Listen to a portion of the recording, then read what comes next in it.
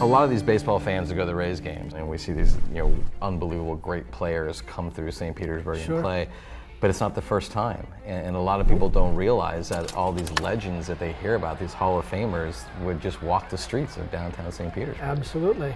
I think the first baseball team came here for spring training in about 1914. 1914 was a huge year. It was a huge year for us. When you think about it. So it was the St. Louis Browns, and they played here for a couple of years, but they presaged those Roaring Twenties, and part of the Roaring Twenties was the coming of the New York Yankees. And they had all the big names. They had Babe Ruth, they had Lou Gehrig. They played here and they partied here at the Gangplank, probably. I'm sure. Babe Ruth and Lou Gehrig stayed at the Florenton Hotel, which is still downtown. And the Yankees played here until I think it was 1961.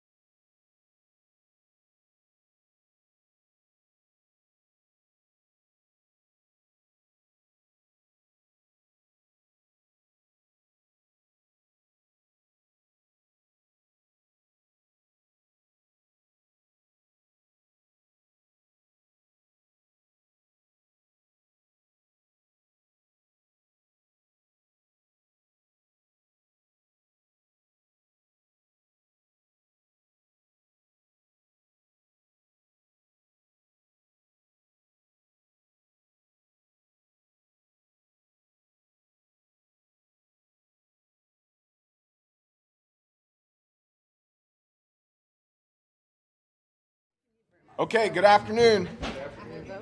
We're going to call to order the April 24, 2025 Committee of the Whole. Could we do a roll call, please? Hanowitz. Here. Big Sanders. Here. Driscoll. Here. Gibbons. Floyd. Here. Gertis. Here. Gabbert. Here. And Harding. Here. Okay, we've got an agenda in front of us. I'll entertain a motion for approval. Move approval. All in favor? Aye. Any opposed? We've got minutes from February 27th, 2025 and March 13th, 2025. I'll entertain a motion for approval. Approval. All in favor? Aye. Any opposed? Motion carries. Okay, before we jump into the first item, just some housekeeping really quick. Council members, I'd love your feedback. Do you want to ask questions after each section of the CIP, or do you want to wait until the end of the presentation? I'd love your feedback. I think it lets staff get out of here Yeah. as we go. So section by section, is everybody okay with I that? agree. That's fine, yeah. Yeah. We usually pause by fund, which is even. Yeah, that's what I meant. I'm sorry. I agree. I apologize. Thank you. Okay. All right. That's what we'll do. We'll turn it over to Liz McCoskey, Budget Director, and Stacy McKee, Budget Manager, for our presentation. All right. Good afternoon, Chair and members of City Council. Today we'll review the preliminary FY26 CIP budget for the City of St. Petersburg. And first of all, I'd like to thank our colleagues within the different city departments who have participated and contributed to the development of the preliminary budget. The budget development process is a team effort, and on behalf of the budget department, I would like to say thank you to all of them. I'd also like to thank and introduce the members of the city's budget team who will be presenting alongside me today. We have with us our budget manager, Stacy McKee, and we have our budget analyst, Lance Stanford, Jim Chisholm, Caitlin Berger, and Patricia Pena. So we have circulated an agenda, and subject to your approval, we're proposed to start with a quick summary of the CIP budget process and overall CIP plan, and then review each of the 21 individual CIP funds in the order that they appear in the workbook. And as we complete each fund, we'll stop for any questions. This presentation is based upon information contained in the workbook. Pictures, tables, and charts are included to help illustrate the CIP plan. So this slide shows the city's vision and the mayor's principles for accountable and responsible government and our pillars for progress. As in previous years, this year's budget process is centered on ensuring our resources are deployed within our 5 pillars for principled progress. These pillars reflect what we do for the community and are guided by the 6 principles for accountable and responsible government, and these principles guide how we govern. Each capital project request included the relevant principles and pillars for that project, and they're listed in the project description for each project in the workbook. This year's budget also includes a focus on resilience, and while this has been a city priority for many years, the events during the last few years' storm seasons have shown this need to remain a top priority for the city. On the screen, we have a definition of resilience by the state's Division of Emergency Management, and it shows that in the state of Florida, resilience is generally defined as the ability of communities, infrastructure, ecosystems, and individuals to adapt to and recover from adverse conditions such as hurricanes, flooding, sea level rise, and other climate-related impacts. This definition aligns with Florida's and the city's focus on minimizing vulnerabilities, promoting sustainable growth, and growing our communities back stronger after every event. Resilience in Florida and in the city of St. Pete can be looked at in 4 key aspects. We have environmental resilience, which includes adapting to changes in our climate conditions, including sea level rise and coastal erosion. Also protecting our natural ecosystems that act as natural buffers against storms. We have infrastructure resilience, which includes designing buildings, roads, and utilities to withstand extreme weather events, and retrofitting existing infrastructure to reduce risks. We also have economic resilience, which ensures communities can recover quickly from disasters, and also diversifying our local economies to reduce vulnerabilities to climate-related disruptions. And finally, we have community resilience, which includes promoting education, awareness and preparedness, and strengthening our social networks and resources to support recovery efforts. This budget is a planning tool, and as part of this year's budget process, we'd like to focus on resilience planning throughout the city. So the city's CIP program is a 5-year plan that gets updated annually as part of the city's budget process. The first year of the CIP is appropriated by City Council as that year's capital projects budget, and the remaining 4 years of the 5-year plan are a look into the future at the city's CIP program. The projects included in the out years may change as the plan is updated each year based on new information received and as the priorities and the needs of the city change.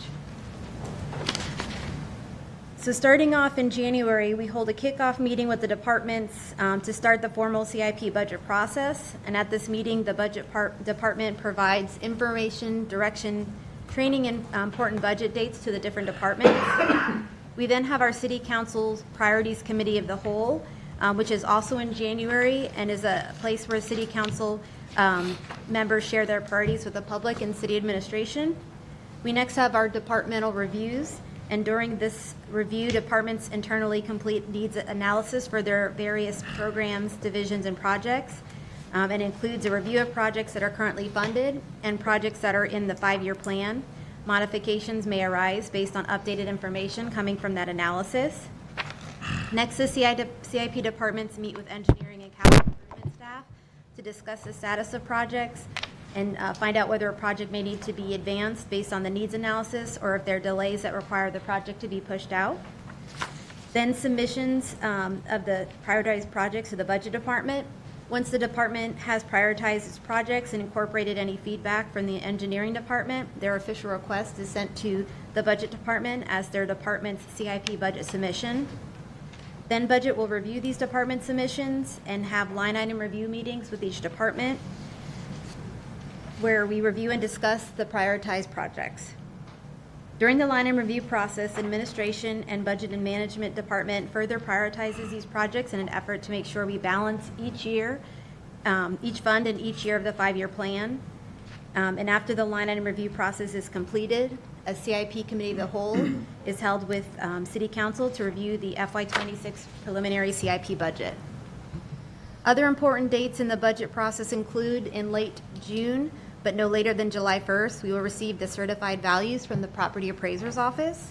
Then on or before July 15th, the mayor will submit his budget, his balanced budget recommendations to City Council.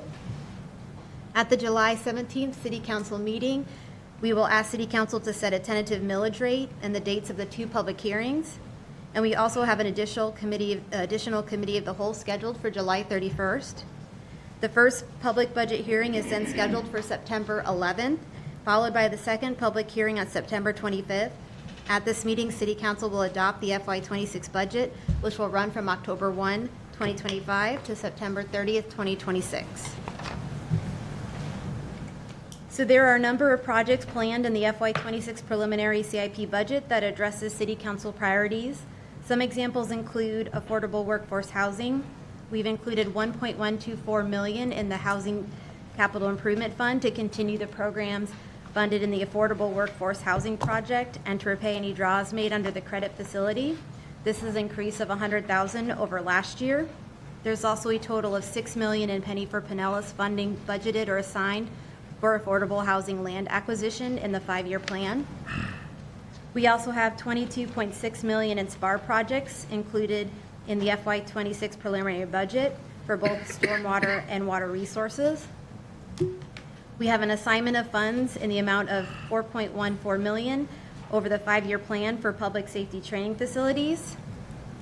For the street and road improvement project, we increased by $1 million in FY26, $500,000 in FY28, and $1 million increase in FY29 through 30 in the rest of the 5-year plan. The Complete Streets project was increased by $250,000 a year in FY26 through 30 compared to last year's 5-year plan.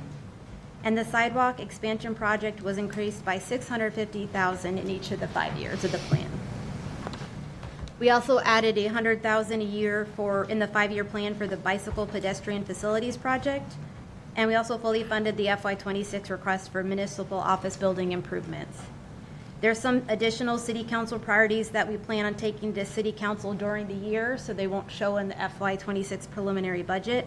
It could be towards the summer or end of FY25, maybe early FY26, but it includes the remaining funding for both Fire Station 2 and the Williams Park Band Shell projects. So you should see that during the year instead of being in the 26 budget. On page 1 of the workbook, there's a summary table of the 5-year CIP plan. The FY26 CIP plan totals $248.272 million in projects. The Water Resources CIP fund is the largest fund in the CIP plan, making up just over 50% of the plan, or $126.12 million in projects. The Stormwater Drainage Capital Projects Fund is the next largest fund, making up 21% of the plan, or about $52.5 million in projects. And then the 4 penny funds combined are about 15% of the plan at $37.3 million. The total 5-year CIP plan contains $1.744 billion in CIP projects, and all funds are balanced in all 5 years except for the 2 SPAR funds, the St. Pete Agile Resilience Funds. Resource and revenues are not currently included in these 2 funds, as we are still working on identifying the funding sources for these projects. So looking specifically at our Penny for Pinellas, the 5-year CIP plan includes an estimate of $210.9 million in revenue and $173.7 million in projects. The difference in these two amounts is the funds held in assignment of fund balance for future appropriations, including our public safety facilities, transfers for debt payment, affordable housing land acquisition, bridge replacement, and future city facility projects. The Penny 4 allocation began in FY20, and the majority of the Penny funding was planned to be invested in our core infrastructure improvements, including underground wastewater infrastructure, streets and roads, bridges, seawalls, sidewalks, etc. This change in Penny 4 left a little less funding available for projects traditionally funded from Penny resources. But starting in FY24, we gradually started reducing the amount budgeted for underground wastewater infrastructure from $9 million to a year to $7 million. The FY26 investment will reduce that to $5 million, and it will remain at $5 million in the 3 remaining years of the 5-year plan. The Penny revenue estimate for the 10-year Penny 4 plan has been reduced from $389 million to $385 million for the 10-year span. And before I pass it on to our budget manager, Stacy McKee, to present the next section of the presentation, are there any questions in the overall budget process and summary section? Councilmembers, I think we're good. Okay, good afternoon. We'll start with the Housing CIP Fund. The Housing Capital Improvement Fund information starts on page 3 of the workbook. Housing Capital Improvement Fund was established to account for capital projects for the housing programs. Initial resources came from the general fund, and the fund continues to be supported by the general fund through transfers. Beginning in FY15, funds provided to the city by developers in lieu of producing a workforce housing density bonus units on site in accordance with Chapter 16 land development regulations were accounted for in this fund. Other revenue sources include transfers from other city funds and earnings on investments. There is one project in this fund for FY26, and it's $1.124 million for the affordable workforce housing programs. And this is an increase of $100,000 from last year's project amount. And then next we've got some pictures showing projects that have been funded by the funds from this Housing Capital Improvement Fund. This one is the Bayou Court Apartments project. And then we have Deuces Rising Townhomes construction. Any questions on the Housing Capital Improvement Fund? Councilmember. Okay. Actually, Councilmember Gabbard. Actually, just a quick question in the workbook, page 4.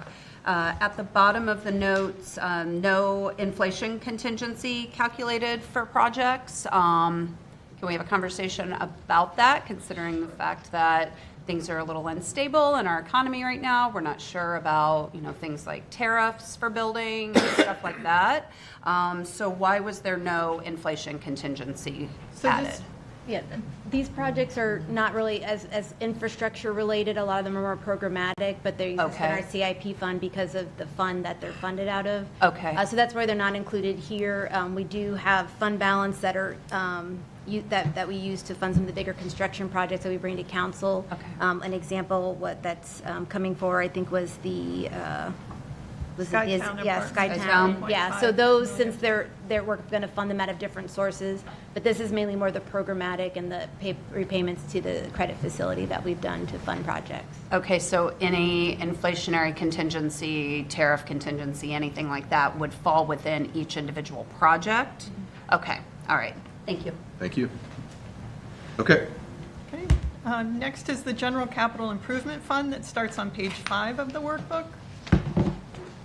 Resources to the fund total $1.6 million and include $1.6 million in transfers into the fund, as well as $11,000 in interest and earnings on investments. The transfer amount includes $1.21 million from the Municipal Office Buildings Fund to fund repairs and improvements at City Hall, the Annex, and the Municipal Services Center buildings. $425,000 from the General Fund $325,000 of that is for the assignment of future replacement of fire rescue SCBA and bunker gear, and $100,000 is for the Walter Fuller capital improvements. Projects currently funded for FY26 total $2.4 million and include 2 projects, $2.3 million for MOB repairs and improvements, and $100,000 for the Walter Fuller capital improvements. And next we have some pictures of recently funded projects in the General Capital Improvement Fund, and here's a picture of the Obama Main Library under renovation. And then we also have the Manhattan Casino HVAC project. Any questions on the General Capital Improvement Fund? Council members? I think we're good. Okay. So our next section is the Penny for Pinellas funds, which start on page 9 with the Public Safety Capital Improvement Fund. When building the FY26 through FY30 Penny fund fund summaries, the following revenue assumptions were made. Penny revenue comes from sales tax revenue, and our original revenue estimate for Penny round 4 was $326 million. The current estimate for the 10-year plan, Penny round 4 plan, is $385 million, which is a decrease from last year's plan of $389 million. And this decrease is due to expected slight slowdown in the areas and states' ongoing growth, and we saw that a little bit in FY24 with our sales tax numbers going down. So we'll continue to evaluate the Penny revenues during the year, and later this summer we will update underlying assumptions if needed after reviewing the state and county estimates as well as our actual FY25 collections. And the 5-year plan assumes that the Penny for Pinellas will be reauthorized for another round, since FY30 spans both rounds of the Penny. So if it's authorized for round 5, FY30 would be part of the Penny 4 plan and part of the Penny 5. So right now for FY30, we kept the allocation the same as the Penny 4 plan until a new Penny 5 plan is developed. The FY26 preliminary CIP budget, the 4 Penny funds have a total of $37.279 million in projects and a total of $173.6 in projects or the 5-year plan. The Public Safety Capital Improvement Fund begins on page 9 of the workbook, and I just wanted to point out there's a typo on page 10 where the FY26 amount for the police take-home cruisers is missing. It should show as $480,000. We did fix it on the electronic version, but we'd already printed out the books when we saw that it didn't show up. Could you repeat that? Yes, on page 10, the FY26 amount for police take-home cruisers should be $480,000. Sure. And it is included in the total amount, it's just that the project amount wasn't my question. listed there. Well, my Something happened with the question PDF, it just disappeared. Well, did it move from 26 to 27? No, there are funds in 27 and 28. So it's the same amount in Correct. both, and then 328 and 28. Correct. Correct. Okay, okay. Okay. So projects funded in the Public Safety Fund in FY26 included $1.56 million for the replacement of ladder truck 4, about just under $900,000 for the replacement of fire engine 9, $641,000 for the replacement of fire engine 6, and $480,000 for new police take-home vehicles for police. And over the 5-year plan, there's a total of $4.147 million assigned for public safety training facilities. There's also about $650,000 assigned for Fire Station 2. And again, we're planning to come back to City Council this summer to appropriate the remaining balance of funding needed for the Fire Station 2 project. And it will use the remainder of that assignment. Here are some pictures of projects that are funded in the Public Safety Capital Improvement Fund that are under construction or recently completed. This picture shows Fire Engine 4 and 8, which were recently replaced. And we also have a picture of one of our new police take-home cruisers. Councilmember Driscoll. Thank you. Tell me more about the money that's been proposed here for the K-9 and fire training facility. That's the continuation of the assignment that we've had over the last a couple of years. While we're waiting for the plans to develop, we're holding money so that we do have some funding available when those projects need the appropriation. And if you want, council member, we could have Mr. Quintana come up. We could give you an update on where we're at. We've been making some progress on the facilities. So while Mr. Quintana is coming up, I'll just let you know that the K-9 facility, we do believe we have a location now. That's been a very difficult adventure trying to find a location. We believe we have one off 24th Street South, basically by the interstate, in the old Commerce Park area that works well for the police department, so Raul's working on that. That would free us up at Lake McGorry for the Fire Training Center. We've also been working on that. So we are making a lot of progress, and we're trying to build our savings to move forward when we can. And Raul, I'll let you go into more detail. As Rob mentioned, the K-9, we've identified a site in the Commerce Park area. We're doing a test fit of that site right now to make sure that it meets the requirements of the police. Been working closely with the police. All indications look good. The site is relatively high. It's unencumbered with any kind of other facilities or buildings on it. There could be an alley or a street vacation involved. But from the standpoint of does the facility fit with the K-9 and their training compound and the requirements for the dogs, so to say. So it does seem that it will fit, and we're at the verge of obtaining a cost estimate on it as well. And if that does go forward, we'll come back to council with design services to begin that design, work with budget to make sure we've got the design phases covered. And move forward. The fire training, as Rob mentioned, the decision was to try to look at, with the relocation of the K-9, to fit the fire training on the existing site. Again, we had a plan initially to do that. It seems like that would work as well once K-9 moves out. And now what we're doing is we're going to advance that to a master plan level, which will require design services. So we'll come back to council to approve those design services, to really make sure that not only all the details start working on that site, but also how best to possibly phase it within internally. So to make sure that we can get it started, get it done, and those design services are going to be brought forward. I'm in the process of receiving those fee services, negotiate those, and bring it to council for approval. So, Excellent. Yeah, happy to answer any questions. Yeah, I appreciate that, and it's great to hear that you found a spot for K-9. That does look like it fits, yes. Looks good.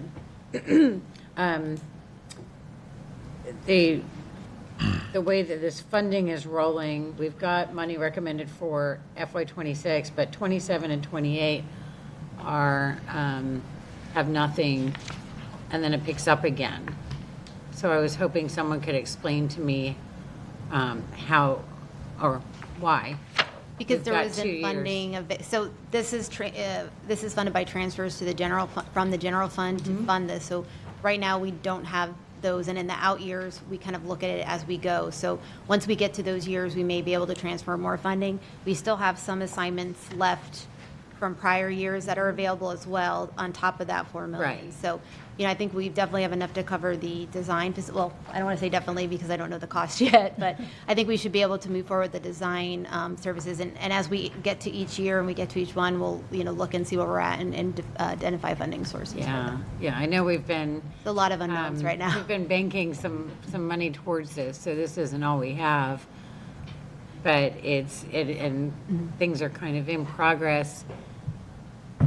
Having these two projects split, I imagine that will increase the cost somewhat. So When you each look at site both together. Yeah, you've got individual needs at each site. So when we were looking at combining them, there was going to be some joint uses. Obviously, that's not going to happen. But working diligently with police and with fire, we're going to try to make it work within the funds that we've got and try to identify at least from a design standpoint, and then identify the costs at each site individually. So no, there were some benefits combining it, but that really didn't fit within the context of the site we were looking at, so we really do need to separate them. And each one will stand alone. Right, okay. So thinking about that, when it comes to requesting funding on the state and federal levels, whether it's an appropriation, a community project, any kind of a request, we've been referring to this as one project. Is that going to change? Yeah, I think it will change as we better define what each project is. And you might recall our conversation this morning in grants, or the grants discussion, having a plan and really well-articulated plan will increase our probability of getting funding. So, but yes, it will change the narrative, so to speak, as we are approaching legislators and trying to secure additional funding for them. Mm-hmm. And I just want to say, I misspoke. This is a penny fund, so it's not covered by the general fund transfers. It's penny fund revenues. right. I had the wrong, I was looking at the old fund. I hadn't flipped my book over, so I apologize for that. Yeah. No, thank you for that. All right. Well, I just really appreciate all the work that's being done on this, both from making it happen to figuring out how to pay for it. I just appreciate everybody on this side of the room that's working on this. It means a lot. Thank you, Councilmember. Thank you. Vice Chair. Thank you. Vice Chair Hanowitz. Thank you, Chair. Councilmember Driscoll covered what I was asking in terms of the fire and K-9 training facility. So I'm just curious, in terms of, you said it depends on funding and what we see. I mean, in FY 2029 and FY 2030, bottom line is we don't know if we're going to have funds available then either. I mean, we have nothing in 27 and 28. And when I said, I was thinking on the general fund portion, I was looking at the wrong fund when I. Oh, so, that's what. Yes, and so I apologize for that. So with penny, you have the penny funds come in, we have an allocation, we split Right, up so it's between allocated. 4 funds. Right. We could change that allocation if the priority is a higher priority, we can move, Right. but then, something funded in another fund may have to go to the wayside. But when we get there and we know what the estimates are, we'll look and see what's the best way to fund. Right, because the projects. when you mentioned, it threw me Yeah. off when you mentioned general fund. So, so bottom line, if some of the needs change here, it's possible that this could move up based on penny funding. If something changes, is my point. Yeah, I mean, I think I understand what you're saying, and I'll just say, I think we're all on the same page related Okay. to these projects and public safety. I mean, just so you know, you look at Fire Station number 2, we had to take funding from Fleet Phase A to do that, which we're doing. We're going to get that approved this year. And then these are our 2 other highest priorities on the public facility side. So as we get more information and the time comes, it's our full intention to find the funding to go forward with the project. Okay, thank you. Any other council members? Okay. Our next penny fund starts on page 12, and it's the Citywide Infrastructure Capital Improvement Fund. The fund has a total project requirement of $23.578 million for FY26, and the projects funded include $9.3 million in the street and road improvements category, and that's about 39% of the fund's budget. It includes $7.5 million for street and road improvements, which is $1 million increase over the amount that was in last year's plan. We have $1.3 million for sidewalk reconstruction, $100,000 for brick alley reconstruction, and $400,000 for curb ramp reconstruction. Next, we have $5 million, or 21% of the fund's allocation for sanitary sewer collection system. $2.5 million, or 11%, are for bridge-related projects, including $1 million for 58th Street North over Bear Creek, and $1.5 million for our Bridge Life Extension Program. The transportation and parking improvements projects total 10% of the fund, or $2.25 million. We have $600,000 for complete streets, which is $250,000 higher than last year's amount. We have $1 million for the sidewalk expansion program, which is $650,000 over last year's amount. We have $350,000 for our sidewalks and neighborhood and ADA ramp, $100,000 for our bicycle pedestrian facilities, and $150,000 for our neighborhood transportation management plan. We have $2 million for seawall renovations and replacements, $1.5 million for affordable housing and land acquisitions, just over $800,000 for our transfer of repayment of the debt issue in FY20 for the 40th Avenue Bridge over Placido Bayou, and we have $225,000 for our neighborhood enhancement project. This fund also has a number of assignments, which include our affordable housing land acquisition, bridge replacement, debt service payments, and future city facility replacements in our 5-year plan. Some pictures of projects that have been funded out of the Penny Fund 3027. We have the West Central Avenue streetscape, and this is showing Central Avenue at 58th Street. We also have some neighborhood sidewalk and ADA program improvements that are at 62nd Avenue South. And any questions before we move on to our next fund? Vice Chair Hanowitz. Thank you. I'm just, in the neighborhood section, the neighborhood enhancement and partnership grants, remind me why we're doing 225 this year, all under enhancement. Sometimes we split it. We do every other year, so I do enhancement 1 year, and then we do, let me flip to that page real quick. Partnerships. The partnerships on the other year. So they're every other year, we switch between the two projects. Right, but typically it's 150. So this year, all the money is in neighborhood enhancement. I was just wondering if there was a specific reason for that. It's based on the plan that Susie's got going for 26 and the cost of those that plan under the neighborhood enhancement project. It's increased in 26 over the typical cost. Okay. Okay. I'll just ask her. Thank you. Thank you. I'll just quickly say thank you for the increases. I just wanted to say thank you for the increases to administration on some of the things that I know a bunch of me and my colleagues talked about: sidewalks, complete streets, bikes. So just thankful for the partnership and the increase in those areas. Let's keep going. Oh, Councilmember Driscoll, did you have something? Thank you. Yes, and I'm, forgive me if I'm getting ahead. This is, the question I have is, it's a little bit confusing, this particular issue. And it is a sidewalk, but it is a sidewalk issue. It's a sidewalk that's within a park. And so, although it's listed under recreation and culture, capital improvement, it's a sidewalk within Roser Park, and it's near Booker Creek, where we have some structural issues. So, and the request is actually, I mean, you can see it on page 21.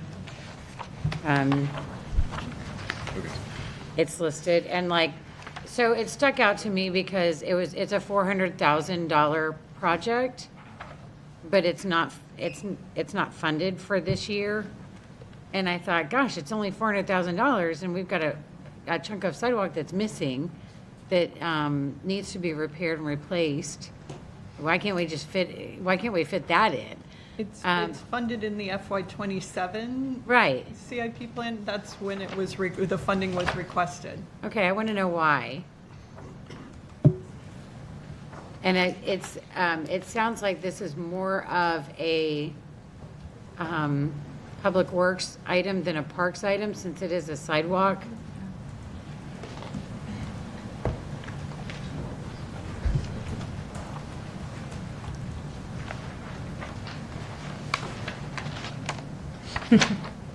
Oh, hey, Bresh, I didn't see you back there. Bresh, there's another chair if you need to talk. Just take the chair down.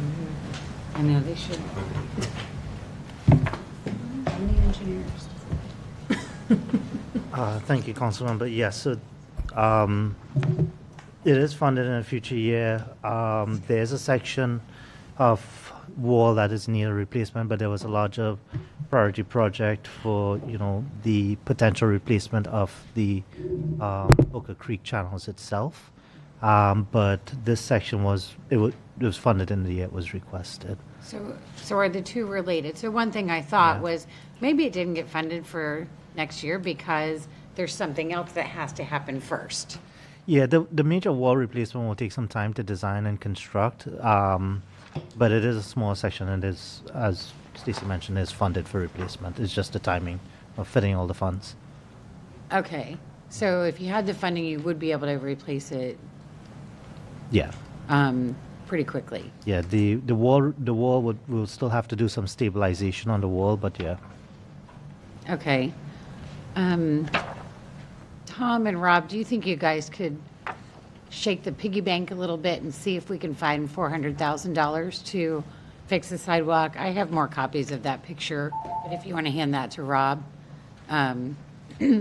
Let's see if we can get this taken care of. We'll make a note of it, council member. We'll take a look at it. Yes, Yeah, thank you so much. That's all I have. Thank you, Chair.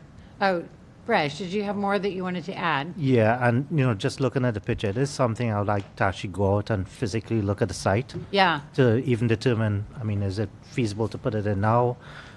If we do put it in, is the wall in good shape still? Do we need to do any repairs to the wall before we put it in? So I'll definitely, a picture is worth 1,000 words, but also going out on the site is actually... Exactly. Yeah, that's why I was wanting to know if there was more to the story. I will find out if there's another chapter to the story, yeah. All right, and I will find $400,000 to help make it happen. Thank you. Thanks. Thank you, Chair. Vice Chair Hanowitz. Thank you. I forgot I had more questions. So a couple of things that are not listed that used to be listed. What happened to reconstruction unpaved line item that used to be there, and also the wayfaring signage line item?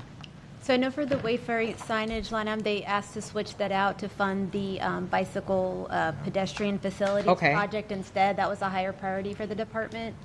Uh-huh. And then I might need Brajesh. The reconstruction unpaved Yeah. used to be a line item with 200,000 allotted for each year. I'm gonna have Brajesh come up. Yes, he's coming. Could have told him this. He should have left. So the reconstruction unpaved, the elements of really maintenance in that itself, and looking at what 3027 is, if we're actually fully constructing it or not. But there are separate programs that we're trying to coordinate with within Public Works, as far as if we have utilities planned for replacement on a corridor for maintenance, and the roadway is already unpaved. What we're trying to do is get ahead with the SAD process and reach out to residents and seeing if we could get the residents to agree to going towards an SAD process, since instead of us restoring the road as an unpaved roadway when we replace a line, we are reconstructing the road all the way up to the base. We've seen like one roadway section, the estimates for that community came in at 1/3 if they would have done a regular SAD cost. So trying to be innovative, if I may say, and trying to figure out how to get more of our roadways that are unpaved to paved. That's why we're taking that tactful approach and coordinating utility projects with unpaved work. But the unpaved, it's primarily focused more on the operational, on the maintenance of just grading and So let me see if I understand, because unpaved roads are stuff, I heard it last night at a neighborhood association meeting. So let me understand this. You're trying to basically get it as part of a utility project to get it done, right? So you get more done, right? So we'll get a big, because the utility is going to go in and tear up all that base material right now. To put in the pipe. Okay. So if as part of putting in, instead of they come back and putting back millings as an unpaved road, because we by ordinance and by statutes, we can't pave it unless it was elected or through that process. So combining it now, and the utilities doing everything back up to the base, which they would have done with their utility replacement projects, then we can coordinate with the residents on the SAD side, and they just pick up a smaller cost on the resurfacing. Okay. So you're telling me the line item is gone, but somehow we're going to get more stuff done. I'm taking your word for it, Brajesh. We are. That's what I'm getting. Yeah, we're trying to be more innovative in coordinating how we do work across Public Works as a whole. Okay. Thank you. And then in the notes, there is a total of 26 million program to be assigned for future city facility projects. Before, we used to have those kind of listed. What future facility projects is that money program for? It's just to make it more flexible so we could use it for a multiple different things. one thing when we're getting towards the end of the Penny 4 plan and towards the beginning of Penny 5, if we have projects that are going to be in Penny 5 that we'd like to get started earlier, we could use those funds in 29 and 30 to get those started. So that was one of the reasons we wanted to make it a little bit more flexible, but it could also, we could shift it to another fund and use it for a different project that could come up at prior to need. So it's just to make it a little bit more flexible instead of just just one or two projects. Okay. No, I'm just before it said specifically the type of projects, and that's a lot of money. So I assume City Council is going to be on notice as to what this is, because that's a lot of money. Yeah, with no for designation. example, you know, with the MSC, new MSC, this could be used to get that started. If it becomes a Penny 5 priority project, maybe I'll do design work with this funds in 29. Okay. That's just one example of what we could do with it. Okay. Okay, thank you. That's it. Okay, let's keep going. All right. Our third penny fund is the Recreation and Culture Fund. The information starts on page 18 of our workbook, and the total 26 project requirements are $8.724 million.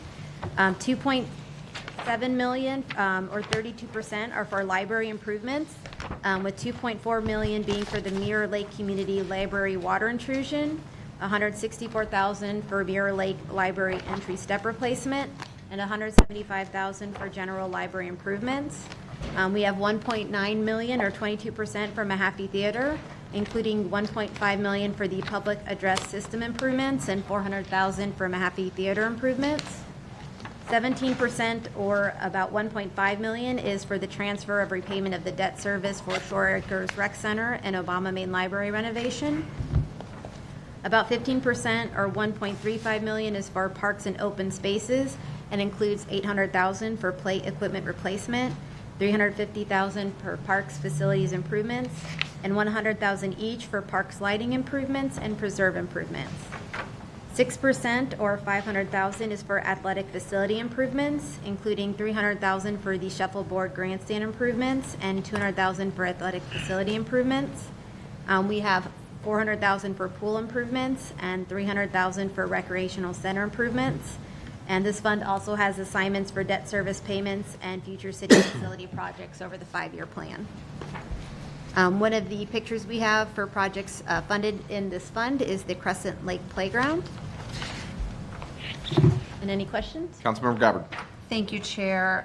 So I noticed on the unfunded, 325,000 for the Sunshine Center, and wanted to see, I was looking through on page 22, Mike.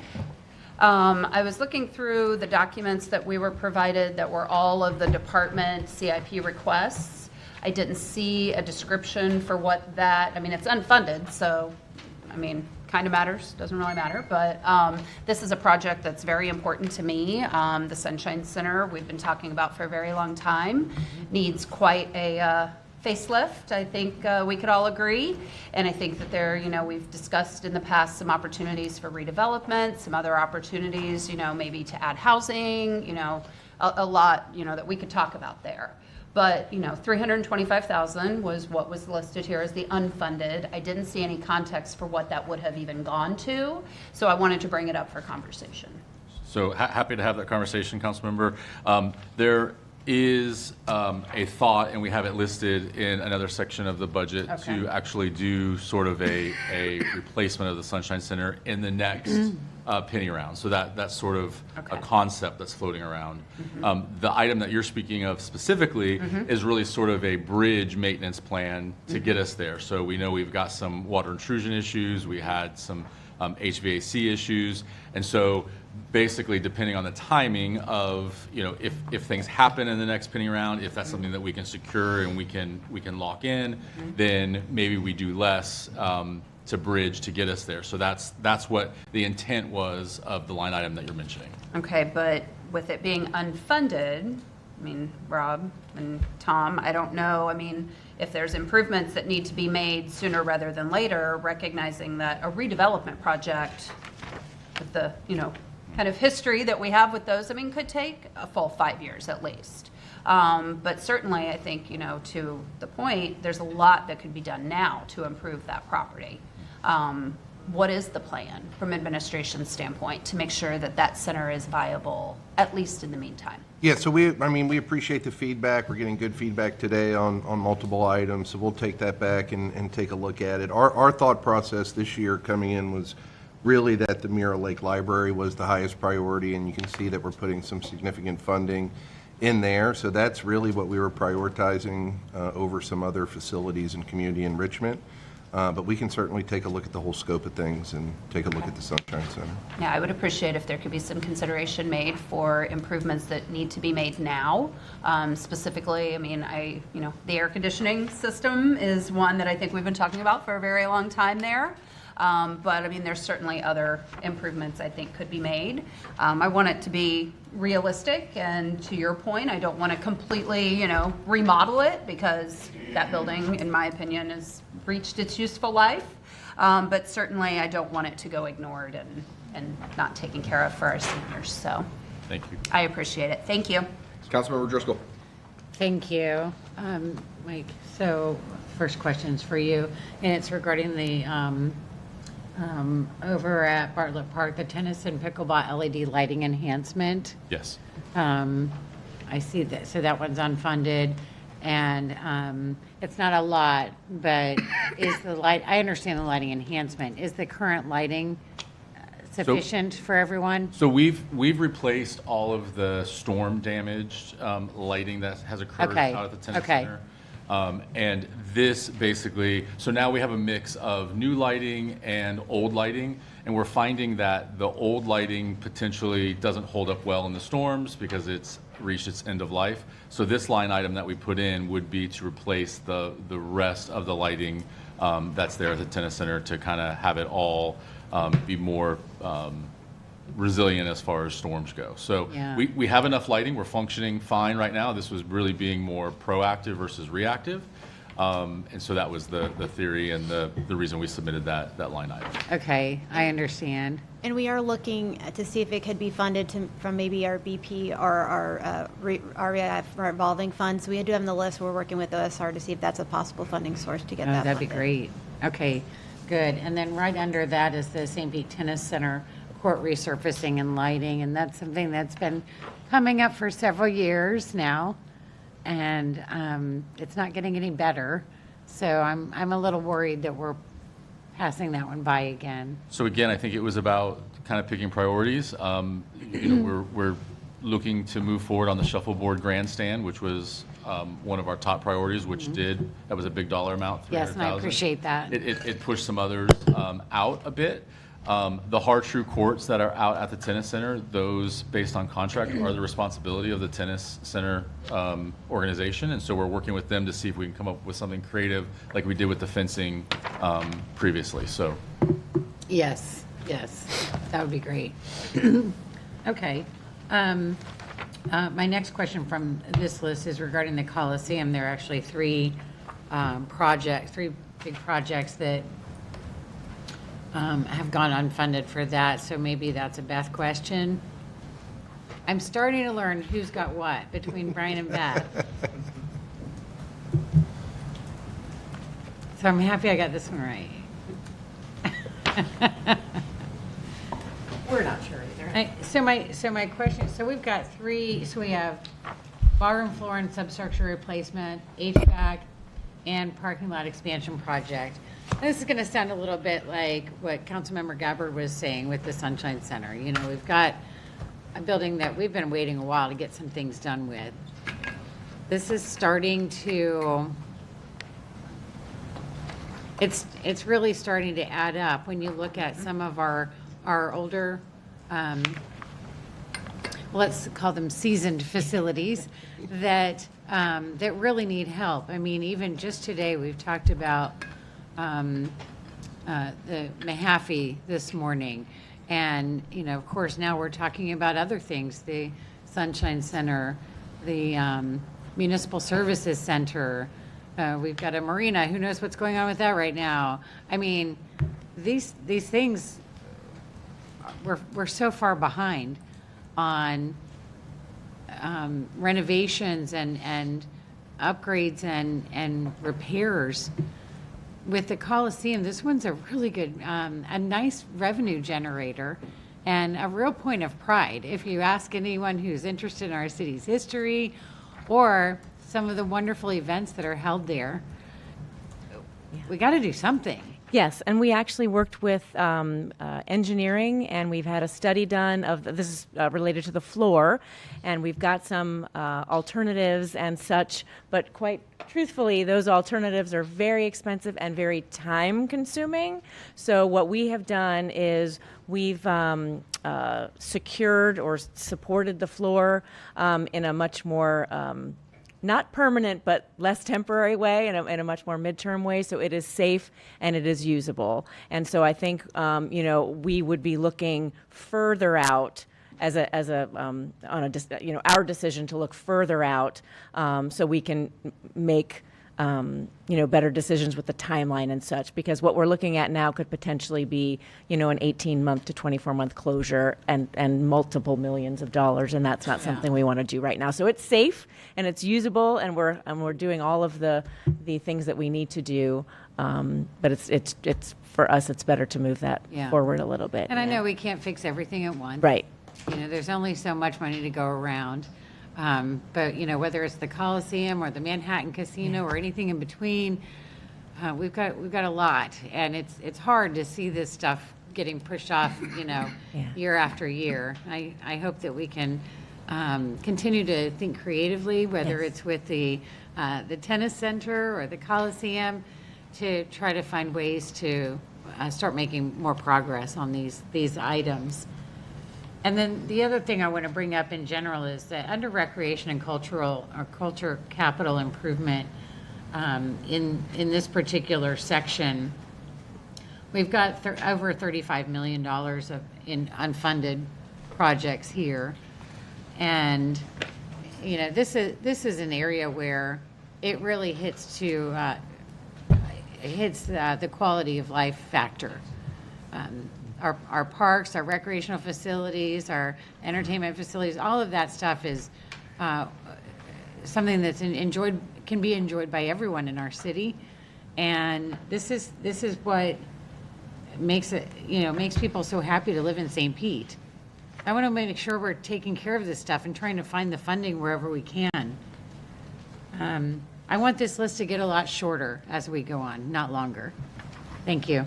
Thank you. Councilmember Givens. Thank you so much, Chair. I appreciate it. And thank you all for your time. I want to talk for a moment about the recreation centers in our libraries for just a moment, Mike. We heard recently from a city employee who came in concerned about employee safety. She came in concerned because, to my understanding, there were some young people who decided they wanted to come into the Johnson Library and bring guns. We have metal detectors coming into City Hall, going into the MSC building, but we don't have these metal detectors where our most vulnerable residents are. It's our rec centers, our senior center, our libraries, right? So as we talk about capital improvements to our recreation centers and to our libraries, I really want us to consider installing metal detectors. Because if we can spare one life, if we can deter just one shooting, then I think we've done our jobs. Our job is public safety. We should prioritize the public safety of our residents and our city employees. So I really would hope that administration will do all they can to try to find the dollars to invest in a good dozen metal detectors to put out there. Like I said, I know we can't take guns, but we can stop crime. And I think if we can at least deter one person from coming in there and doing something they shouldn't, especially after FSU, we've done our job. So thank you so much. I appreciate it. Yeah, go ahead. Sorry, can I interrupt? Absolutely. So I wanted to bring back some information to you, Councilmember Gabbard. We actually have money that is budgeted for the AC and windows at the Sunshine Center. Okay. We have $2.25 million that is split up in design and implementation. So that is something that we're working on now, as far as replacing that AC and the windows that we have concerns out at the Sunshine Center. So that's in addition to that item that is below the line. And do you, off the top of your head, remember which fund that's in? Yes, it's in It's in the Rec and Culture Fund. It was Yeah. an FY. Previously Yeah, it was 30. 21. Previously approved. Yeah, it was at 24 for design, 25 for construction, so I think we did 1.9 for construction, 25's adopted budget in this. Okay. And do you know when those projects will be moving forward?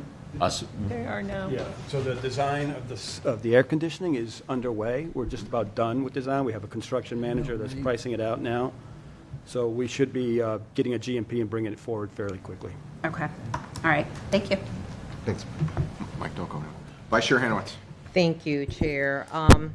So, in terms of the unfunded requests for recreation and culture, typically, how are these paid for?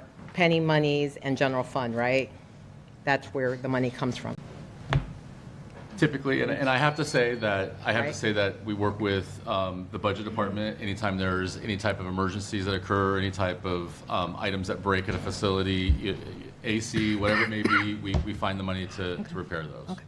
Well, if we do decide as a city council to end the CRA at 2032 and not extend it, that's $230-something million that could be used for the things that we need in the city. So we extended the CRA for 10 years for a stadium. We want some of these things done. That's one good way of getting some money back.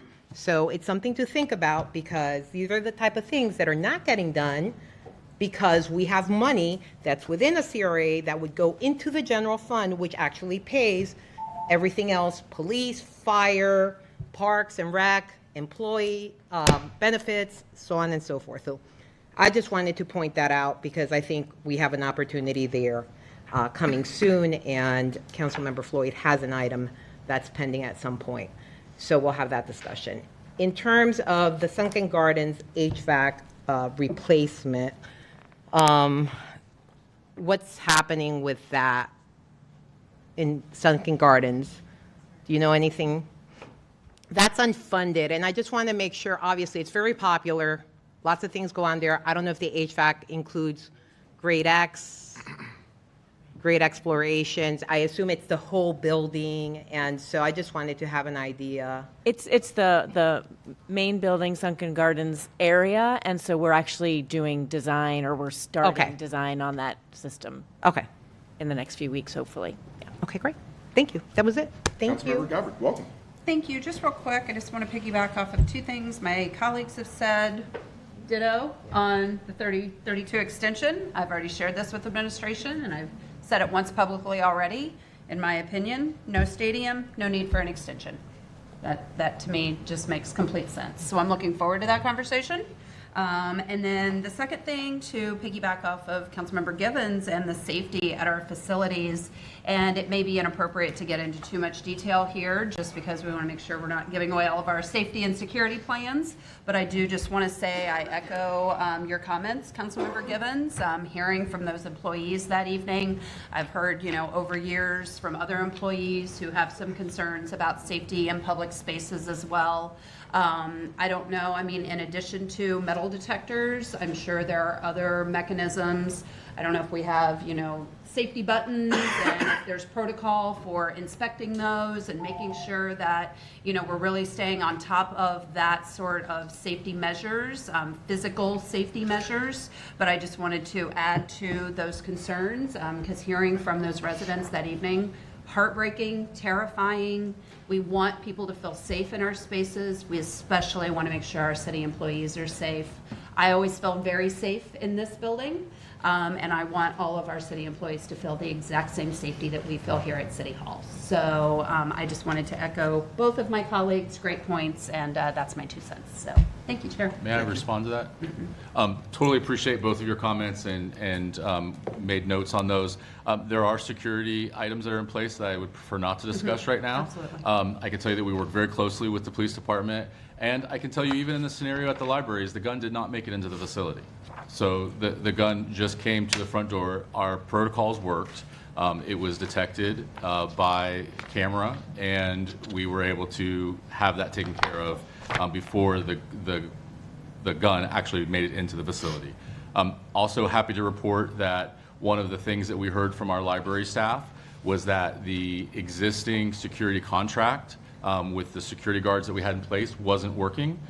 we went to Mayor, Rob, and Tom, and on the spot, they allowed us to hire our own security guards. So we will have a security guard at every library that's a city employee. So there's a lot that's being done that we don't really want to get into details in a public forum on. But we completely agree with you. Mayor Welch and Rob and Tom we're all 100% on the same page about safety first. And I think the protocols that we have in place have been very successful and will continue to follow best practices as we move forward. Just a quick follow-up to the security team. Is that also for our rec centers, or is it just for our libraries? So that's just for our libraries Okay. at this point. Okay. The rec centers, quite candidly, it's very rare to drive by a rec center parking lot without having a police officer in it doing reports or work. So we feel like we're in good shape there. Okay. But again, happy to continue the conversation. Okay. We did just have an accreditation team visit us last week, and one of the chapters is on security. And I can tell you that we passed that without any recommendations or suggestions as far as best practices and benchmarks that are nationally accepted for recreation facilities. Thank you, Chair. Thank you. Mike, I just have one question real quick. First, again, another thank you. Thank you for increasing, to administration for increasing the play equipment from 600 to 800. Mike, I was just wondering, is the kind of $200,000 per play apparatus, is that holding true? Are we seeing increases in those? Is this, I guess, how many, I'll call them parks, but I guess how many playgrounds? So we have 76 playgrounds. How many are coming offline, or how many are coming to end of life, let's say in the next 3 years? So there's a lot of variables. Okay. We are happy with where we have increased the dollar amount to. Okay. Some of the variables include, is the playground on the waterfront? Is it near saltwater? Is it rusting? What's happening there? We also have certified playground inspectors that go out, and what we will do is we will actually, if we have a system that's coming offline or it's at end of life, like the Crescent Lake playground, we'll use pieces from that playground and we'll replace those throughout the system. One of the things that we are finding is that now that we're doing either the Forever Lawn or Port in Place, that's adding a substantial cost. And then we're also adding shade to all of our new playgrounds as well. So we are finding that the cost is increasing, but we feel like we're able, with this increase, we feel like we're able to keep track and kind of keep pace with it at this point. That's what I wanted to hear. Thank you very much. Okay, let's keep going. Thank you. Thanks, Mike. Thank you. Okay, and our final penny fund is our city facilities fund. It starts on page 23 of the workbook. The total projects funded in FY26 for this fund are just over 1.4 million. We do have 650,000 for city facility roof and waterproofing, 256,000 for the transfer for repayment of debt issued to complete the Jamestown unit renovations. We have 200,000 for our city facilities HVAC replacement or upgrade project, and 150,000 each for fire facilities major improvements and infrastructure to be determined. Any questions on this fund? Council members. All right. All right, so we shall move into the enterprise funds now, and that starts on page 26 of the workbook with the downtown parking capital improvement fund. Projects in this fund are funded through transfers from the parking revenue fund and earnings on investments. There is sufficient revenue in this fund's balance to support the FY26 projects, so there is not a transfer plan for 26. There are 3 projects in 26 that total $725,000. The first is the City Hall Lot 4 resurfacing and striping project at $325,000, and then a new meter technology project at $200,000, and a new meters downtown project at $200,000 as well. Any questions on the downtown parking capital improvement? Council members. Councilmember Driscoll. Thank you. Evan? Hi. Hello. Hey, I'm glad to see this. Is it for the new meters, all of that? Is that going to take care of everything, or is this like a phase 1? We usually have about this much in every year's budget for the possibility of adding meters downtown. And we don't have a place defined yet, but we think it could be the Edge District. We work really closely with them, and with the new public garage opening, it might be good timing to do that. And then the meter technology, maybe that's actually the one that you meant, to change over the coins to accept credit cards and Park Mobile. So this will get us most of the way there. And we would like to move forward with this, but what we're finding is that the very vast majority of people like to use Park Mobile now. And so this is still something good to do, but it actually used to be more important because now people will reach for either coin or their phone or a credit card. Okay, thanks. And then the City Hall, Lot 4 resurfacing and striping,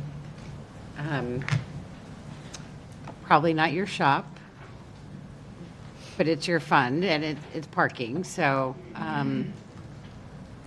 is it something that you and, well, I guess it would be, sorry, I was thinking about a different project. Does the lot really, is it in really bad shape? I don't know Lot 4. I don't use Lot 4, so I don't know. We looked at it pretty closely, and we just finished, or we're about to resurface the Lang lot this summer, and this lot's in pretty rough shape. We've worked with engineering to come up with a scope that would be a little bit less expensive, like taking off a little bit less of a layer of asphalt. But it's certainly in the kind of shape where we wouldn't want to leave it as is for the next 5 or 10 years. So we're going to, we recommend resurfacing and resurfacing it, restriping, to make sure we don't have any trip hazards and those sort of things. And this is the one that's across the street, that's the public and employee parking? Okay, and it,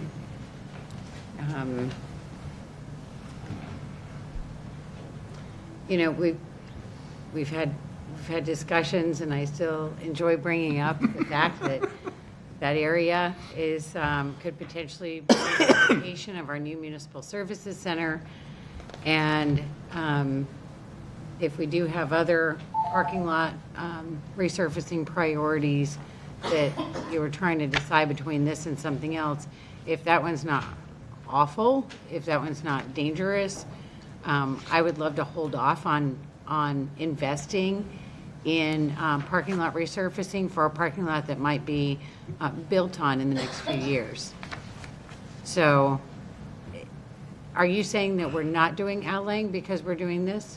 No, we budgeted for Lang this year, so it's about to happen. So we prioritized that one over this one. So what would be the next Rajesh one? is joined at the table. You want to add in? Yeah. Yeah, so what Evan mentions is accurate in the fact of we're not doing a full, up to your point, I mean, what's the future of the parking lot? So that's why we're not going to do a full in-depth resurfacing. It's going to be a lighter level of resurfacing. And, you know, we've had these conversations as far as the declining curve of preventing that maintenance, preventative maintenance, so that we're not hitting it here and we have to reconstruct it. Okay. You know, it is in really poor shape. The aggregate is releasing, and it will start to get to the point that then we'll be calling Marshall to repair potholes. So before it gets to that point, we really do want to patch it, essentially give it that lighter touch of bringing its life back up, which will buy us not a 20-year service life, but probably that 10 or 5-year service life. So to your point, it's that balancing act Yes. of what are we going to do? We're not going to do the full, because, you know, what's the future? But really, we have to do enough to get it there. And in all reality, once you get started on, you know, the larger, if that is a location that ends up being developed in the future, you know, the RFQ process, design process, permitting process, there will be some time to get to it. So it's kind of like getting your roots done rather than a full color job. You know, if I would have come up and said that, I agree. I'm speechless. I can't say anything. I can't. I don't know anything about it. I don't know. I'll trust what you say. I didn't know you were an expert on that too. I'll trust you. I'm going back in the back. Thank you. I appreciate that very much. And so, I mean, this isn't a whole lot of money, and so I'm not terribly worried about it. It's just that, especially at times like this, we want to look at every dollar, and I want to make sure that we're not, spending here for a short time, something that isn't going to be around that long versus something that could have longer lasting results. So I appreciate the explanation from both of you. Thank you. That's all I have. Thank you, Chair. Thank you. I have no go anywhere. Councilmember Gibbons. Thank you, Chair. Question for you, Evan. And I don't want to go too far in depth into the scope of the meter replacement, but I do have a question. Are we taking out the old meters and replacing them with new meters? Is that what that is? Or are we putting in the kiosks similar to what we have over at the pier? Yeah, good question. So we would stick with single space meters. We don't have to replace the whole thing, but you just take the head off and put a new head on that accepts the credit cards. So it's a partial replacement. We would stick with single space. So which one, speaking of life, which one buys us more life? Would it be replacing that head or taking them out completely and installing those kiosks? I mean, if we wanted to go to kiosks citywide, it would be a really expensive project in order to have enough machines that would be convenient for folks. So I think we're on the right path. Some of our meters are not very old, and I find that people still like either to have the phone or just the simplicity of there's my space, there's my meter. I don't have to walk to a machine, remember a space number, or walk a receipt back to my car and put it on a dashboard. So I know a lot of cities do the multi-space meters for on-street, but we've found that here for on-street single-space meters work best, and then we use the multi-space in the parking lots. Gotcha. I appreciate that. Thank you, Chair. Thank you. Councilmember Driscoll. Before we move on, could you quickly give us an update on where you're at with EV charging stations? I can't give you a very good update right now. I that's know all right. we're working with sustainability on a big program, and there'll be more to talk about soon, but Okay. I don't have a great update Well, right now. I'm sure we'll all be excited to hear what that looks like, and I hope that when it's time, when you guys do come up with something, I hope that we can find the funding to make it happen, because that's been an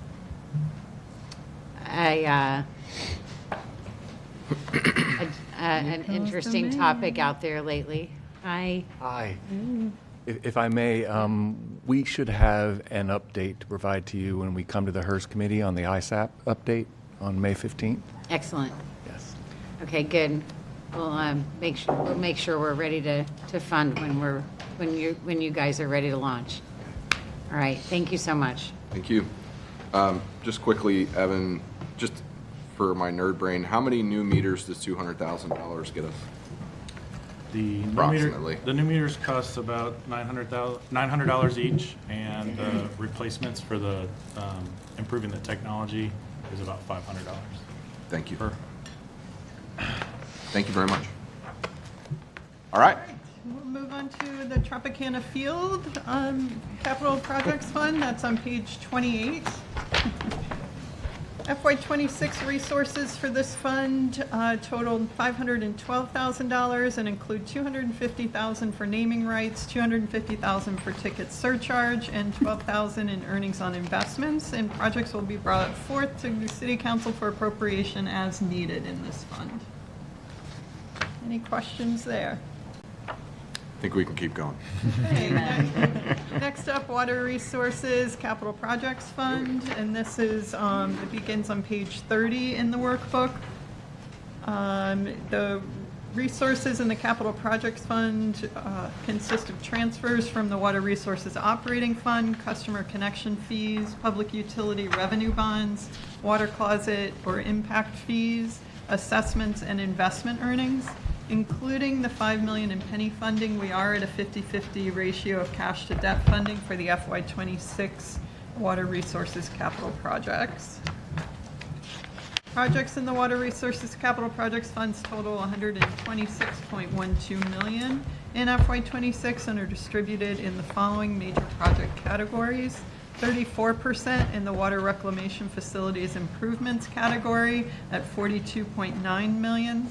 20% in lift station improvements at $25.7 million, 18% in water distribution system improvements at $23 million, 15% in water treatment supply at $19.3 million, 6% in sanitary sewer collection system, and that's a little over $7 million, 3% in the reclaimed water system improvements, right around $4 million, another 3% in water resources building improvements, and 1% in the transfer to the water resources debt fund at $1.2 million, and then we've got $125,000 for computerized systems.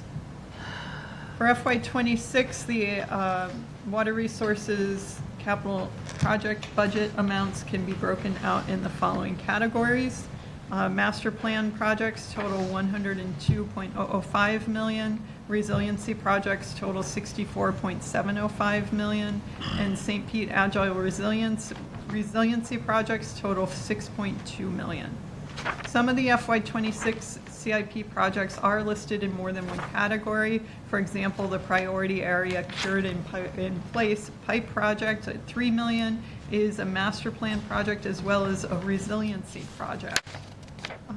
And of the $131.12 million in the water resources projects, which includes the $5 million of Penny, $118 million or 90% of those projects are associated with one or more of these categories. And then we do have some pictures of some recently completed projects in this fund. Here is an aerial view of the Northeast Water Reclamation Facility. And we've got another picture of the Water Resources new laboratory building project that was recently completed. We've got the 48-inch force main condition assessment project and lift station 42 construction.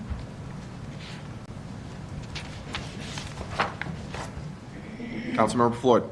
Thank you. Not sure if this was exactly the right place to bring it up, but I think it was mentioned earlier, the penny funding going down, I think $2 million more. I know we've been talking about this for a while. Just wondered if, first off, like we could just put it into context, I think is what I would hope for, like sort of maybe a little bit of a conversation around what more we feel we're able to accomplish because of that in other places, and then like if we, and I believe this is the case, like that it may not affect rates very much. So if we could just have a little discussion about that. So I may have to ask John or Claude to remind me of what the impact on the rate is.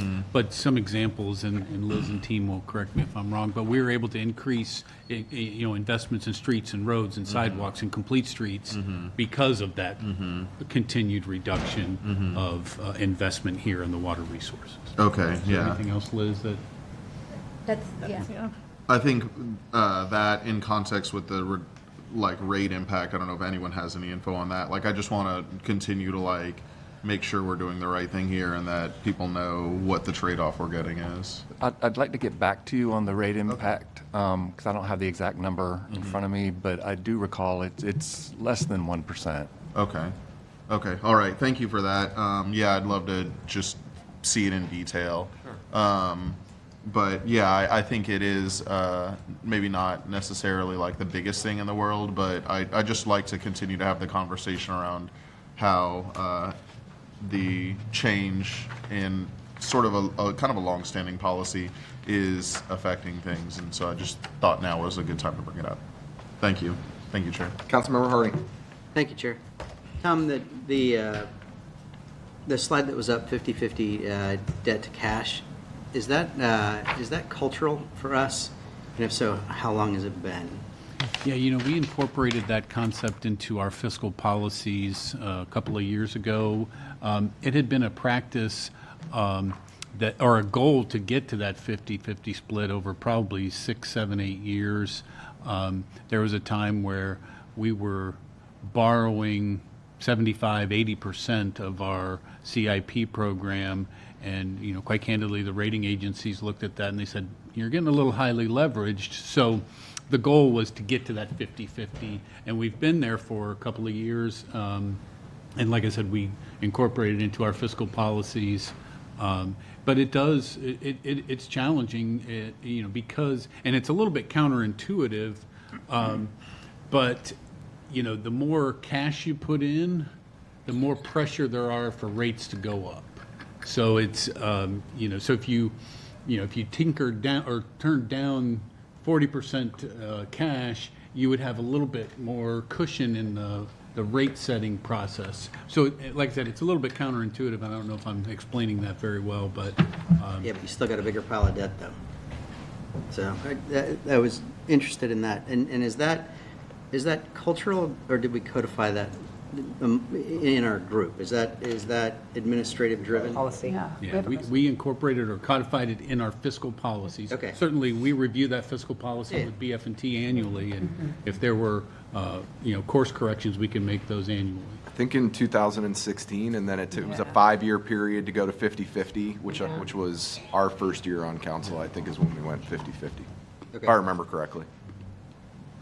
And that's what leads to a AAA rating. Thank you for that. Thank you, Chair. Councilmember Floyd. Just one quick thing. I know it's been discussed in the context of this conversation, like while we're trying to fund SPAR, having everything on the table. And so I just figured I'd mention it now. I'm open to obviously discussing changing policies and the way we've done things, but I did also just want to say, like I saw the SPAR projects are starting to be funded here. I'm very grateful for that, and just continue to offer I am open to any and every way that we can get those across the finish line. I think those are really important to a lot of people, and they're really important to me. So I just wanted to say thank you and say look forward to seeing the ones that aren't quite funded, being flexible and figuring out how we can make it happen.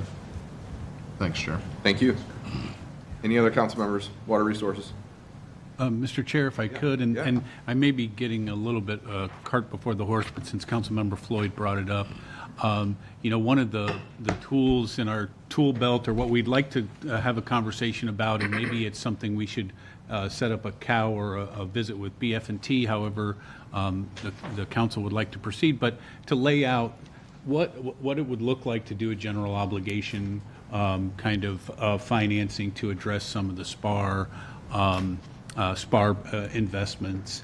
I know that is a long conversation in and of itself, and I'm not suggesting we have that here today, but certainly very near future, or later this summer, have that conversation and kind of lay out what the plan would look like. Thank you. Councilmember Gabbard. Well, I'm glad that you went there, because I was sitting over here contemplating whether or not to go there. So here we are. I guess I would like us to have this conversation sooner rather than later, because in my neighborhoods, we have a lot of conversations. We just had a neighborhood meeting the other night that you were all so lovely to attend with me and Kim, and infrastructure is the #1 conversation. And I think there's a reality around that how do we fund that? And the residents are looking at us to make those tough decisions, but quite frankly, it's going to have to be a partnership with our community. And when I got the book and I started looking through all of this, quite frankly, I feel like 4004, which we haven't got to yet, but is basically an unfunded list. And if I'm a resident and I'm looking at this and you're telling me you're going to do all of these projects because we are advancing all of this, but then you put this budget together and it's basically an unfunded list without a conversation around any future funding mechanisms, it's all for naught. And I don't like smoke and mirrors in any of this work, because this work is too important to the residents that we serve. So I'm not overjoyed about the way that we've laid this out. I'm just not. I feel like I said, it's quite frankly an unfunded list. And I think we're kind of needing to get to that conversation about what future funding looks like as part of approving a budget.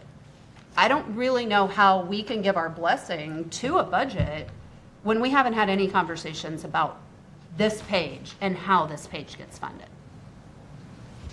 And I would love, I know, Chair, you don't want to get into it right now. I understand it, so you can tell me to wait, but I would like to hear what my colleagues think about that.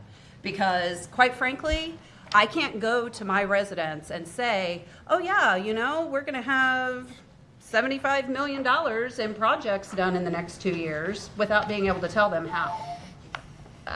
That's just not possible. So if we could just, before we hear from council members, just to give a little feedback to that, and we certainly appreciate it because we had the same discussion about how do we want to show this, Yeah. right? And so we felt that this was the best way to show it in the workbook, you know, to have that conversation. The budget might look differently. And I think we've mentioned before that, you know, for FY26, we wanted to start the SPAR program and that would be built into the rates. And that's what we're presenting. And then on a going forward basis, we're going to have to look at this general obligation bond. And Thomas said we're going to come back in the summertime, walk everybody through the process, start having that discussion. Now, whether ultimately we go forward with that or not is going to be a discussion with City Council and a decision that Council's going to make. We're also working heavily on our CDBG-DR budget, so we'll see what comes out of that. As far as the infrastructure side, it is a HUD program, so it's going to be heavy on housing. You know, we know that, but we do think there'll be some infrastructure As it funding should in be. there.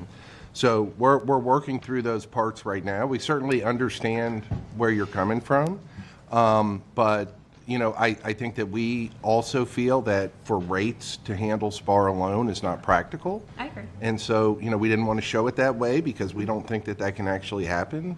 And so we want to continue to have the discussion on how we might do it. Chair, if I may quickly. So if there was to be a general obligation bond, that has to go before residents as a referendum, which would not even happen until November of 2026. Correct. Yeah, or possibly in the primary, possibly. We have to talk Either about way. it. Right, It's yes. not even going to be, money's not even going to be, if it passes, it's not even going to be coming in on it until the 2027 or 2028 budget.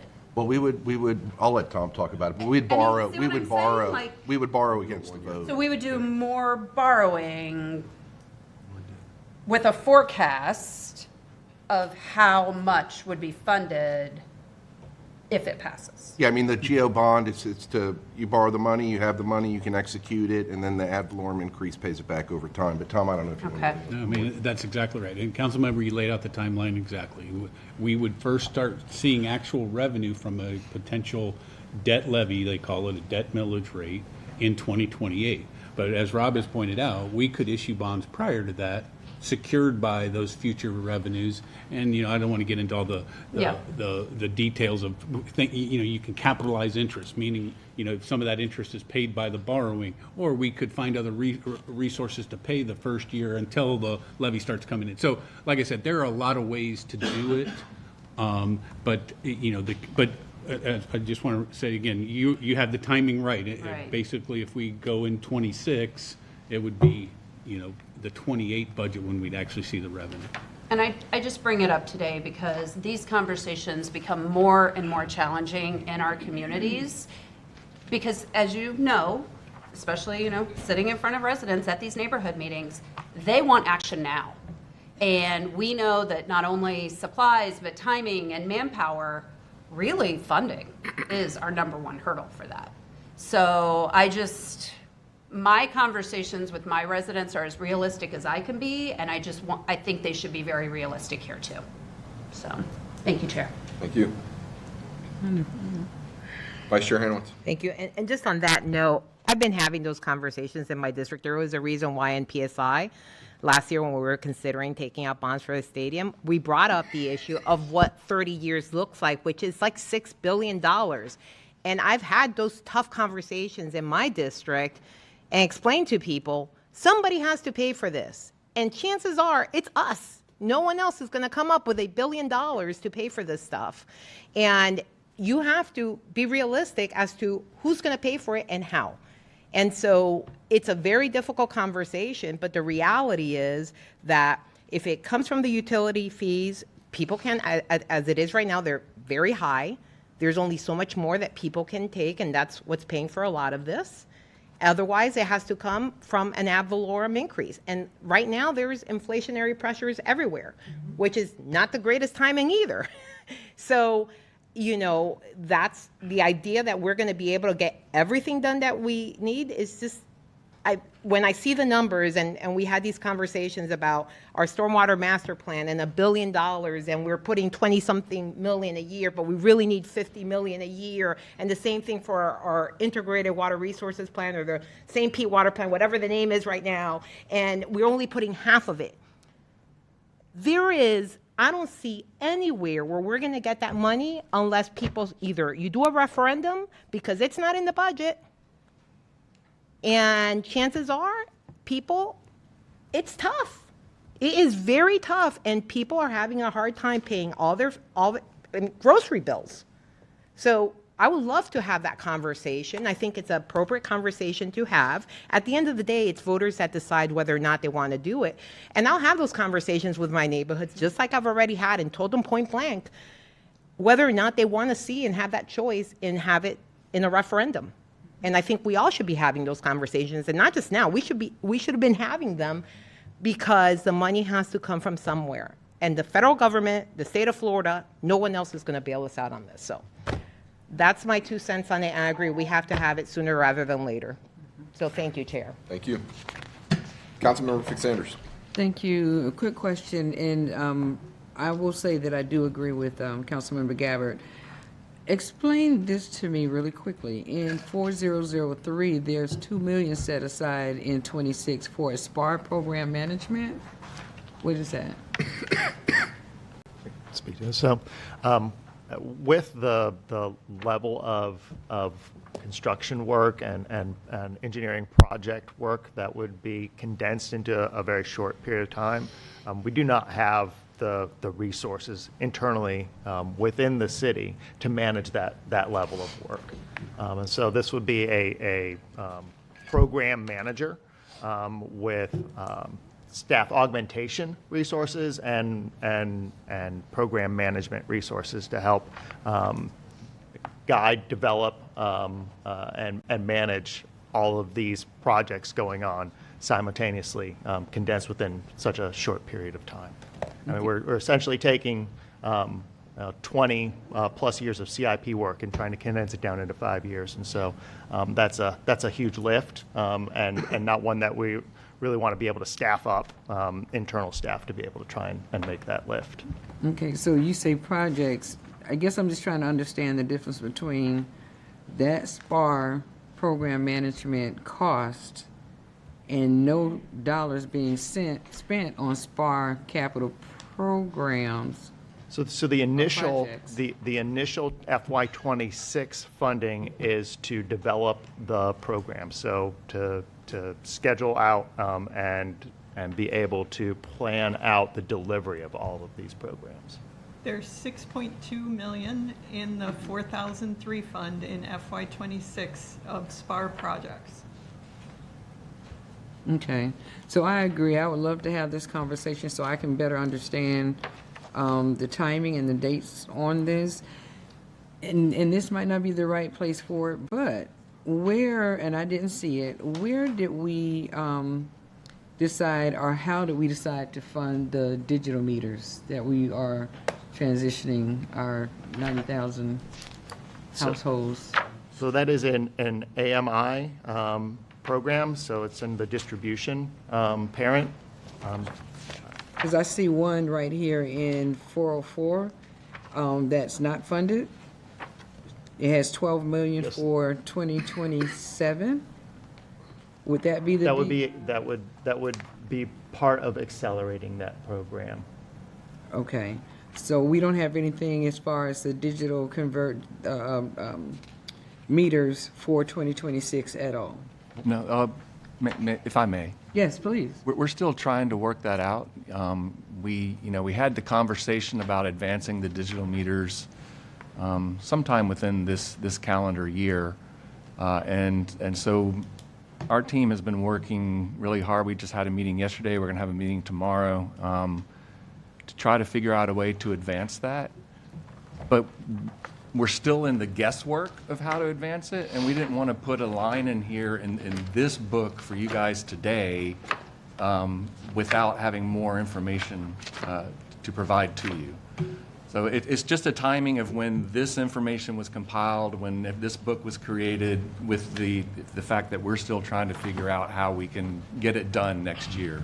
So I do anticipate, as we go through this process of coming back to you to explain how we want to advance it and how we plan to fund it and get it done. Okay, and thank you for that, because I was looking at the leak detection initiative, the valve replacement, just those things to help those residents with what we suffered last year, because that would be very beneficial to share with the constituents, that we do have a plan in place, but we're trying to figure out how we're going to pay for it, as with everything else. So I just wanted to find out about that and where that is, and thank you for answering my question. Thank you, Chair. Vice Chair Hanowitz. I had something else. If we're going to have the conversation regarding SPAR and the funding, I also want to kind of understand the impacts of having 20 years of CIP projects on the operating budget for those departments. I think that's probably an important conversation to have, because they're two different things.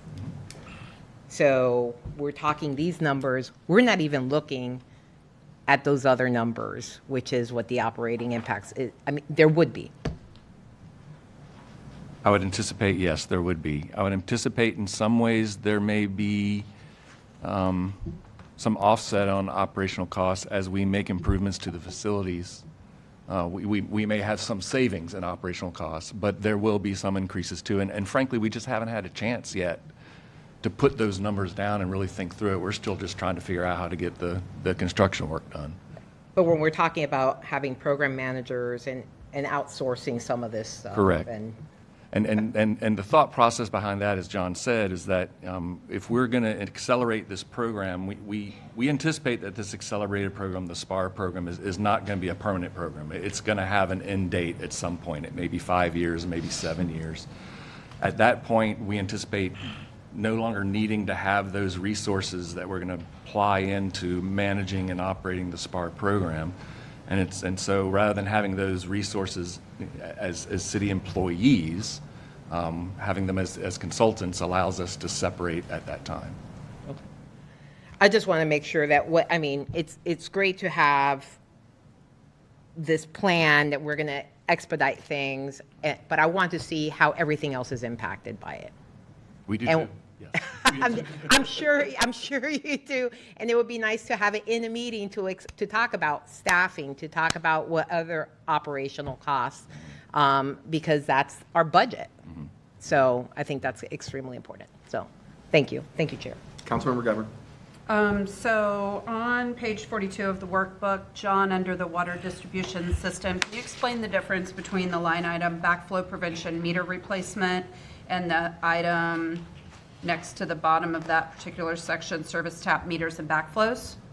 What's the difference between those two things? Because we got backflow meters and meters backflows. So. Yeah, sorry, I'm just trying to zoom in on. Yeah, so it's 2.5 million in the first and 1.7 in the second. Mm-hmm. It's like 5 down from the third section. This one here. Yeah, And then yep. if you scroll up. And then 2 from the bottom of that section. Backflow prevention meter replacement. Uh-huh. There are project Service descriptions tap for both meter of them. and On both of them? Yes. Okay. So, All right, I'll go back and find it then. Yeah, and I don't want to speak out of turn. Okay. let's see, water distribution, backflow prevention meter replacement.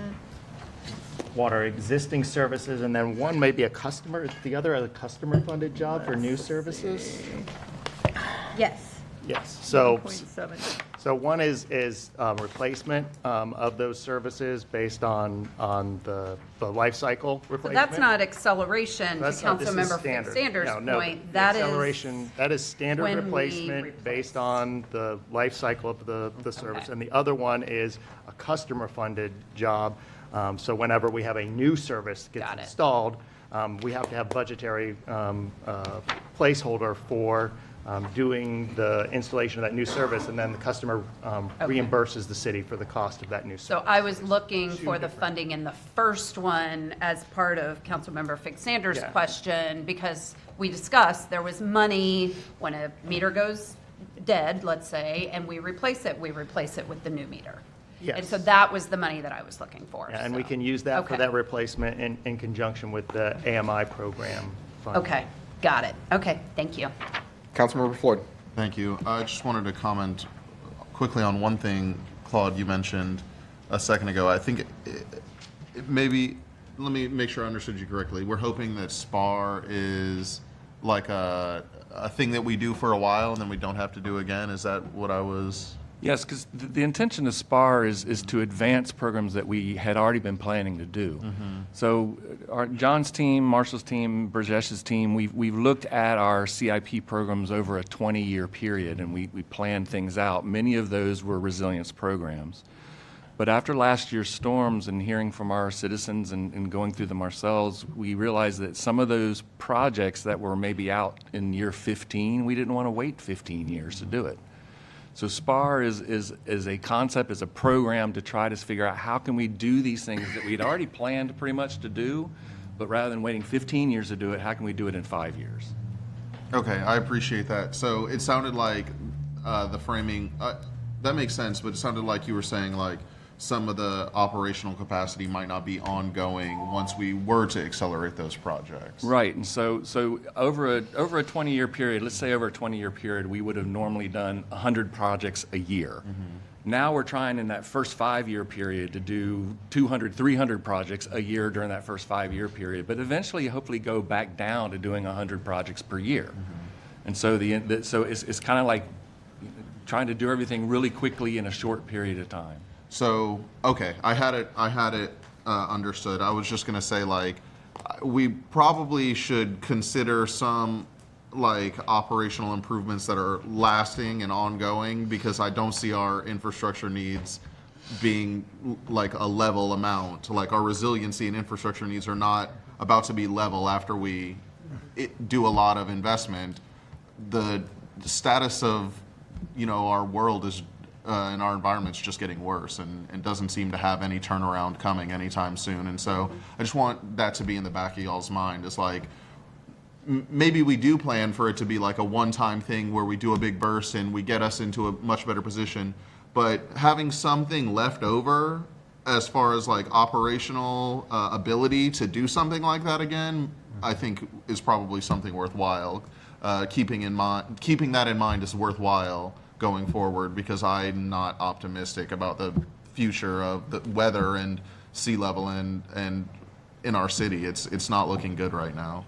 Yeah, and just to be clear, maybe it is clear, but I think Claude was referring to the construction management side, not the operational side of water resources. Yeah, sorry, and I was saying operational, but yeah, construction management, just anything that might be left over, like any ideas to how we can still maintain just a little something so we can have flexibility in the future, I think is going to end up being necessary at this point, unless something drastic changes. Just keep it in mind. No, so we certainly will. Yeah, I know you don't disagree with that. It's interesting. All these conversations keep going back to the A in SPAR, which is agile. Yeah, we're trying to figure this out as we go, and we recognize that right now we're thinking it could be a 5-7 year program. 2 or 3 years from now, we might see it differently as we gain more experience under it and we have a better understanding of what needs to be done. Yeah, I assumed you would understand where I was coming from when I said all of that. But I wanted to make sure like it was explicit, because the way you framed it was just a little bit different than what I had been thinking, but it makes sense. And yeah, so I'm just advocating for us to continue to be agile as time goes on, and also expressing some pessimism, to tell you the truth. Yeah, so I understand. All right. Thank you, Chair. Thank you. All right, let's keep moving. Okay, next up is the Water Resources St. Pete Agile Resilience Program Fund, 4004, and it starts on page 45. Here we go. Yeah. We're just so Yes. For the current 5-year plan, we are showing the two additional funds, the Water Resources and the Stormwater St. Pete Agile Resilience Program funds. These two funds were created to account for the SPAR projects in each utility as we work on identifying funding sources for the SPAR program. They are temporary placeholders and may not be needed depending on the program's future funding sources, which could include Sunrise St. Pete, general obligation bonds, etc. As we are currently not showing any revenue in the St. Pete Agile Resilience Program funds, therefore both funds are not showing as balanced FY27 through 30. There are no projects planned in these funds for FY26 as the projects will show, those 26 projects will show in the respective utility capital fund and will be funded through the traditional method of the rate study and debt cash ratio. There are a total of $343.15 million in water resources SPAR programs, projects programmed in FY27 through 30. We should have maybe let you read that I first know, earlier. I'm sorry. I jumped it, sorry. Due diligence, I'll Too eager. Council members, I hope you have no questions for this at this point. Let's keep moving, please. Yes, we'll move on to page 47. I just want to clarify, these two funds don't necessarily exist yet because we may not need them. We just wanted to find a way to have to facilitate the discussion. Got it. It worked. Yes. Next up on page 47, we have the Stormwater Drainage Capital Projects Fund. The resources for the Stormwater Drainage Capital Projects Fund includes a portion of the city's stormwater utility management fee through the operating fund transfers, bond proceeds, grants, and earnings on investments. We are at a 50-50 cash debt funding for in FY26 for these stormwater capital projects. The FY26 requirements total $52.5 million and include 35% or $18.3 million for stormwater drainage improvement projects, 57% or $30.2 million for stormwater management projects, and 8% or $4 million for city facilities. For FY26, the stormwater drainage CIP project budget amounts can be broken out into the following categories. We have master plan projects at $2.5 million, resiliency projects at $30.3 million, and St. Pete Agile Resilience at $16.4 million. Some of the FY26 projects are again listed in more than one category. An example in this fund would be the 7th Street South and the 118th Avenue South Drainage Improvements Project, which is included as both a master plan project and a SPAR project amount above. Of the $52.5 million in stormwater drainage projects, $46.7 million or 89% are associated with one or more of these categories. Would you like me to continue on to the stormwater drainage SPAR fund before we have Please. discussion? Okay. Thank you. Similar to the Water Resources SPAR Fund, we are currently not showing any revenue in this fund, and there are no projects planned for FY26, as those 26 projects will show in the Stormwater Drainage Capital Projects Fund. There are a total of $257.96 million in stormwater SPAR projects planned for FY27 through 30. This fund will not show as balanced as we continue working on identifying the funding sources for these projects. Thank you. Vice Chair Hanowitz. Thank you, Chair. So just explain quickly, we went, that one increased to 52 million. Number was a little lower, right, in terms of the funding for the stormwater drainage capital projects. And that's based on borrowings, correct? And so For fiscal year '26? Yes. Yes, we're still determining, we're still going through the rate analysis, but the assumption is going into this that would be the combination, the 50-50 combination of utility rate versus borrowing. Yeah, I'm just trying to figure out. So we have been before at like 23 million. Yeah. Yes. Yes. So this is a huge jump. So Yes. just walk me like a baby through how this money magically appears. That's how, you know what I mean? It feels like that how to much, me. How much So- the cost magically appears? Well, just like where it comes from, how to get there, where is Okay. it, you know, it's coming from something else maybe is not getting money. So I just want to understand kind of how we got to 52 million. Okay. Yeah, if I could, Yeah. Patricia, I mean, let me start out a little bit, and I know council knows this, and I'm preaching to the choir, but if we go back to 2016, and if you look at what the city was investing in wastewater prior to 2016, you'd probably be shocked if some of you obviously know what it was. And the dramatic increases from 2016 to 2024 and the leadership of Claude and his team and the amount of work with city council's leadership that's been done. And, one of the things that we all realize, and I know you know this, is with the storms that we had gotten so far along the line with wastewater, we hadn't done as much on stormwater, we hadn't done as much on potable water, right? So those are really the two areas where now we're playing a lot of catch up. So as we said before in FY26, we are looking at rates. The proposed rates that we bring you, there will be a significant increase in stormwater. We'll have a conversation about that. City Council is going to make those final decisions on what they're comfortable with and the number of projects. And then we look at the other resources from 27 going forward to blend with those rates to try and soften those increases a little bit. But it's a significant increase in FY26, and it will be reflected when we come to you with the rates. Right, and that's why I want to have that conversation, because the number jumps out, and I understand that obviously everybody is crystal clear on the need for our stormwater investments that we need. It's just the issue of how do you fund it? So when I see the 52 million, that's the first thing that I think about. So Brajesh. Okay, so, adding on to what administration led with is that some of these, and it's really important, as you notice, you see SPA and master plan at the same time. So what we did is understanding the impacts from Milton and Helene, but particularly Milton, in this situation, led towards, and I'm going to use Basin C as the example, the Lake Magori basin itself, the larger basin. Multiple basins drain into that, took days to drain afterwards. Great option from council to support the purchase of the property north through Councilmember Driscoll to expand that project. So it went from just a regular pump station for what the design scenario was for a 100-year storm event to now we're expanding the system and making it bigger because we don't want to have again, to your point, the environmental impacts. We are seeing more and more frequency of that higher intensity of that rain event. So yes, while the model was designed for the 100-year, the cost of the project, we've increased the size of the pump station. So that's an example of the project was there, but now we've increased the size of it. Now the 52 here, which was a little bit interesting, because what it also includes, and that is on my part for the submissions on it, it includes the SPA projects in the 26 right now in the 4013.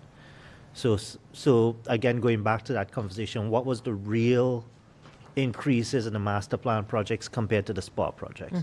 So while the 52 is in context, I agree.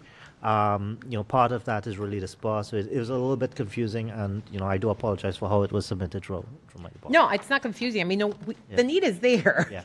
To be clear, I understand the need is there. When you look at the $1 billion in 20 years and you break that down, we've had that conversation 100 times, it's $50 million a year, but we've only been able to put $23 million a year. And now, this year, right now, here it says $52 million for 2026, and we go back down to the 30-something million dollar range. So I just want to have a clear understanding how that impacts other projects, where is it coming from, who's going to pay for it. Yeah. And in general, because it looks good. Yeah. But for the public to understand as well. Right. So that is, that larger discussion, obviously, that is going to happen as far as how the funding on the SPA elements are going to occur. But there's also that element of, the bond issuance and trying to stay within that 50-50 funding range. And when we issue those bonds as well to cover these costs. Okay. Well, thank you. And really our hope and aim and goal is that as we continue to move forward, we'll be able to continue to advance and accelerate these projects. And so really for stormwater specifically, yes, in fiscal year '26, we have the 52 million under the 4013, but after that, in '27, '28, and '29, if you add up 4013 and 4014, you'll see the total amount that we're wanting to spend on stormwater every year. So I do hope nobody thinks that we're proposing to just spend a lot in one year and then go back down to 30. We're proposing. Oh, no, but that's the one that's not funded, the 42 million in SPAR, right? So I get it. I know we want to do a lot. It's just how it's going to be paid for is where I'm kind of stuck. Yeah. But I appreciate that. Thank you. Thank you, Chair. Thank you. Councilmember Fix-Sanders. Thank you. I have a quick question for clarity, if you would. I think you mentioned in 4013 that the 7th Street and 118th Avenue is covered in another account? No, it's the same account, but it's a master plan project and a SPAR project. So two So categories.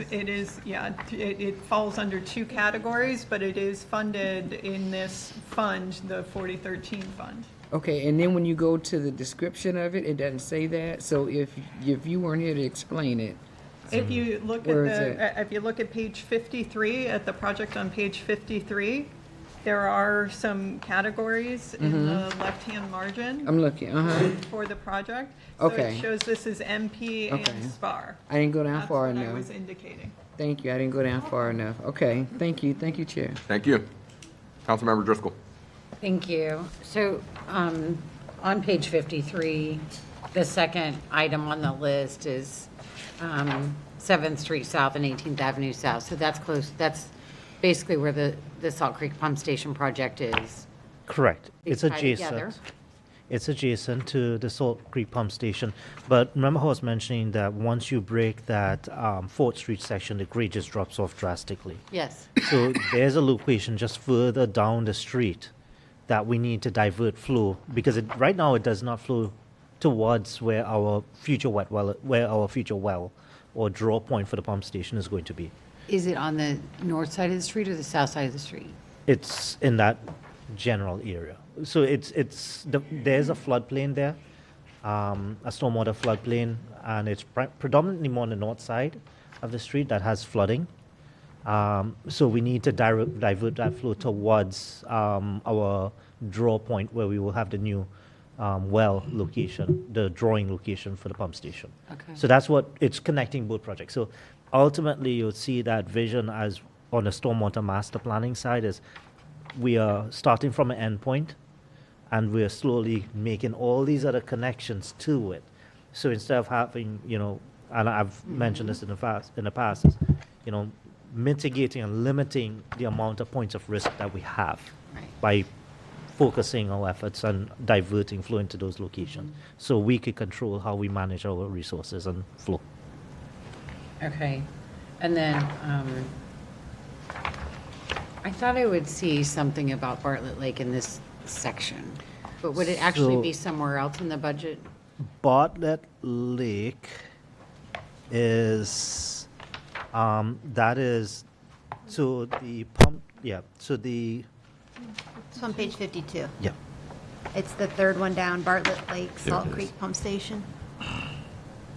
Right, but I was thinking about the lake itself.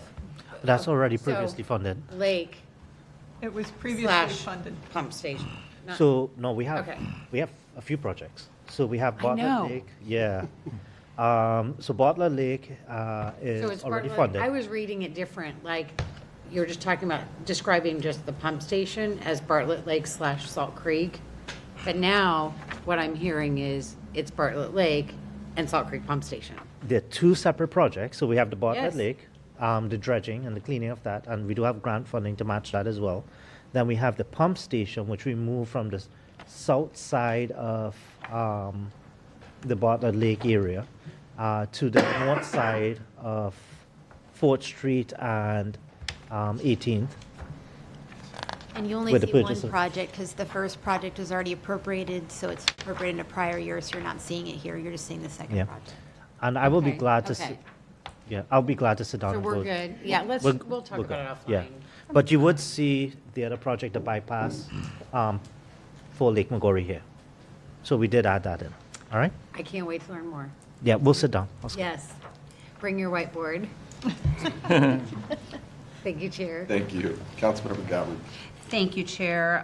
Two very specific District 2 questions. The first one, page 53, on the Barclay Estates neighborhood stormwater improvements. Marshall, I think is that under you? I see that that is not estimated until FY 2028, but I was curious, so a project like that, I mean, very clearly, the homes that flooded in that particular neighborhood flooded right around the storm drains. Those are the homes that flooded. And so I'm curious if, you know, it's such a smaller dollar amount in the grand scheme of things, if projects like that where we know there's like kind of hot spots, if you will, can those things not be looked at either to escalate or move into the SPAR section? Because I don't see it listed over here. I see some redundancy of projects, but I don't see one like that. And it's a relatively, I mean, for a stormwater project, it's a relatively low ask. So I'm just curious, to me, just because, I mean, that's my neighborhood, I know it well, I know those homes that flooded are directly next to those storm drains because the water came up through the storm drains. And so I would think that we could escalate those, I would call them like a hotspot project. If I may, so this one here is the master plan project. So this is to start the design for construction of the future year. Okay. I think we can get together with the operations and see if there are these hot spots, if there are some operational improvements we could do now as opposed to, because again, this is just the design for the larger project. Got it. Yeah, so the MP is the master plan. So we'll definitely follow up with operations. And if there's any feedback, we could sit down. If you know the hot spots, we'll definitely sit down and take, you know me, I'll come with my whiteboard. Perfect. And then second question, Bridget. Oh, yes, sir. Just to add to that, we are working on engineering, but we are looking citywide to see where localized projects can happen. Yeah. So you'll see, it wasn't part of the CIP. Yeah. So when we provided our proposals, our ask didn't come until afterward, Okay. but we have identified several areas within the city that it's like an intersection that's flooded or other spots that if we could do a local project, we can provide big benefit. Yeah, and I mean, I've seen where, you know, the crews have been out in the neighborhood. You see where they've like marked the road. You know, you can tell that things are happening, but from a budgetary standpoint, we don't really, I think, always know Correct. how those things are happening or how we need to prioritize them in our funding. Yes, So- and we will be able to guide that. Okay. As far as ask for your approval. Yeah. We are also going to be developing a sign that says this was a SPAR project, so people know this was actual a part of this program too. Okay, how much your sign's gonna cost? I don't want no fluff here. I want us spending money on projects. So. We do it in-house. Okay. So All right. It's not very much. Okay, yeah. It's probably the same as there's. People's homes not flooding is enough to toot our own horns. I'm just saying. Right. Yeah. So, And just, yeah. that is, so what Marshall mentioned, the individual project list did not make it in. Okay. But that is showing up on page 53. You would see SPA, mitigation and adaptation for resilience infrastructure. Okay. That is what our operational department will be implementing on localized improvements at different Okay. locations. Okay. Okay. So then my second question, District 2 specific, is Riviera Bay. You know, we're talking about a lot of projects. We're talking about a lot of need there. All 1,200 homes flooded to some extent. And one of the things that we're talking about is dredging. And so I don't know if that's stormwater. I don't know like where that would fall in, but certainly, you know, those canals we know need to be dredged. We're working to try to work with the Army Corps to figure that out. But at some point, like we need to put money somewhere to think about doing that. It's going to be an expensive project. So where is that found in here? So at the time, you know, when we submitted this is obviously, you know, engineer manages the CIP. So the time when we submitted it, that project was not officially on our Right. radar. So I will tell you, though, that we are carrying forward, and this is the uncertainty, so we carry forward, and I'm trying to find that line right now. We do have a line item for where we carry projects out for development in future years. So that is something that as we evaluate projects, kind of similar how we do the bridge program, Okay. where we, as I need to fund it, I deduct from there Okay. in a future year. So I always have my bottom line staying consistent. Okay. But, yes. And I think it would Love just sitting be next to her. helpful, as I'm having these conversations in the neighborhoods of my district, maybe other council members feel the same way, if you guys could kind of arm us with that information of like, okay, this is where that funding would lie. Because if I'm a resident of Riviera Bay and I'm looking through this budget, looking for projects that say my neighborhood, I'm not seeing it. We know that it's buried in the details, but I think things like that are very helpful to us so that we can say no. Just because it doesn't say Riviera Bay does not mean that we do not have funding for your projects. Because quite frankly, I don't like to pit one neighborhood against the other, but Shore Acres is mentioned a whole lot in here, but Riviera Bay is not. And so I need your guidance in trying to help my residents understand that we are funding improvements for their neighborhood. Okay. So, I appreciate that comment and generally absolutely understand it, but just want to make sure we're clear. We would like to follow up with you in our one-on-one conversations. We are trying very hard to be creative in looking at this dredging situation know. because it was hurricane related. Yeah. As I'm sure you know, typically dredging goes through an assessment process, so we're really working on it. To be honest with you, I don't think we're sitting here today with a solution Right. on paying. So let's continue that conversation together and see where we can get. I look forward to it. Thank you. Councilmember Floyd. Thank you. I wanted to echo some of your comments a little bit. Just in that, like, I really appreciate a lot of these projects, and I'm very grateful that we've been able to get them in here. But I was looking for maybe a little bit of advice from the administration, like about there's not a lot of detail in here for each project. Yeah, like how do I communicate the projects? And I guess should I just reach out to you all and get more information, or what can we do to communicate them a little bit better? Because there are some that I think will be really important to people in my district, and it doesn't really say what exactly is going on in the budget. So I just wanted to put that out there. Yeah, I think that's a great point. And Prajesh, can we work together and maybe we could do a project description by district? Would that work, by council amazing. district? I mean, So, And give a little more narrative and scope? yeah, some of these. and I think what we're trying to do right now is, and to throw it out there for context, is we are building a GIS viewer with all the CIP projects in it. So you could toggle districts on and off. But maybe we can do a written narrative prior to that, just to give the Yeah. council members some, a little more Yeah, detail. yeah, we can do that. Yeah, So, I mean, if, what details, if you don't mind just giving me a list of like, so I'll know, I mean, what we're thinking, like a project. Mostly on the fact sheet. stormwater side, right? Just kind of scope of work and what it would do, location. Yeah, and the GIS tool, I share the city's GIS tools all the time, and I think people really appreciate that. So just knowing that something like that's coming. But I'll give you an example, like, just any of these stormwater projects, if you pull them up, like I just read the Lake Emerald one, and like, it's just, there's like, this kind of thing is happening. There's just not a detail of what exactly is happening, what the outcomes we hope to see will be. So what we were planning to do is actually doing a project fact sheet for each stormwater Okay. project. Yeah, So that when you sounds hover it, you could click it, it opens up that PDF of that project fact sheet. That sounds great. Yeah, that's exactly the kind of thing I'm advocating for. I mean, districts are great as well, but I think being able to just direct people to this is where the information is will be super helpful, because like if they're looking at the budget documents, it's just not. No, I get it. And I mean, you know me, I love data, I love GIS, but the thing is, when you click on a table, you don't want that table to be this long. I mean, having a fact sheet that I could download now and flip back and forth on is great. And you're saying that would be like on a GIS system? Yeah. Yeah, that sounds great. That's really all I needed So to what hear. I'll do is I'll send out a template and get feedback.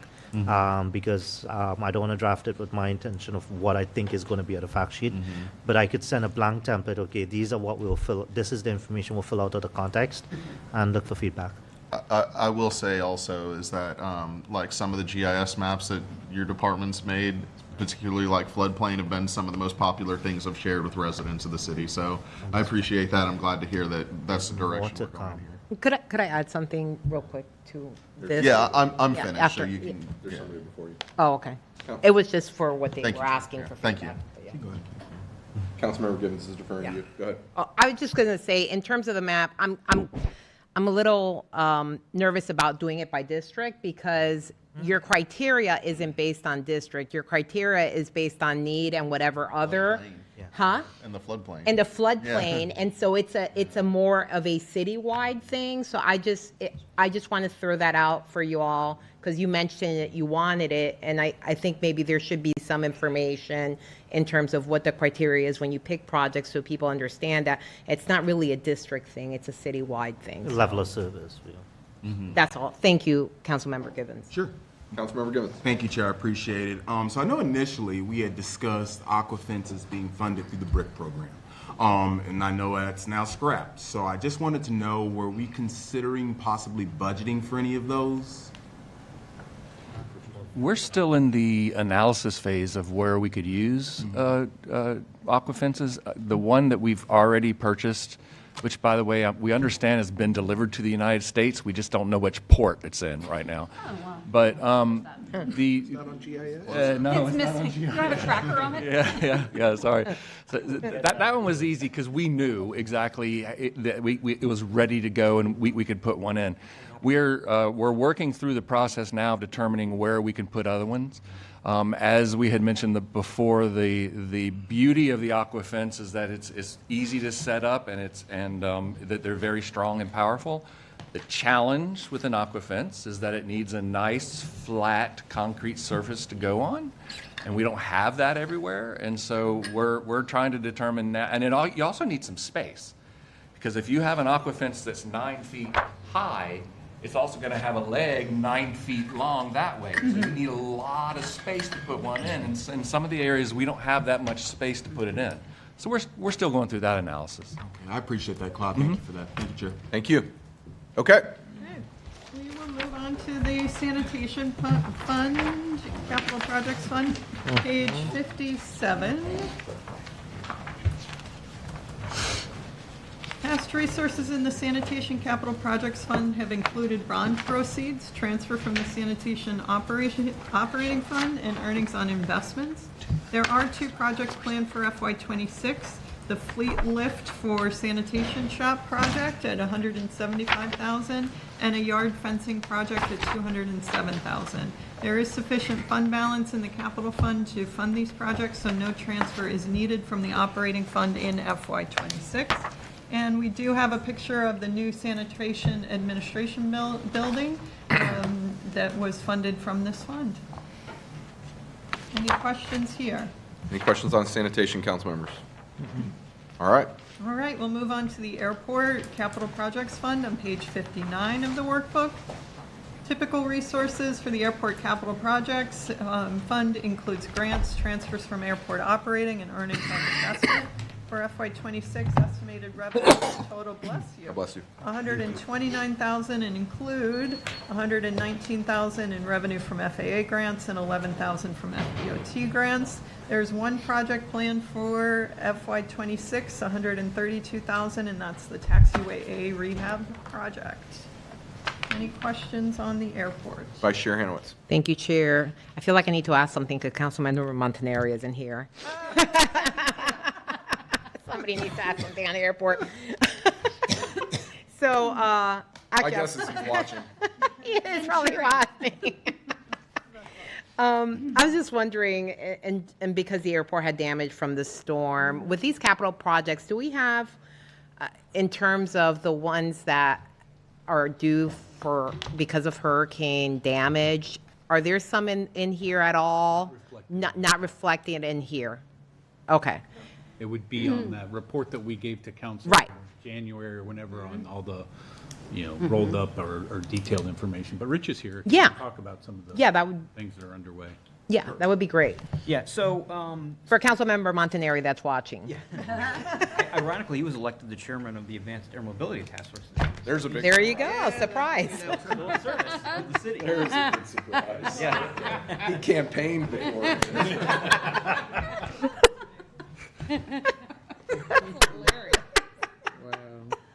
So specific to the. Votes. Yeah. Specific to the storm damage items, there's really three major types. There's the hangar damage we had.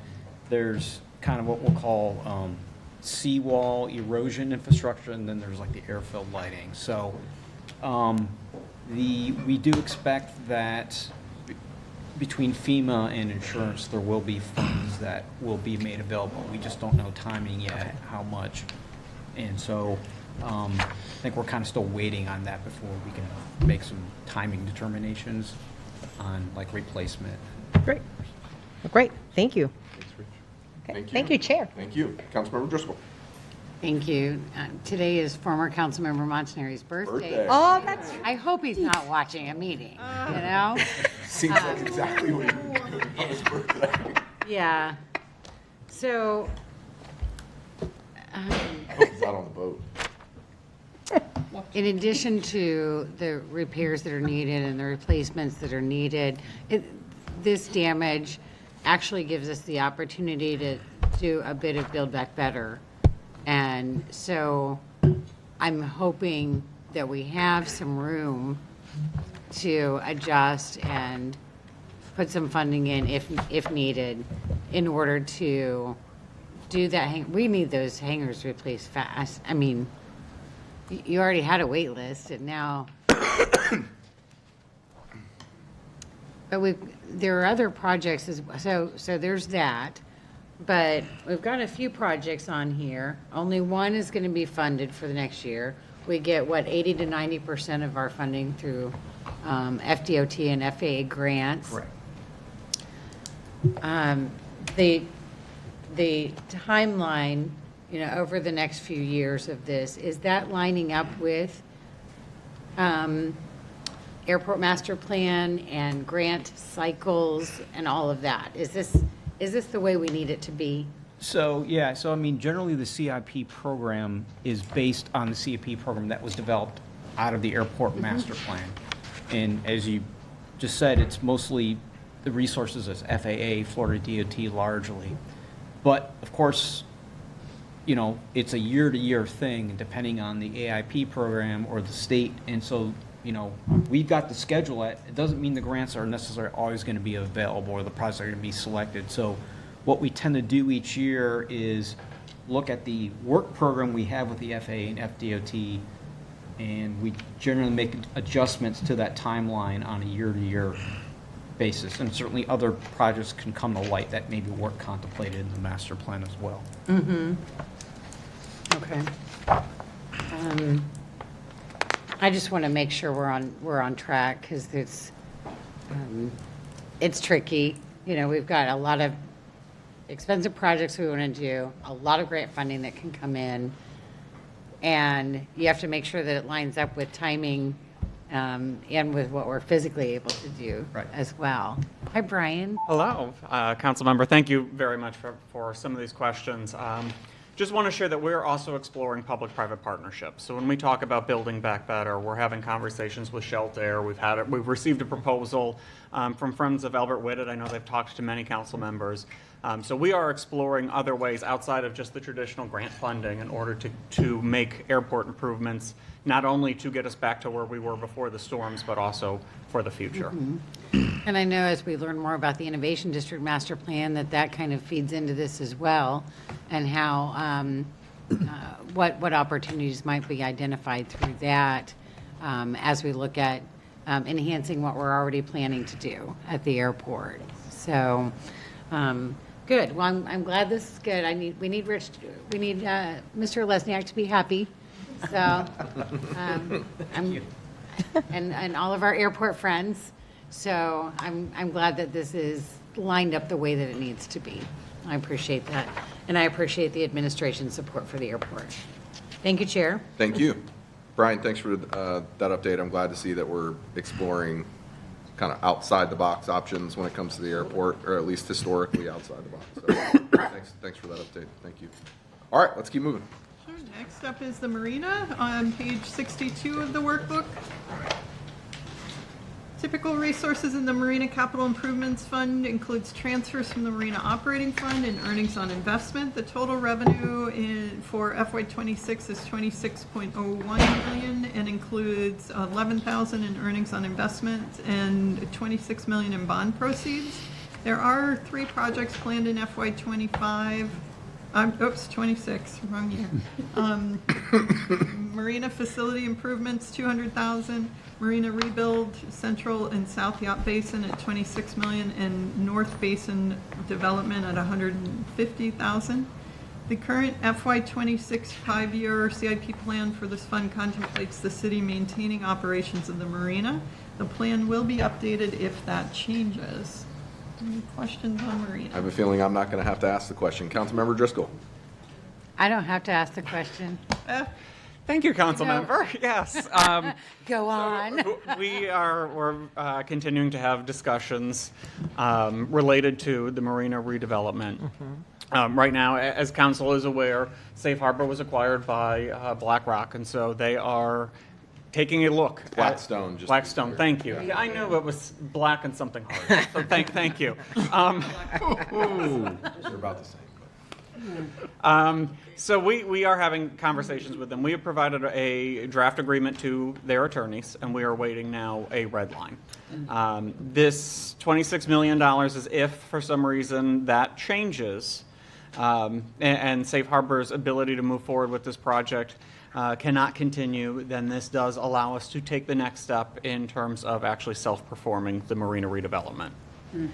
We are hopeful it does not come to that. We feel very confident with Safe Harbor and the proposal that was submitted to us, but given the uncertainties of their own internal structures and the fact that we have not received a response in the last couple months, we are just preparing for all possibilities at this point. Would you repeat that? No response. So, thank you. This is quite the update, and I really appreciate it. I got to this page and I was like, tell me we don't have a deal without telling me. And I'm glad that we are making the preparations to, go to maintain the marina just solely under the city. And it sounds like that is a more realistic outlook than I thought. So hearing that it's been some time since there's been a conversation, at what point do we say, okay, we're going to pull up our anchor and sail away on our own?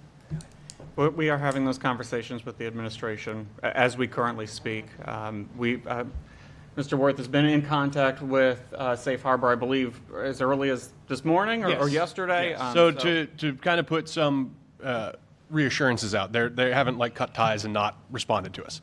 So we sent them our draft agreement, I think, on Valentine's Day. Put a nice little heart on it and sent it off to them. Unfortunately, 10 days later is when the announcements came out that they were doing their whole restructure and kind of new ownership, right? They sold. And so obviously there's been a lot behind the scenes on their side that they're working through on deals, not just our marina, but through their whole parent funding corporation or structure. And so the VP that we've been in touch with, his name's Jason, I've been in communications with kind of where are we on the updates and everything else. As of this morning, the latest update I have is they will have their list of kind of red line version back to us next week. They were pushing their attorneys to get it to us tomorrow, but more realistically, it will be next week. At which point, administration, we will all sit down, review it, and then go back into the negotiations on the deal with Safe Harbor. Again, this line item in the budget is more realistic, just in case that does not go through, or in case, once we bring it to council, council is not satisfied with the deal structure, we have to be prepared for the next steps quickly, as the marina is still at the end of most of its useful service life in the docks, as we've seen. So we want to make sure that we are teed up on both sides, ready to go.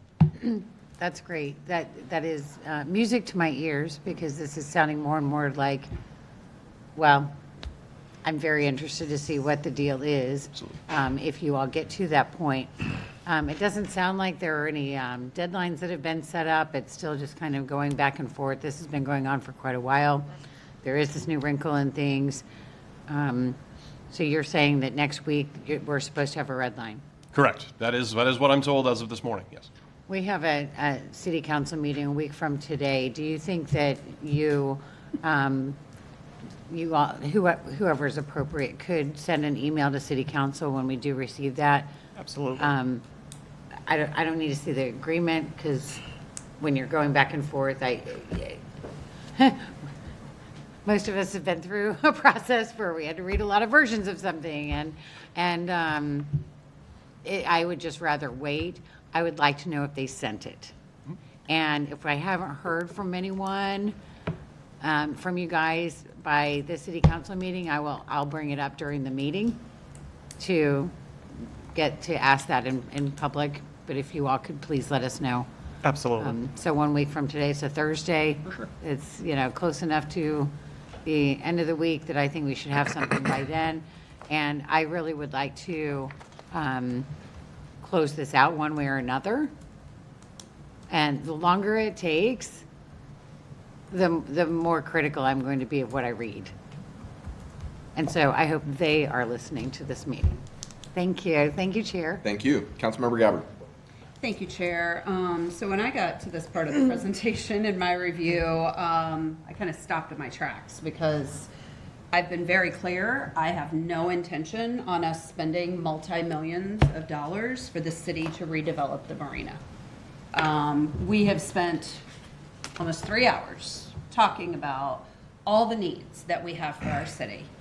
And I have always been in favor of there being a private developer, so I am going to hope and pray that we can come up with some sort of agreement. Otherwise, we're going to have to go back to the drawing board again, as far as I'm concerned, because I do not see a world in which at this point in time I am willing to spend $26 million on just the marina when the needs for this city are so great across the entire city. And I've been very clear about that. I don't think that is a surprise to anyone, but I wanted to reiterate that when I saw this slide, I was quite frankly shocked, because we've been kind of waiting on an update, haven't really heard much, and I would have thought that maybe we would have even had like a touch base one-on-one with all of council about this before we got to this point. I didn't really feel like I would reach out. I figured I would just wait and see what happened here today. So I'm very glad that we're having this conversation. I certainly respect, Councilmember Driscoll, this is in your district. I certainly respect you advocating for us to redo the marina one way or the other. But I have to advocate for my district and other parts of the city as well. And $26 million in this budget, I find to be frankly irresponsible. So I'll leave it there, Chair. Vice Chair Hanowitz. I'm sorry, Councilmember, just if I may, I certainly appreciate that. I've been in this role for about a month, so I'm still trying to just understand everything, but I am more than happy to sit down with anyone and kind of walk through the status updates of where we are on this project or anything else as part of enterprise facility. So I just wanted to put that out there that, yes, I completely understand, and I'm more than happy to meet with you at any point to kind of walk through it in greater detail. Brian, we always have great conversation. I always appreciate your transparency, so thank you. Thank you. Vice Chair Hanowitz. Thank you. So I would like to understand, first of all, the impact of Blackstone actually taking over Safe Harbor and what that means, because they're an equity investor, right? I mean, it's not the same. So I'd be interested to see how that kind of changes the equation. As to the marina and the investment in the marina, look, it's in part of the downtown TIF. So that is a big conversation that we need to figure out, because there are lots of other things that I don't boat, I don't golf, I don't fly airplanes, but I know there are different needs in the city of what people do. And so there are different investments that we make. And a lot of times the marinas should pay for themselves. There's a reason why companies are part of wanting them. So I'd be interested to have a bigger conversation as to how that part fits into what we're going to do in terms of the CRA, because there are needs, not just that. We have the Municipal Services Center and all that, and that's part of the downtown. And there is funding in the downtown. There's $83 million that obviously is there. There's money set aside, obviously, for infrastructure needs for the gas plant. But from now to 2032, there's going to be projected, this is based on old projections, about $200 million going in. That stays in that area. And there are investments that need to be made there, and we have to figure out how those investments are going to happen. And so that would be part of the conversation we're having. So thank you for the update. I also was shocked, like everyone else, when I saw it on here without hearing the update we got today. It's, again, to reiterate, I mean, the timing is unfortunate. We were planning to have not only one-on-ones, but an actual agreement to council well before this point. I mean, we were planning December, and then it got January, February, and obviously then the Blackstone issue. So it's an unfortunate amount of timing, but yes. And again, reinsurances-wise, the language that's been used, even in the back-and-forth conversations with Safe Harbor, there has never been any issues or problems. It's been discussing the timing and the mechanics of the draft agreement we've sent. So we are still confident that we will reach a deal with Safe Harbor, and that takes even more of that burden of us having to fund the marina out of that equation. Okay. Okay. Well, thank you. Thank you, Chair. Thank you. Councilmember Floyd. Thank you. I guess I'll talk about the marina, I guess. Okay, so being told that, they were acquired by this private equity firm that has a horrible reputation is the truth. Like, it took me 2 seconds to Google them and find, like, allegations of child slave labor. Oh. So, don't like that. And I was already, like, I'd been giving the administration, like, breath to, like, hear them out, because this has been a tricky conversation for all of us. But I'm immediately, like, taken aback and, like, worried about who we're partnering with now when I hear something like that. And so I wanted to put that on the record, like, I already was struggling, and now you just created a bigger hurdle for me to get through. And then also to Councilmember Gabbard's point, like, the expenditure, like, the marina, and you can correct me if I'm wrong, like, it's generally been a profitable endeavor. Like, we've been transferring money out of it. Now, looking back, that was not a good idea. None of our faults here, but it does show that the marina can be a profitable endeavor. So I'm not going to necessarily view it as like we're going to expend $26 million, and there will be returns on investment here. Whether or not we make it 100%, like make it to where we're getting more back than we put in, that's a decision for us to make. But I'm a big fan of us doing revenue generating things in the city and looking at them slightly differently. And so I'm going to continue to look at it that way and not worry too much as long as we make a plan to move forward and make sure it is revenue generating. So anyway, thank you for the update. Lots to chew on, but I'm still quite optimistic, and I think we can come up with something. And I'd love to sit down and talk about it anytime as well, so we can make it happen soon. Thank you. Thank you, Chair. Thank you. Councilmember Driscoll. Thank you. And you're right, it is the timing of this. And I'm glad that Vice Chair Hanowitz pointed out that this is an enterprise facility and that the marina generates revenue. In fact, that's how we get to this number. That's how we figure out the repairs that can be made and all of that. So it's not that this money is taking away from anything else. It's not that it is an investment that we don't, normally make. It's just that right now, with this timing, we do not have another solution. We don't have a deal. So we need to move forward the way that things are and the way that things have traditionally been. So the marina, the projected resources are $26,011,000.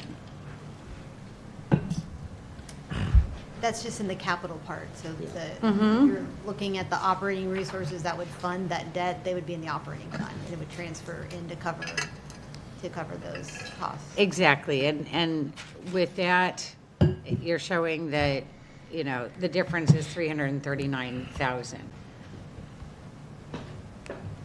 One of the reasons that it's been such a debate, should the city operate it or use a third party, is because it generates revenue, because it can pay for itself.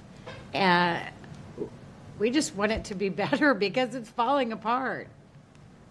So I think it's responsible for us to put this in now. And it is a need. There, we have around 100 people, well, before the storms, we had around 100 people who lived there. The boat is their home. So I don't, so I'll always think about that when I hear folks out there who, you know, refer to it as something that's just a plaything for people who own boats. It's a lot more than that. So I appreciate all that you guys are doing to get this into a place where you can bring it to council. You can see that we all have a lot of feelings about it, and it does trouble me greatly that we are at this point. And I tell you, the longer it takes, the less comfortable I am. So I look forward to hearing an update from you on this and finding a way to bring it home sooner than later. Thank you. Thank you. Councilmember Fix Sanders, did you have something? I did. And thank you for that. From the initial conversations in regards to the marina, I never was, well, Brian, you and I have spoken, and so I've never been an advocate for the city managing the marina. I was always, you know, private management on that.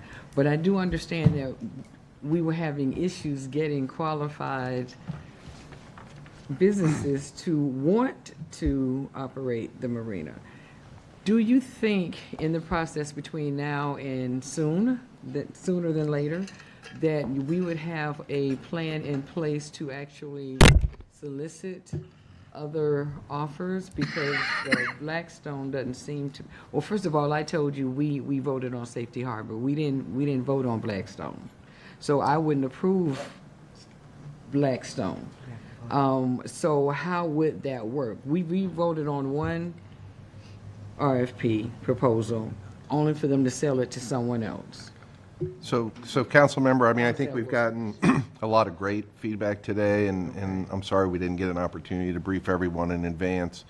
But actually, in a way, having some of this discussion in public with everybody today has been very helpful, and your feelings around this acquisition. So what I would say is let us regroup, let us have some one-on-ones, and let us get back to you on, you know, what a future process might be. Okay.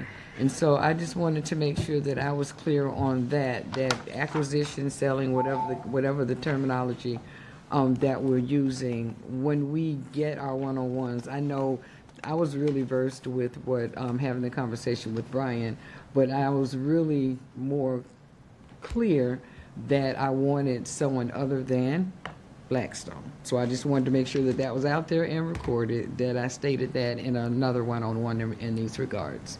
Thank you. Thank you. Any other council members? I mean, I know I've shared this already. You know, I certainly have a concern about the acquisition of Safe Harbor. I think I've shared this with Administrator Gertis. Northwestern Mutual won't even hold Blackstone.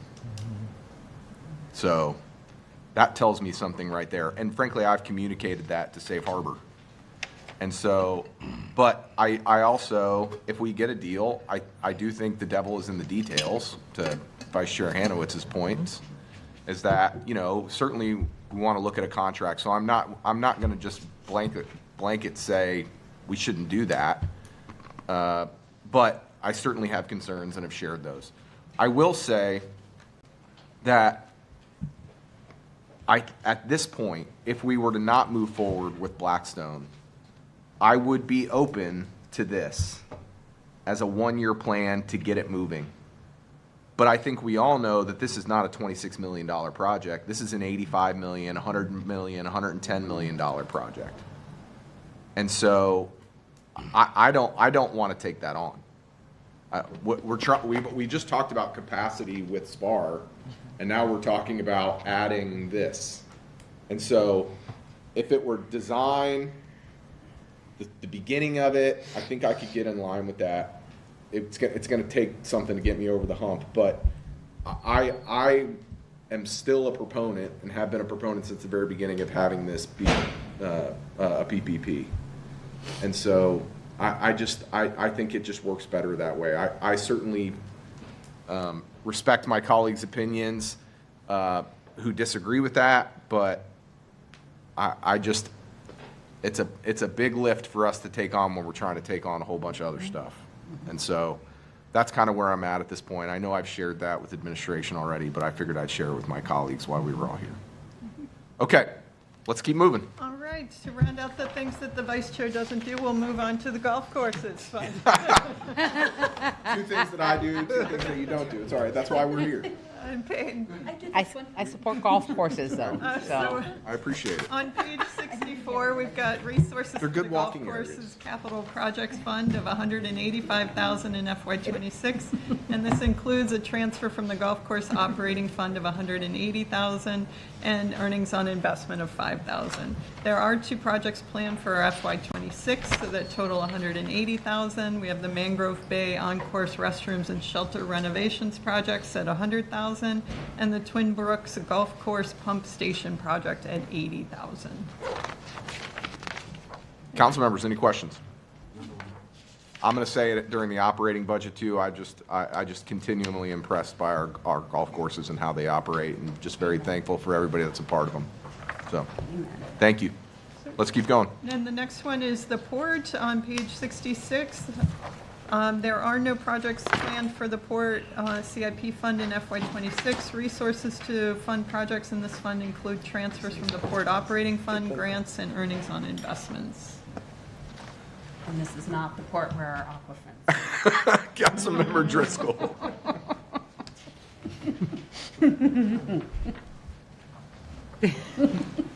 Thank you. So no projects funded at the port, but there's one that's unfunded. Oh, hi, glad you're still here. Welcome back. All we ask for is security fencing for the port lot. And we can't even get that. So, and it's $150,000 for the whole thing. Instead, it's like divided in half, and why is this so hard? So, if I may, right now, with the revenue generation that we have at the port right now, I mean, it's barely covering it enough to break even. Sometimes we have subsidy, sometimes we don't have subsidy. We're trying to eliminate the subsidy completely and obviously be as profitable as an enterprise fund as possible, like on the marina side, which we could take care of all of our capital expenses. So we've been kind of opportunity hunting on which grants to kind of pursue right now with limited match funds that we have from the port revenue. We've got the master plan project underway this year, and we're planning to conclude the master plan at the end, probably calendar end of this year, so December. We will have a new master plan for the port-specific port master plan. We haven't had a port-specific master plan done since 1999. So we're way behind on that. Now, obviously, we've had downtown waterfront master plan. The innovation district master plan encompasses part of the port. So all good things coming, but the port-specific one, we look forward to bringing to council and have some kind of avenues to look at, right? So we've, to be perfectly honest, the past decade with the port that I've been part of it, we've tried all sorts of different things to just see what's going to work the best. We've got power centers for large yachts.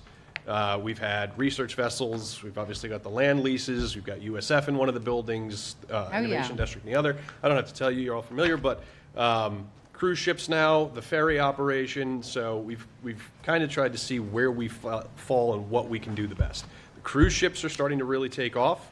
The ferry operation was great while it is still going. And there's some calls, obviously, since we've seen the Salt Creek maintenance yards kind of go out, that there's some calls for what we call MRO, maintenance and rehab and operations. So can we bring some of that and incorporate it into the port? That's what our master plan is going to identify by the end of the year. from the master plan. Then we obviously attack those revenue streams and really aggressively and try and bring in as much revenue from those areas as possible, while still going after the strategic grants and stuff. So I put it in the projects. Like last year, I think was a roof replacement, which we are doing this year. Security fencing is still sound. It's there, but I put it in just to kind of, again, if we had the money, we can do it. If not, there is a security grant window that opens every year. It's like a 75-25 match. We can apply for that. Through the Ports For Council? the Ports Council, through FSTED and FDOT.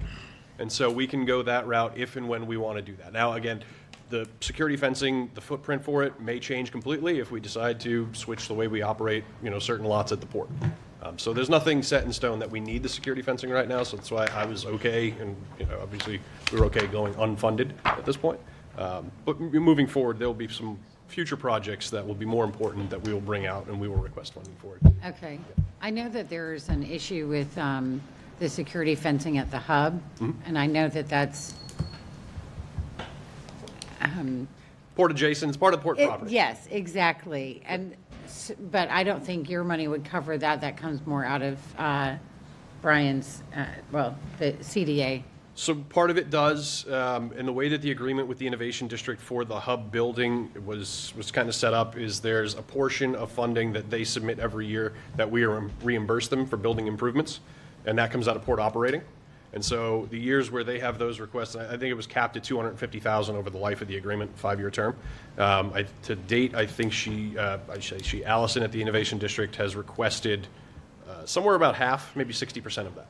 So we still have close to $100,000 that over the next, I think, 2 to 3 years, we can reimburse on certain things that she would need over there. Okay. And, but this fence is different. It's the one that's actually at the port. Yes. At the port building. Yes. Have you thought about charging Evan for having the Cross Bay Ferry over there so that he can pay for it? Believe me, I have. Evan's I got like that idea.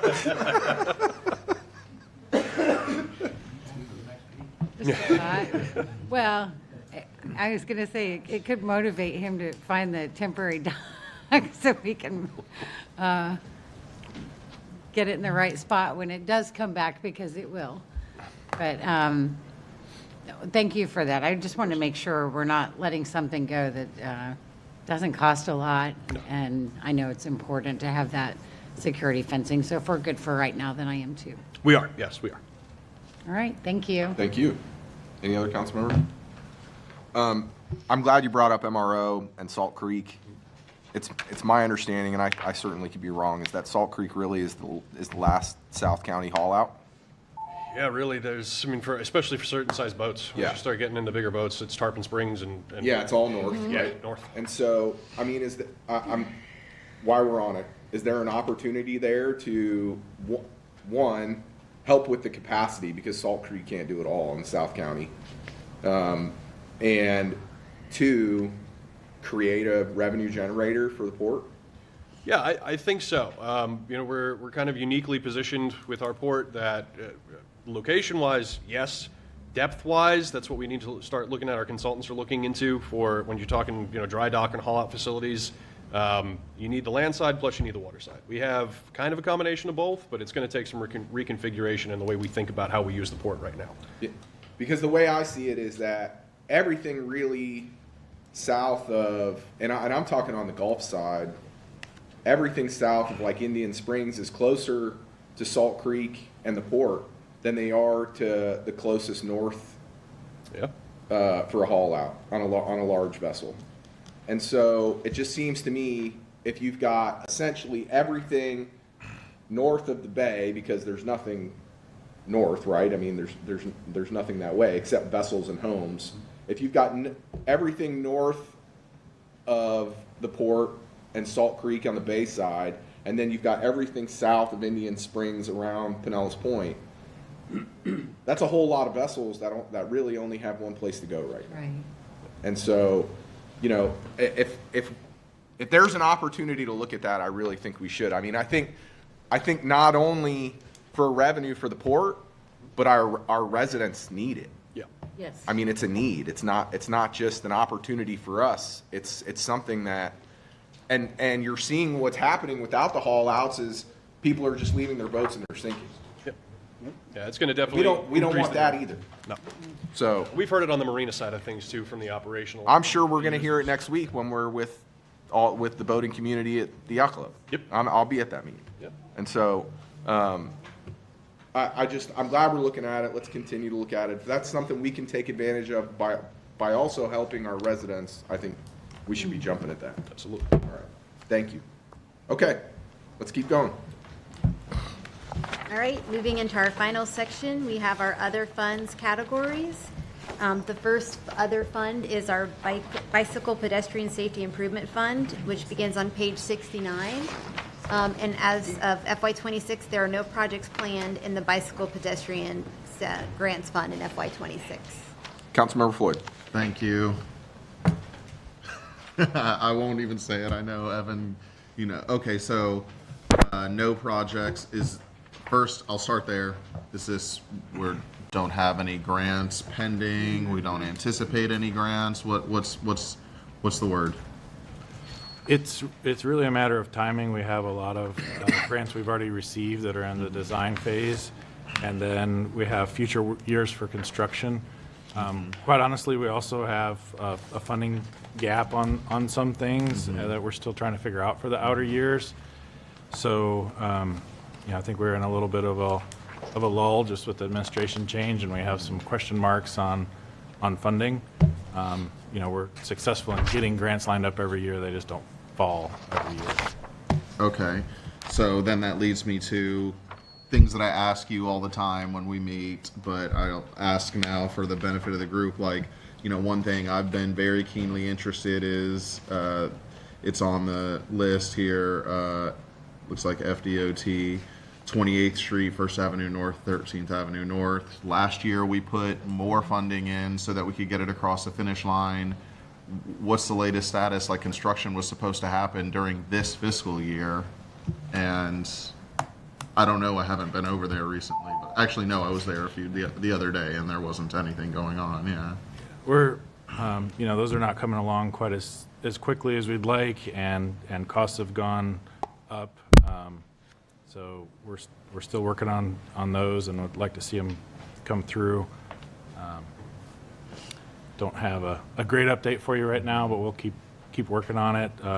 Every year we talk with budget about this, and it's really tough with getting the funding in the 6th year and then having them not cover everything. So we're always looking to try to close those gaps. Yeah, we did add funding last year to try to close the gap on that project. So, I don't expect you to know quite off the top of your head, but is there one still with that project? And I think there might have been other projects as well that we did add some last year.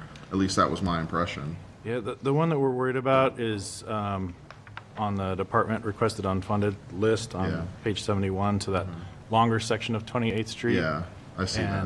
And so we're trying to figure out how to close that gap. We have ongoing discussions with FDOT too about maybe finding some more money for us to put into it. And we have closed some funding gaps on design. Okay. But it's an ongoing. Okay. And then, so for these projects, like the one that I brought up that had construction funded for last fiscal year, there's not been any rollover drawn out here. This might just be logistics for budgetary reasons, but are we still anticipating it happening in this fiscal year, or are we gonna have to have something written here? So for this specific one, it would be for the grant funding only, and the city match would be in whatever fund we found the funding source for. So if it was in here for this year or last year and it's not there anymore, it means we haven't gotten the grant agreement yet, maybe. So I have to look specifically at that project. Okay. All right. Yeah, I know y'all are doing what you can given the turmoil around projects like this. Yeah. But I got to continue to advocate. This project's been important to, people in my district for years now. And I was really hoping to see ground being broken this year. I still hold out some hope for it, but, it's been frustrating, and I've expressed that in a number of ways. So, all right, that's all I had. Thanks. I'm sure other people. Thank you. Councilmember Gabbard. Thank you. Evan, is this where the 3.6 million that we got from U.S. Department of Transportation for the speed reduction project for Riviera Bay, and there was another neighborhood as well that was going to share in some of that? Is this where that would be in the budget? Because I didn't see it. We don't have that agreement yet either. Okay. That's one of the ones that just got announced, so we're waiting on that. Yeah, it got announced in November, and we were asked at Riviera Bay's meeting the other night about an update on that, and I hadn't heard jeopardy on it yet, so. We don't have a draft agreement yet or anything. We haven't gotten a new draft agreement for anything since the administration change. Okay. And one of the draft agreements we got last year is on hold. We have a discussion tomorrow with our contact at USDOT. And the good news is it's the same person we worked with last year, so they're Okay. still there. So we should figure out more information soon. Okay, if you have an update for me, if you wouldn't mind to reach out and just let me know, because we did get asked the other evening about that, so. Okay. Thank you. And technically, once we have the grant agreement ready to go, we'll do the supplemental at the same time we go take it to council to accept the grant agreement. Got it. Okay, perfect. Thank you, Chair. Thank you. Vice Chair Hanowitz. Thank you, Chair. So we all get calls on bicycle and pedestrian safety in our districts. It's a priority for everyone. And it is frustrating. I'm not saying it's your fault, but it is frustrating when I look at our adopted budget and you look at the numbers, and the estimate for 2026 was 2 million. The estimate for 2027 was 3.4 million. This is from FY25. And then you look at this CIP, and those numbers are not even close. I mean, it's a huge difference between our budget book I'm looking at the fiscal year adopted budget FY25 and looking at these numbers. I can put together a project-by-project update for you all and look into some more details that might help explain that. Yeah, that would be great, because we all get the questions, and it would be good to have that understanding, because when people look at our budget, our adopted budget, and they look at those numbers and what is expected, and then you look at now our CIP right now, it's just very different.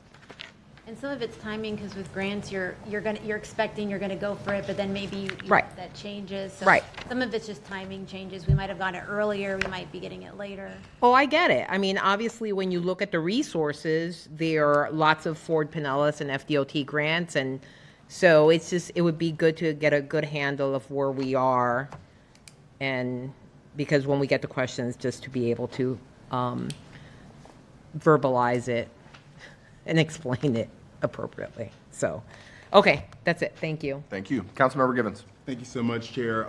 I echo the comments of those who've spoken before me, especially Councilmember Floyd. You know, I hear from my constituents all the time, we need to prioritize bicycle and pedestrian safety. That is something that's very important to me. I have the opportunity to ride the bicycles with some of the neighborhoods, and I've seen the hazards. I have seen accidents firsthand. And I always say our budget should reflect our values. We should prioritize. We always say that we want to be this walkable and bikeable community, right? So I think this should be funded. I'm thinking about something as simple as flexible posts, planters, things like that. Is there a reason why we can't look at those busy thoroughfares and that are very accident prone, like 28th Street, 38th Avenue South, 16th Street, 9th Street? Can we designate just certain hot spots? I heard that phrase mentioned earlier, and hopefully just work on making that area safer instead of the whole corridor. And if I said, again, these are just grants that we are going out for, so the projects that the city funds are gonna be in a different different thing. So we don't really have control over these funds. It's whether or not we get the grant or if there's grants available. So for those types of funding, it's going to be more in 3027, which is one of the penny funds, or in one fund we'll come up to soon where we have the transportation impact fees, or general capital improvement if we have general funds available to transfer. I appreciate that clarification. Thank you. Thank you, Chair. Thank you. Councilmember Driscoll, did you have something? Yes, thank you. So Councilmember Floyd, which project was it that you were referring to? 13th Avenue, I'm sorry, 28th Street North from 13th 28th, Avenue okay. to Central. First. Okay. Sorry, yeah, First. There's one listed under unfunded that just says Avenue South, complete streets. So this was a little hiccup when we turned it into a PDF. If you look at the first one after South, that 18th. Oh, should- 18th. It should go Okay. down. We tried to catch that, but we missed one this year. 18th. Got it. And while I'm thinking about it, I forgot to tell you earlier, on page 47, the Bartlett Lake Salt Creek Pump Station description, it describes a new master lift station, but that's actually a pump station. You see that? Yeah, we'll get with Burjesh to make sure we have the right terminology. Yeah. Okay, great. That's not what I'm here to talk about. So these, I know that this is really, this is really confusing to look at because of the grant situation. What can you tell us about, and I love the idea of doing like a little project by project update. The new notice of funding opportunity for Safe Streets and Roads for All came out April 1st. Very exciting that we're finally back to that, because that's a newer program that is actually where we got the 3.6 million before. So with this one, the current one that's due in June, I'm sure they're looking for different things, you know, but we still have the same projects, and we can line it up with whatever this administration's priorities they have today. Are there projects here, are there things here that you see us being able to put in for? Or is there something here, especially the stuff that's unfunded? Can we grab something from there and do a grant request for Safe Streets? Yes, as was mentioned earlier, we haven't gone to the grants committee yet. You will see that 49th Street is partially unfunded. And so we've been in discussions with Fort Pinellas and Gulfport about a joint application for 49th Street South. And I Nice. think that that could score well. Yeah, that sounds good. And that one checks some of the boxes that I know about, so, yeah. That's good. Well, I look forward to hearing more about that, and thank you. You know how we're all passionate about this particular topic, and I hope you're feeling the support along with all the questions. A little hot seat too. That's okay. See you sweating over there. Thank you, Chair. Thank you. All right, I think that's it. Evan, I know my neighborhoods are giving me even more pressure in the last few days, so sorry about that. All right, let's keep going. So on page 72, we have the Tax Increment Financing Capital Improvement Fund. There is currently one project planned in this fund for FY26. It's the Owl Lane Stadium Improvements Project and is funded by a transfer from the Downtown Redevelopment District Fund for $200,000. And if there's other projects that come up during the year, they'll be brought to City Council for appropriation as needed. Council members, any questions? Let's keep rocking and rolling. All right, Wikiwachi, I'll make this one easy. There is no projects funded in Wikiwachi. They go through a different process and come to City Council as they arrive. And I believe this is our last fund of the day. It's the multimodal impact fees. It starts on page 76. There's revenues to the fund include transportation impact fees, You guys are mean. grants, and earnings on investments. For FY26, there's a estimated revenues of $812,000 and projects totaling $850,000. We have $450,000 to for our Complete Streets program, which is in addition to the penny funds that we allocate. We have $250,000 for downtown intersection and pedestrian facilities, $100,000 for traffic safety program, and $50,000 for the sidewalk expansion program, which is also in addition to sidewalk funding that's in the penny funds. And we do have a picture of a complete streets project out at Pinellas Point Drive South. Councilmember Floyd. Thank you. Maybe this is good. I don't know. I mean, I haven't gotten an update. In If a you're while. questioning it, I'm worried. I'm gonna bring up something because yes, we're talking about this year's budget, but we do have like projections, like estimates for the future years. There's a lot of conversation around the multimodal impact fee at the county level. Like, how are we feeling about that right now? Is kind of what I wanted to say. I think that because Ford Pinellas is in the lead on that, and they work closely with us, that we feel pretty good about it. I'm not sure exactly what's going to come out of that, but it could be an improvement I think compared to what we have now. And so I'm optimistic, and we'll learn more in the next 6 months or so. Okay, yeah, and I'm on Ford Pinellas, been having those conversations. I'm optimistic as well. I don't know that they're going to go quite as gung-ho as I would personally, but I'm excited to get us to a point where our fees make sense in the first place, because right now I don't think that they do. But anyway, I wanted to bring that up in the context of just having it in our minds that over the next few years we might be able to accomplish a good bit more here with this fund, and continue to advocate for us to spend it on street safety and complete streets. So I look forward to having that conversation. I don't know how long it's going to take, but hopefully this time next year when we're having this conversation, we're talking about all the wonderful things we're able to accomplish because we think we're going to see more revenue from this. So I just wanted, that's why I think it's good. Yeah, we'll see. All right. Thank you, Chair. TBD. Yeah, I think. Thank you. Any other comments, council members? Thank you so much. Thank you for the presentation. Thank you for all the work. Administration, thank you. And to all the staff that was here, a big thank you for answering the questions and all the work that you do throughout the year on the budget. We're going to see each other in 2 weeks for operating budget. So fun. If there's nothing else for the good of the order, Committee of the Whole is adjourned. Thank you, everybody. Thank you, Chair. Thank you.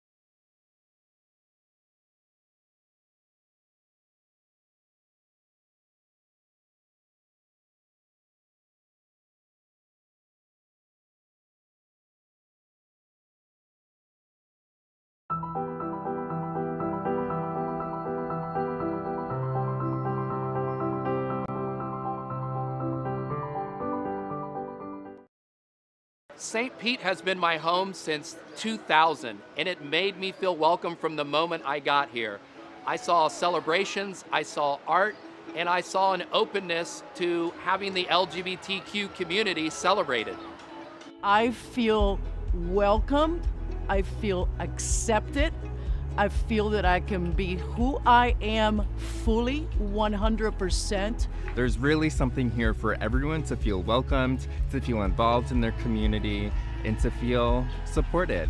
The LGBTQ plus community here in St. Pete is a close-knit group of people. We all work together. We all are here for the same common goal, to feel supported, to feel included, and that makes me feel welcome here in St. Pete. We celebrate Pride every single day through opportunities, support, and community building activities and events. We are proud of who we are and how we live our lives. Thank you, St. Petersburg.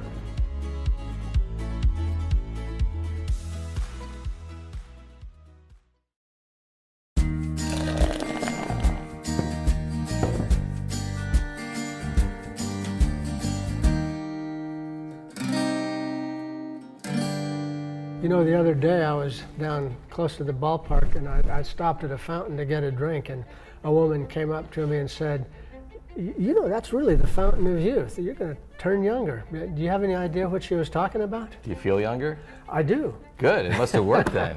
Our first tourist attraction here in St. Petersburg. You know, what allegedly Juan Ponce de Leon came looking for, we have here in St. Pete.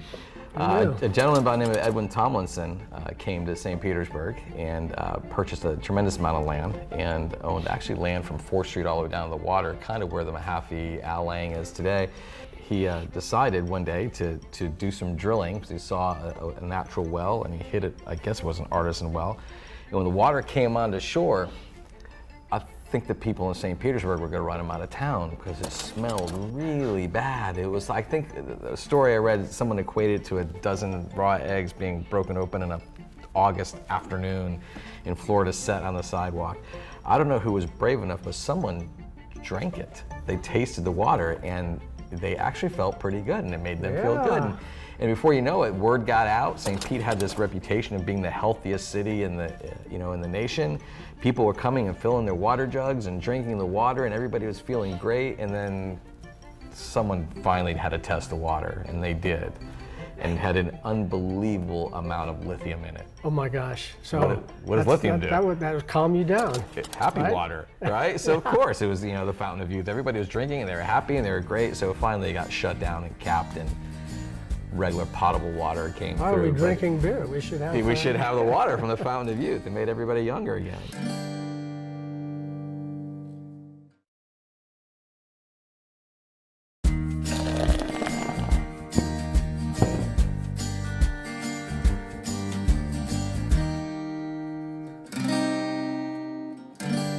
What do you know about the Coliseum? That was a boom time development, wasn't it? It was pretty much the place where people went. Sure. For entertainment. I mean, you hear some of the stories of the bands that played there, and it was amazing. Most of the big white swing bands, I think, played there. And because it was in the segregation area, the counterpart in the black community was on 22nd Street South with the Manhattan Casino. Right. And of course, they had all the big name bands come there and play as well. The Coliseum in the 20s and 30s was kind of like the Amalie Arena of today, where everybody who was anybody musically performed there. But didn't some of the acts perform at the Coliseum and then that same night leave and go play at the Absolutely, Manhattan? they sure did. And sometimes they would gather for impromptu jam sessions in people's houses, I'm told. That's very cool. Yes, it is.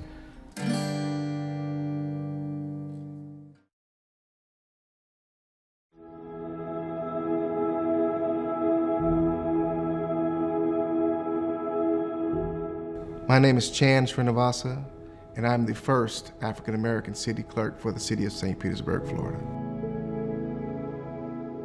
To me, a trailblazer is someone who sets out on a journey to accomplish something. An individual who sees a path or has a path, and even though obstacles may be in their way, they find ways to get beyond those to reach their goal. To me, that's a trailblazer. I began my career 24 years ago on January 26, 1998. It was a cold, rainy day. I started in the Parks and Recreation Department as a temporary employee on the waterfront, cutting grass and maintaining our parks. Throughout there, I developed as an individual, as a person, but also as an employee of the city of St. Petersburg. And from there, in 2014, I was appointed as the city clerk for the city of St. Petersburg. The city clerk is a very responsible role. Not only are we responsible for the legislative issues of city council, but also our city elections. If you look at the history of how elections are, and being the first African American to hold the role of city clerk in conducting our elections in the city of St. Petersburg, it's a significant role because that within itself is literally setting some type of trail for others to follow as well. It dawned on me the day that I got appointed that I'm the first. And being the first, you always want to be the best at what it is that you do. Failure is never an option for me. If obstacles come, you strategize and you adapt and you go beyond them. Personally, my grandfather, a gentleman by the name of Josh Stanford, the greatest influence in my life. Professionally, there were two individuals, Thomas Jet Jackson and Clarence Scott. Jet taught me the importance of community and showing compassion towards people and always making your presence known. Clarence taught me the significance of being not necessarily a perfectionist, but doing your best and also reaching back, helping others, and never forgetting where you came from. St. Pete is progressing, and we're becoming a more diverse and inclusive community.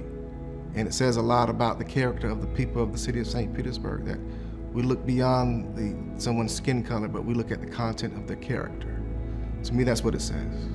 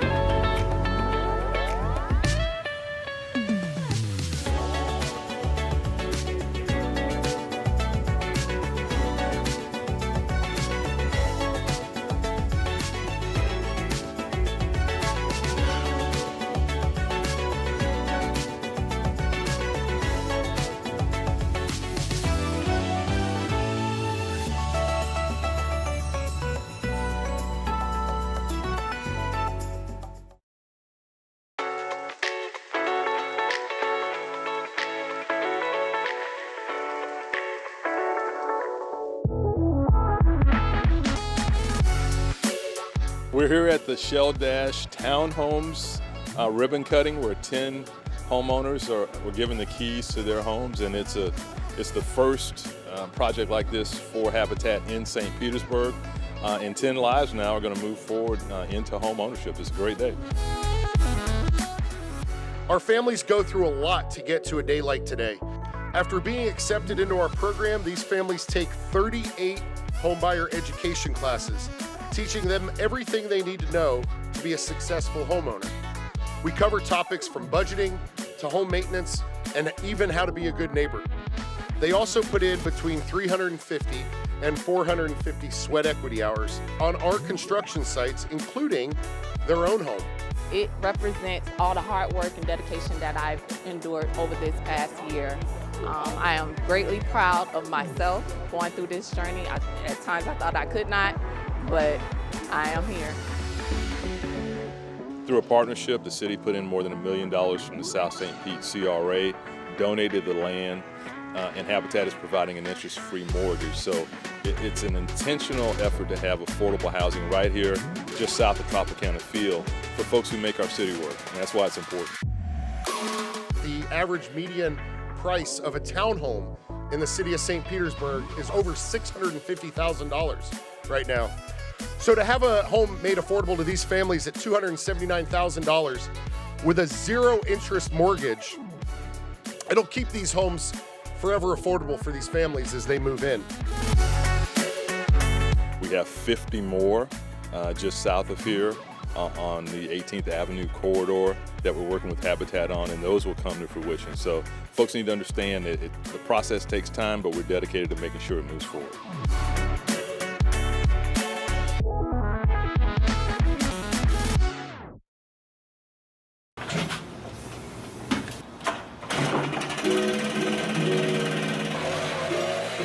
My name is Dominic Colangelo. I am the ground maintenance here for Treasure Island, City of St. Pete. And essentially I make sure this place stays, up and running, clean, help with any little things that may go wrong.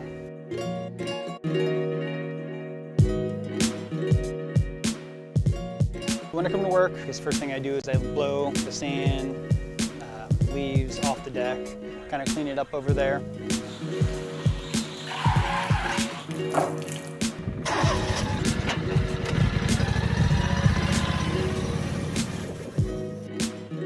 And then after all that's said and done, go down to the beach, make sure everything's all picked up over there, rake the area, make sure it's nice and clean. It's the start of my day. I really do enjoy my job. I get to hang out at the beach all day, meet some interesting people. It's cool. I've had a couple of people come up and they didn't realize this was owned by the city of St. Pete, so we kind of give them the story about it. Mayor John Brown donated this property to the city of St. Pete, and it was basically for the residents, for their families to come to enjoy the amenities that we had here, like the restrooms, the indoor showers, playgrounds. So he donated that to the community. Today's a beautiful day. I love feeling the wind. I love looking at the water when I drive around. It's kind of peaceful. It's kind of like I'm just by myself, getting the job done, but it doesn't feel like work. I like the freedom. I like being out by the water. It's always a beautiful day, and it's something a lot of people don't get to do.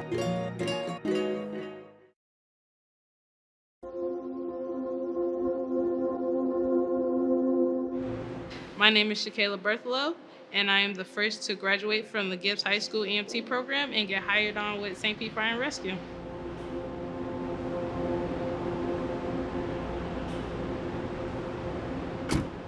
A trailblazer is someone who is a discoverer, a creator, who takes risks. They aren't afraid to put themselves out there, and they're constantly trying to better themselves, not only for personal growth, though, for those around them. They're leading and they're bringing people with them. It's called the EMT program, EMT Preparatory Program at Gibbs High School. It's essentially 3 years long, and you'll go through what's the traditional EMT program that people would do outside of doing it through high school. But the classes that you take your sophomore, junior, and senior year are preparatory classes, kind of set you up for what you're going to encounter when you start EMT school. It was definitely challenging, for sure, and a lot of hardships to get over, but I wouldn't trade it for anything in the world, because it set me up for this. Like, it gave me a ridiculous amount of opportunities, and I am so, so grateful for that. Growing up, I think I had two pretty important trailblazers. One would probably be Shirley Chisholm, who was the first Black female to join the U.S. Congress. It was monumental, especially at that time, because you didn't see a lot of strong Black females in positions like those. And also, Madam C.J. Walker, she's the first Black millionaire in America. She started her own hair care line for Black natural hair. And I think that is also incredible. Those are probably the two biggest trailblazers I had growing up. Just kind of let me know that if they can do it, I can do it, no matter what it is.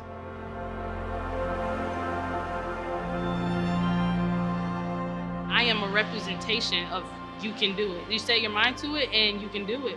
Absolutely, do not hesitate, do it, because you can. So I say for people who are kind of struggling with that, or like struggling with the confidence of not being able to do something, I say just do it. Just do it, because you're only hurting yourself by not doing it. So just put yourself out there. You never know what's gonna happen.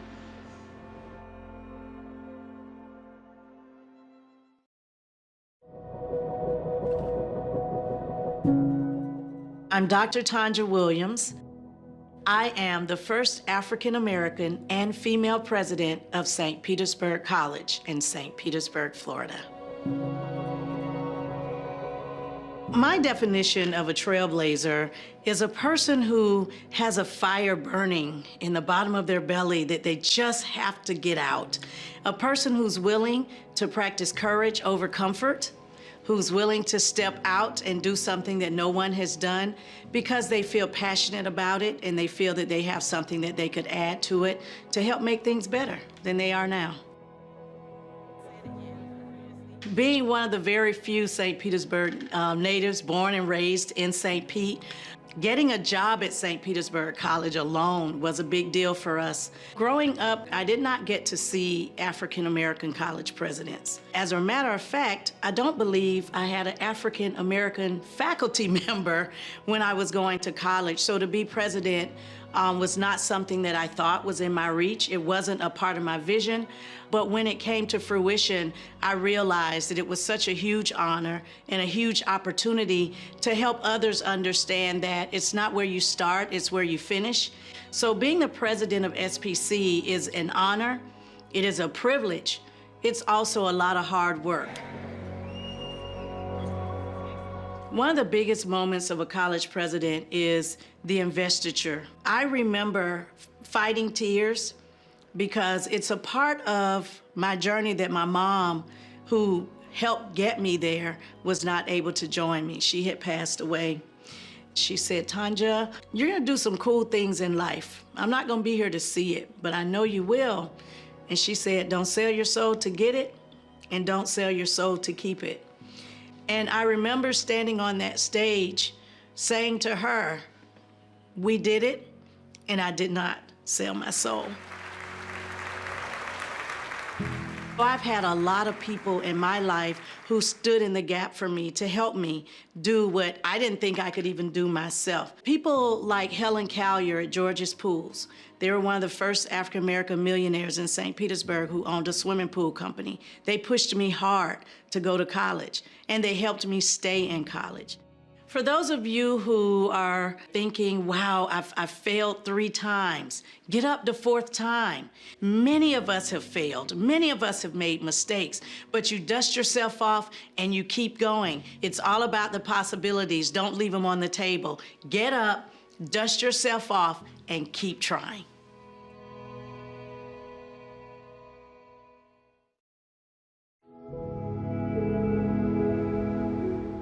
I think a trailblazer is a person who looks at the needs of now without high regard for the status quo or the way we've always done things, but focuses their work on how you make our community better today and for generations to come.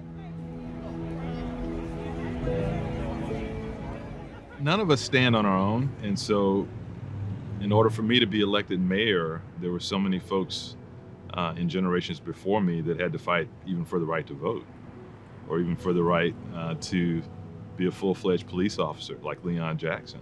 I just looked at myself as the next in a line of folks who are working to move our community forward. Without the Leon Jacksons of the world, I certainly wouldn't be in this position. And without guys like Bob Stewart, former city council member and county commissioner, who's one of my mentors, who served with both me and my father, you know, without those folks also pushing, we wouldn't be where we are today. You know, I attended the last segregated class at Melrose as a kindergarten student, that I'm able to go back to that and talk to those students as the 54th mayor of our city. That's a lot for one lifetime. As I go around the classroom, I do this for Great American Teach-In, and ask the kids, what do you want to be when you grow up? And the last time I went, there were 3 kids that said, you know, I want to be mayor, and 1 young lady who said she wanted to be president. That's what it's all about. It's just making sure kids understand you really can achieve. Progress doesn't happen without someone who challenges the status quo, the powers that be, and speaks up for folks who are largely silenced. There is such a thing as a silent majority, folks who are too busy putting food on the table, taking care of their kids or their parents, to be involved in the political arena. And so the folks that do that represent a lot of folks who can't be engaged. Find someone, reach out to someone that you admire who's made it, and reach out to them. Email, Facebook. I guarantee a lot of folks will actually respond to that. I certainly will if someone's interested in elective office. Reach out, make that first step. Never be bound by the status quo or someone else's opinion of what you can or cannot do.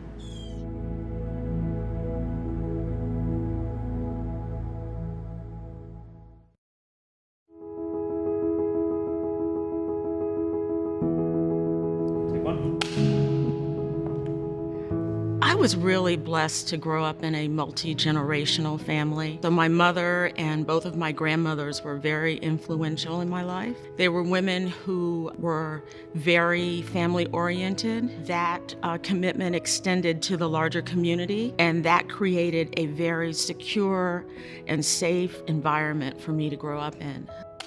Most of us growing up in the 80s were latchkey kids. When I started going home after school, Alone was the very first Oprah Winfrey show. And I really looked up to Oprah in the way she was able to talk to people and learn about lives that were things that maybe I didn't see in my own community. Back in small town Louisiana, opened up a whole new world to me.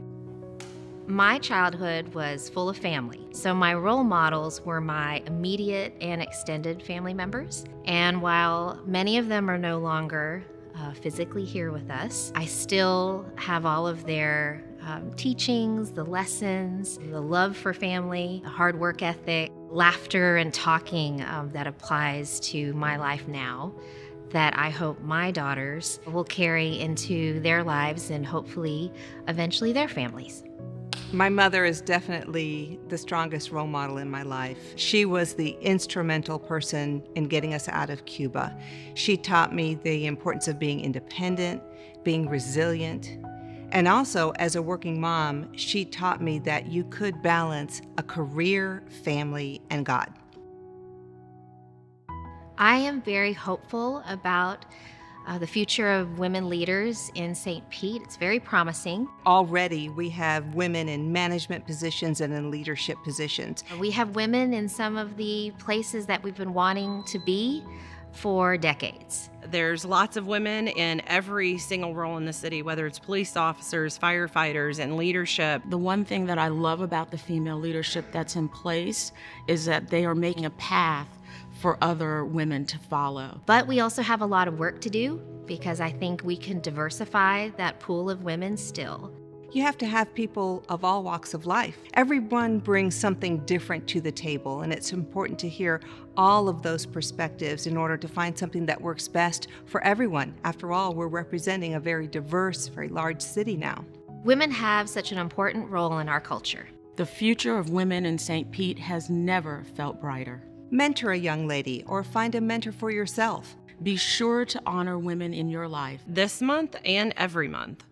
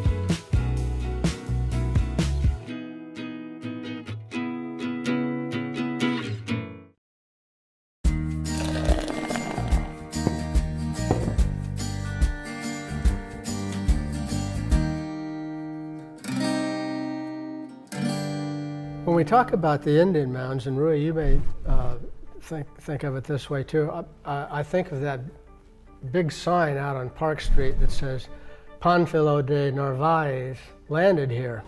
Everyone assumes that they landed somewhere on the Pinellas Peninsula when you can't really say exactly where. There were probably Indian mounds that covered the city from the Coffee Pot area all the way around the peninsula, up the west side of the city to to where Seminole is today, because there's still traces and evidence of them. So there are a couple that remain here and there, but what happened to the rest of them? How come we don't see them in more spots around town? When the automobile arrived in Florida and into St. Petersburg, imagine having an automobile with a tire that's that wide trying to drive up down Central Avenue and around downtown, getting stuck a lot in the sand. So a lot of those Indian mounds were used by city leaders. They used it to actually pave the streets of downtown St. Pete. That's what became of history in that regard, huh? Exactly. Wow. So every time Central Avenue and 3rd Street, when you cross Central Avenue, you say hello to some Indians that may still be there. Who knows? Who knows?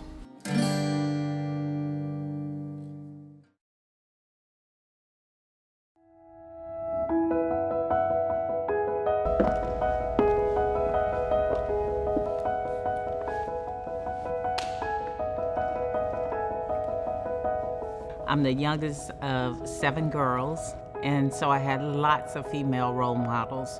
One in particular is most definitely my mother. My mother has always been my strongest influence. I distinctly remember growing up in South America, there were not very many opportunities for women in leadership, and my mom really made her own place. One of my grandmothers had ovarian cancer, and my other grandmother had 4 cancers. In the late 60s, went in for a lumpectomy. They did a double radical mastectomy. She woke up being taken down to her breastplate. For her, that was incredibly humbling because her whole identity was being in the community, and she felt embarrassed, and to some extent that her womanhood was gone. And so watching her overcome that and thrive was really, that was inspiring as well. Growing up, I really admired one of my high school teachers in particular. She was this incredibly brilliant woman who was tough, who was smart, and who also would give everything to help her students.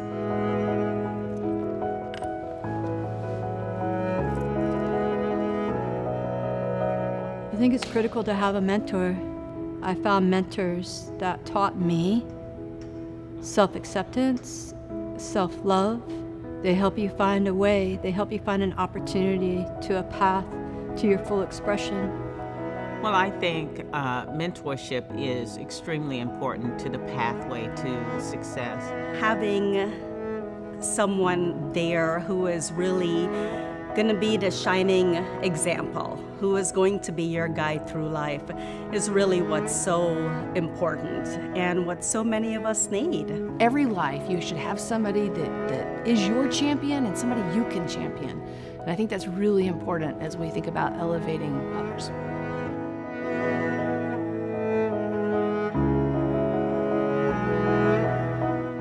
Oh, St. Petersburg Leadership for Women is outstanding. I think we are positioned perfectly. I feel so very fortunate to live and work in a city like St. Pete that's inclusive, that's progressive.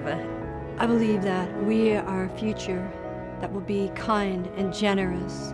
There's great support amongst the women leaders to collaborate, to make a difference, to solve complicated problems, and they're brilliant, brilliant women. This community has not just great women leaders, but a platform where they're elevated and able to do things that are meaningful and that really impact our community. And that's part of the reason it's such a phenomenal community. Women have such an important role in our culture. The future of women in St. Pete has never felt brighter. Mentor a young lady or find a mentor for yourself. Be sure to honor the women in your life this month and every month.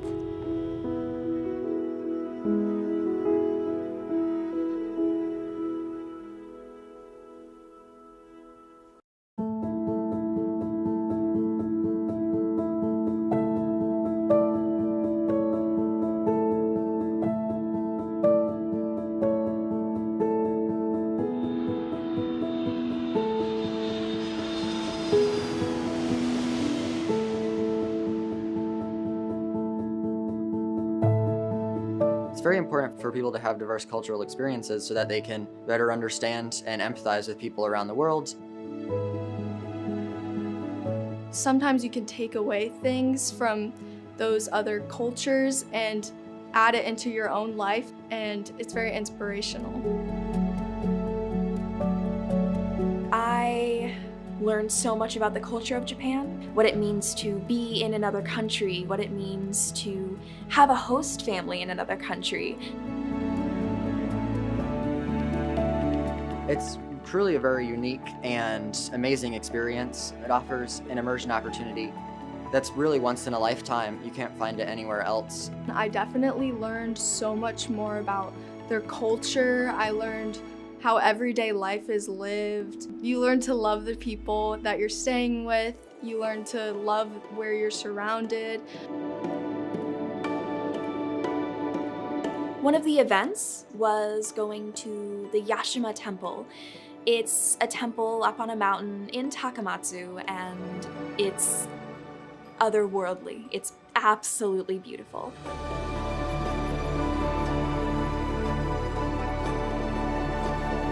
I'd only really seen photos of the temples before, and it's quite a different experience seeing them in person. I just remember it was so beautiful, and the more temples and things like that you visit, the more you appreciate the culture and appreciate the historical significance of Japan. This is maybe a once-in-a-lifetime program. Even though Japan is on the other side of the world, I have another host family out there. I have another family out there. It's really a great opportunity to exercise that interest in culture and learn more about Japanese culture specifically. Not only is it educational, but it's also inspirational. It really inspired me to get out and travel more. And there's so much more for the world to see, different cultures, different foods, different lifestyles. And it's just so important that people realize and seek the world around them.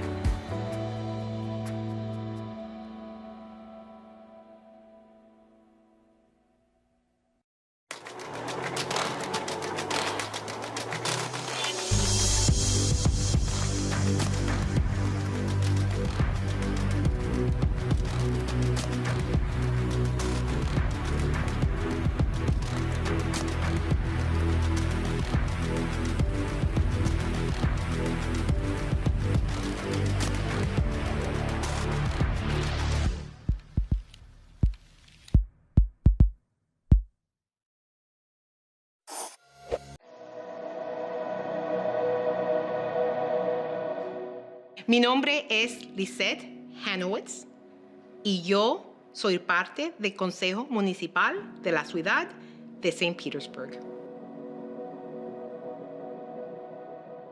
To me, a trailblazer is someone who sees opportunities that others can't see. Sometimes they see a world that doesn't exist. And I think people that are trailblazers has this burning desire inside to do something. And that doesn't end when they blaze that first trail. I see more and more people coming from different places and calling St. Pete home. And I think our city council is reflective of that. It's shocking, but we're still in an era where there is first. What really became clear to me what my trailblazers were as I got older is my mom and my family. You don't appreciate the struggles they go through until you're older in life, and then you can see how difficult it was for them. And my family came from Cuba in the 60s through the freedom flights, and they left the country to go to another country where they didn't speak the language, completely different culture, and brought nothing with them and started anew. And if that's not a definition of a trailblazer, I don't know what is. My mom passed away last year. And when I won the primary, my mom was alive, and I was able to share that with her. And I wish I would have been able to share it with her that I won. The fact that my family left Cuba for freedom, And here I am being an elected representative. My family left a place where there are no elections. And I was elected to represent our city. That made me very proud, and I wish my mom would have been able to see it. It made me so proud that my daughter saw me be elected. She was so excited, and all the other little girls, her friends. And in me, they saw themselves. And I think that's important because there were times when I was a child, I didn't see elected representatives that looked like me.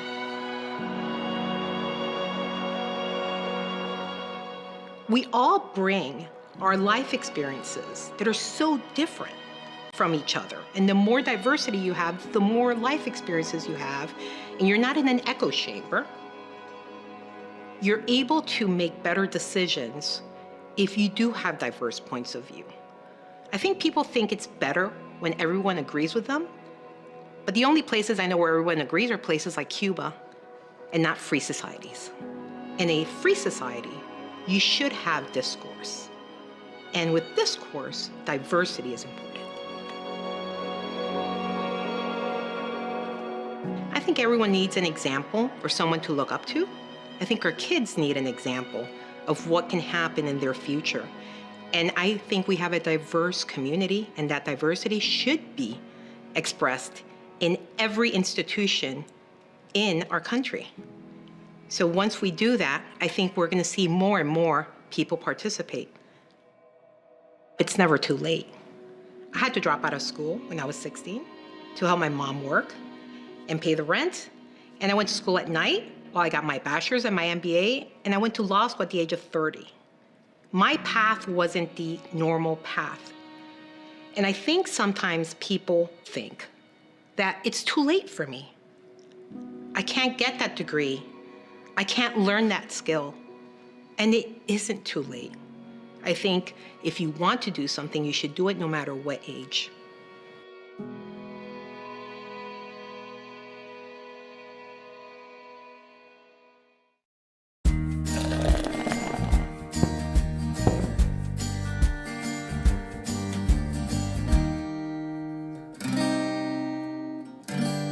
Wardsville, that was actually named for perhaps a businessman and his wife who was maybe for a while the postmistress in town. They took care of everybody's mail here, and we needed a name, and we were Wardsville until, you know, the magical day where we became St. Petersburg. And speaking of that, how did it happen? That's a great story.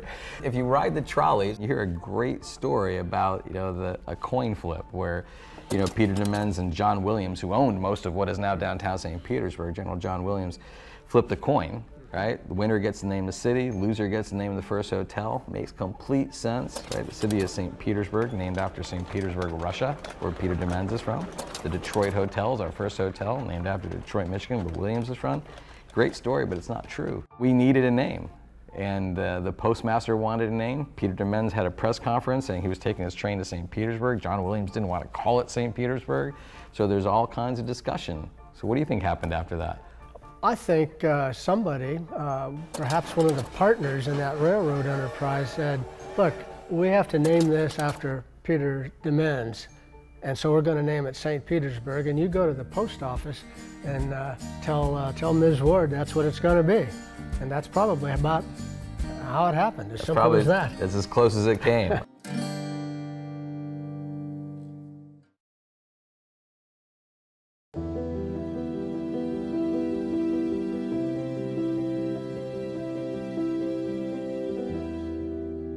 So Bobby, how has St. Pete's history influenced you as a creative, as an artist? Well, two things. When we still lived in the one-bedroom apartment, my mother was going off to work. She worked as a domestic. She was taking the bus, and she was leaving out the door, and then she turned around, and she said, you know, Bobby, she called me Bobby. She said, and she put her hand on my face and said, we must stay in our place. And I didn't even think I understood what she meant. I've later come to understand, she said, he's an inquisitive, investigative child, and he might get into situations he is not equipped to handle.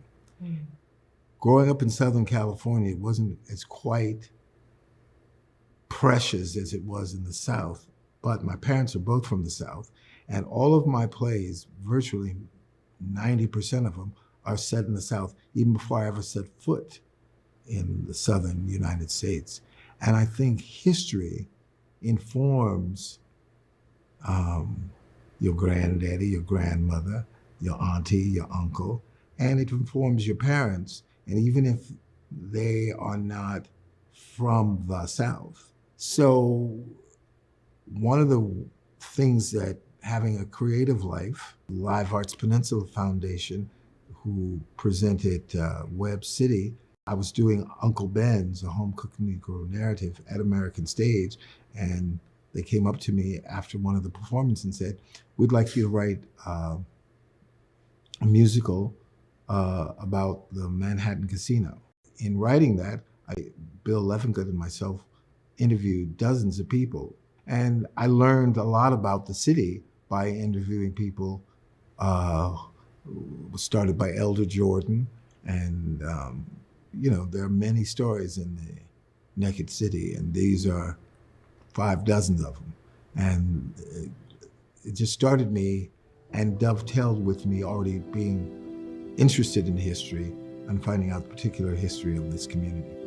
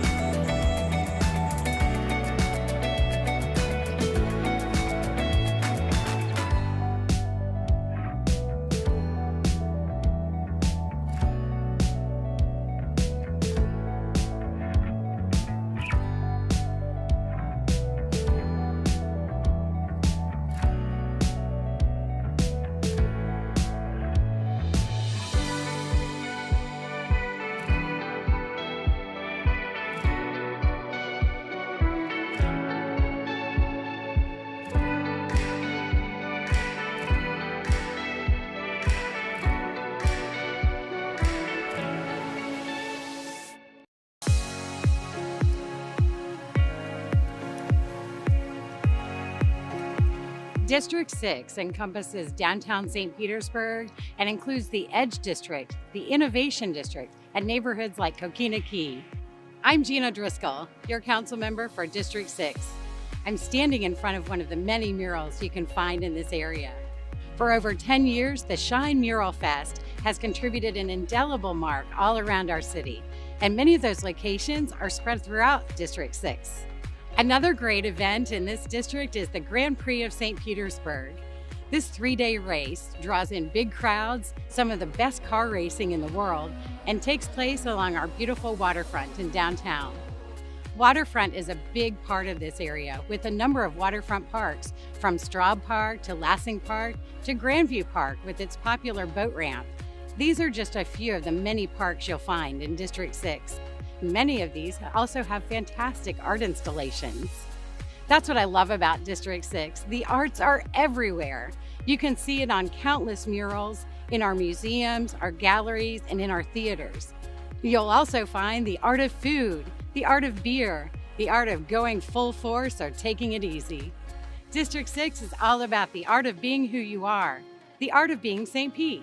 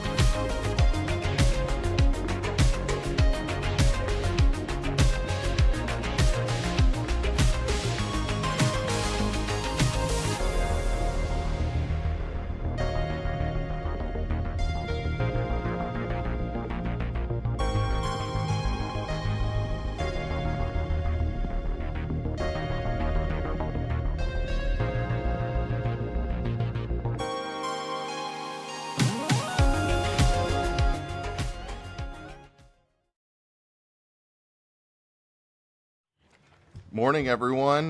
We're calling the May 8th Housing, Land Use, and Transportation Committee meeting to order. Will the clerk please call the roll? Floyd. Here. Harding. Here. Driscoll. Here. Gabbert. Here. Dick Sanders. Here. Committee members, we have an agenda before us. Do you have a motion for approval? Move approval. All those in favor? Aye. All right, motion passes. We have the approval of the April 10th, 2025 minutes. Do I have a motion for approval? Move approval. All in favor? Aye. All right, motion passes. Now we're on to our new business for today, which is the Public Scooter Share Program. And we have the Transportation and Parking Management Director, Evan Morey, with us, and Cheryl Stacks as well. So take it away, y'all. All right. Oh, and hold on, unless Councilmember Gabbard, you want to say anything? I mean, I think this item pretty much speaks for Yeah, itself. it's pretty We had a straightforward. fairly good conversation upstairs as to why we were going to bring this forward down here today. So I'll go ahead and turn it over to staff. Great. Thank you. Thank you very much. I'll go over about the first half of the presentation, and then our transportation manager will cover the second half. And we've got some more staff here in the audience that might be able to answer questions if appropriate.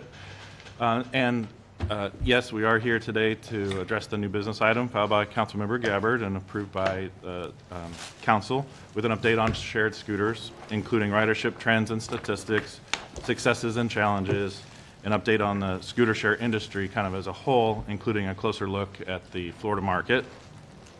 Also similarly to when we came to council in 2022 at the end of the initial pilot, we hope to receive direction from the committee this morning regarding your level of support for continuing offering shared scooters as a transportation option for our residents and visitors.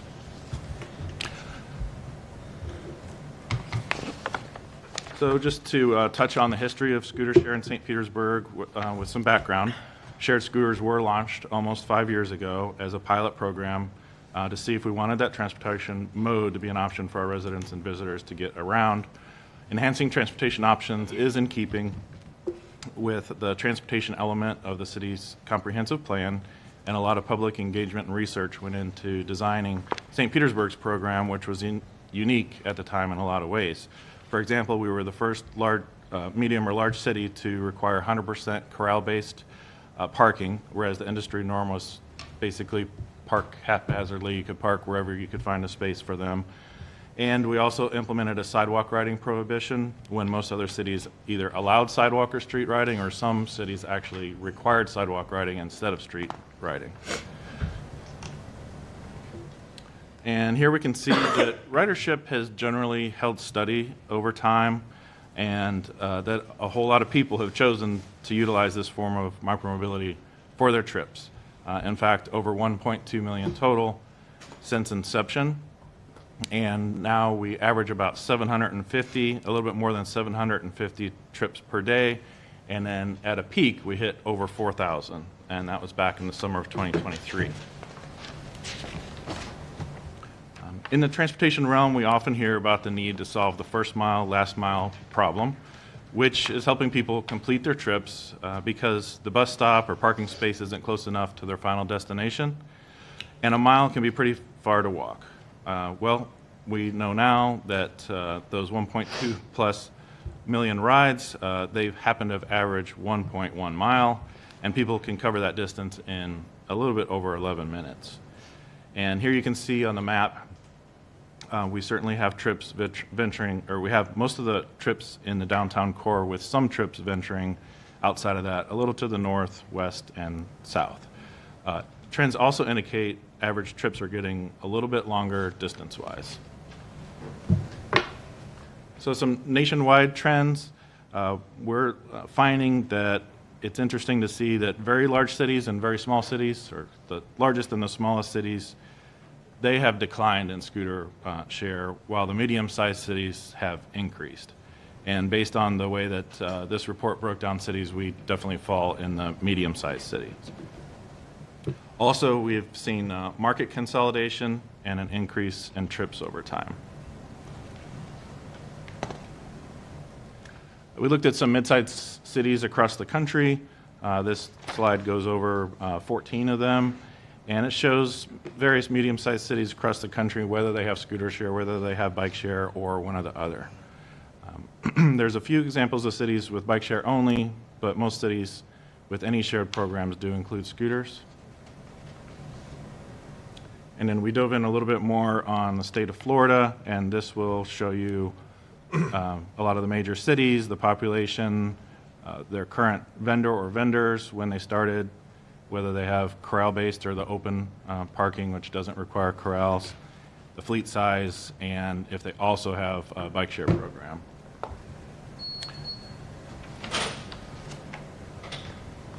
So some of the key takeaways here are that most Florida cities do have scooter share programs, but not all.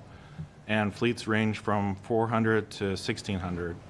And just like across the country, there has been a consolidation of operators. We did find 2 Florida markets that discontinued scooters after having them, either for a pilot or another period of time. And that was Miami due to safety concerns, and Fort Lauderdale that ended a pilot due to COVID, and they just never picked back up that program. One thing specifically about Miami that I'll say about the safety concerns is that they required all riders to wear helmets, and that they weren't getting compliance with that. Most cities don't require that, and it's a really hard thing to actually have happen. So it wasn't happening to their satisfaction. That was one of the reasons that they discontinued it. And speaking to other cities, challenges have been related to ordinance compliance, sidewalk parking, and sidewalk riding. Tampa and Jacksonville started with open parking and then switched to what we do, which is the corral-based. So some program successes. We did get a nice editorial a few years ago when our program was praised for its organization, and we've been happy to have high ridership despite initially having a lot more restrictions than were present in other markets as it relates to forced parking and sidewalk riding. And based on the program's success, our staff has been invited to speak at various state and national conferences to educate other cities about some of the best practices that we did develop here. Another great aspect of our program is that we reinvest the revenues from scooter share into making our infrastructure safer and more inviting, not only for people to ride scooters, but also for people to walk and bike. Of course, not only have there been successes, but there have been challenges, indeed. So we did lose Razor as a provider in 2023. They left the market, and that's why you saw on that earlier chart the rides in red just fell off. They essentially got out of the business and left us before the end of their contract. And just like we see some people making some poor choices when they drive their car or ride their bike, we have had instances of poor scooter riding behavior. The most common improper riding behavior we see or hear about is sidewalk riding. So we've implemented various strategies to deter that riding, including the in-app messages, signs, and stickers that you can see on the right side of this screen. And another challenge we've experienced that we've not always had timely compliance with the requirements to indemnify the city when claims have occurred. We have been tracking incidents in cooperation with the St. Petersburg Police Department, and to date, there have been 19 incidents reported, and about half of those have resulted in injury. One particular operator made a series of bad decisions, which unfortunately did lead to a fatal pedestrian crash in 2023. However, trends are improving, and that there's been no reported incidents involving scooter shares to date this year or any last year. Here's a chart of the years with those incidents, and we wanted to put on here also that in cooperation with City Council, we did extend the hours. We used to cut them off earlier at night, so we extended the hours, and that did not cause an increase in crashes. In fact, you can see here that the peak number of crashes happened in our first full year of service. So that might mean that when they were new, they were more likely to have incidents, and now that they've been around for longer, that people are more used to them, people have ridden them, people know to watch out for them, and now the statistics are better. We don't think that would necessarily indicate that they will never have an incident again, but they are heading in the right direction. Regarding that curfew, we do have 3 hours every night that they're not allowed to operate. That's one of the safety features of our program, and we have been told that we're unique. Most cities just have 24/7 operation, but we wanted to have the scooters turn off at about the same time as everybody has to leave the bars at 3 o'clock in the morning. And from here, I'll turn it over to Cheryl. Thank you. The latest RFP was similar, but not quite the same as the one that we conducted in 2020, including the same speed limitation of 15 miles an hour for the devices, geofencing capabilities, the requirement for ID scans, and in-app quizzes to ensure all riders know what's expected of them before they ride. In order to help address the indemnification challenges, we have had them draft we had the draft terms and conditions included. They've been enhanced in the agreements from what we expect to bring to council. The results of the latest RFP resulted in the committee recommending 2 operators for award, Lime and Spin, which would have equal shares of the allowable fleet size, which is initially 900, which is close to what we have right now. And that allows and they have some flexibility to increase the fleet size as more corrals are added. And the proposed right-of-way fees are consistent with what we have experienced in the past, generally about $250 per scooter per year. Like we had initially, 2 vendors are being recommended, which likely helps keep prices to the consumers down and helps provide people with more options. However, since Lime is already the bike share operator, this doesn't necessitate coordination between 3 different companies trying to use many of the same spaces, which could be a challenge kind of administratively. A little bit about Lime. They're already in St. Pete, as you know, with Bike Share. The same program manager is expected to oversee both programs, scooters and bikes, and we expect to see a lot more robust community engagement from them with their hire of a junior operations coordinator. Here's a picture of the standing and seated devices, with the standing device making up most of the fleet at first. One thing that we really like about the new this device here is the camera-based sidewalk riding technology, which helps us detect and enforce the no sidewalk riding rules. And they'll couple that with an education program to remind users about sidewalk riding. Lime's base rate to the consumer is the same as their bike share rate for consistency, but they'll offer several packages and discounts that reduce the overall cost to the consumer. Lime plans to offer a monthly, what they're calling a First Ride Academy, and their access program for low-income individuals is really generous at 70% off. This is going to be integrated with the Transportation Disadvantage program with PSTA, where users are automatically enrolled to the Lime program, so that would reduce a barrier to entry for access to the discounted program with Lime. Spin has been around about as long as Shared Scooters, but the current company structure is younger. They have a presence in several Florida cities, including Tampa. Spin uses an all in-house staff and is committed to work closely with St. Pete Works for hiring residents of the South St. Petersburg Sierra. Here you can see the seated and the standing scooters, and they'll start with a 70-30 mix of the devices.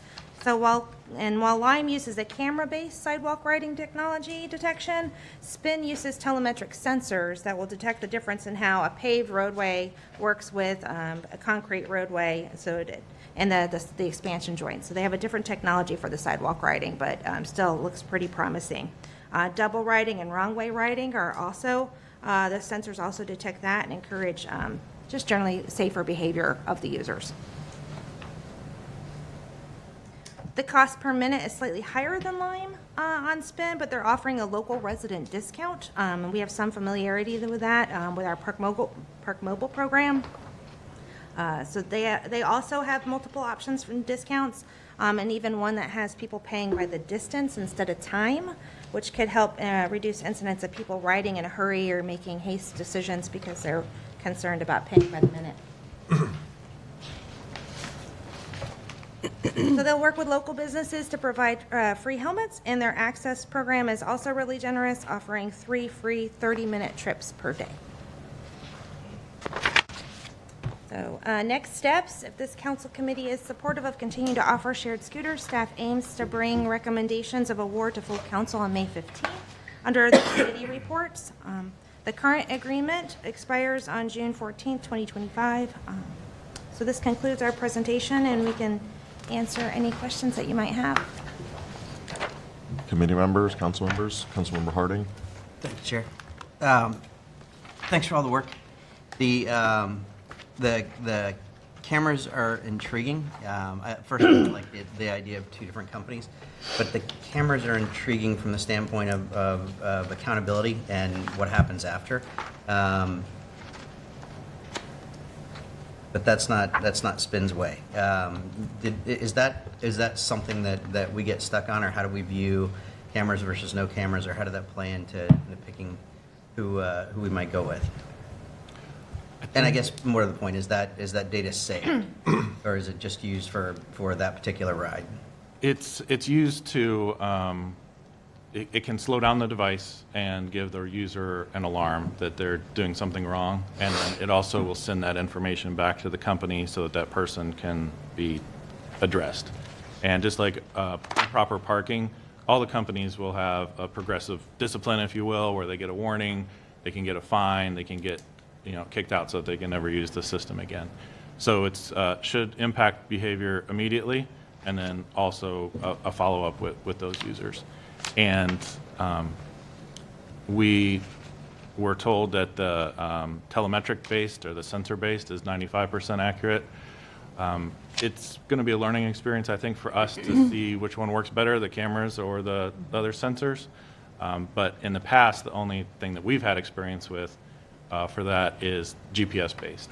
And when we have as many buildings as we do downtown, GPS isn't always accurate. So we're looking forward to trying new technologies to reduce and eliminate the sidewalk riding. Thanks, Evan. Safety and the future of safety. Did either company address where the industry is going in terms of it's a scooter, that's what it is.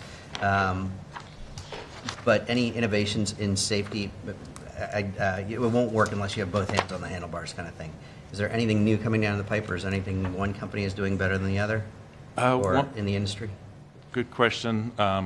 There's a few things. I know Cheryl picked up on the swept handlebars as an improvement in how riders will feel and be more stable on the device and be able to maneuver, reduce crashes that way. One of the things that we didn't talk about, but that Spin is offering that I've wondered about for years is detecting when there's more than one person standing on the device.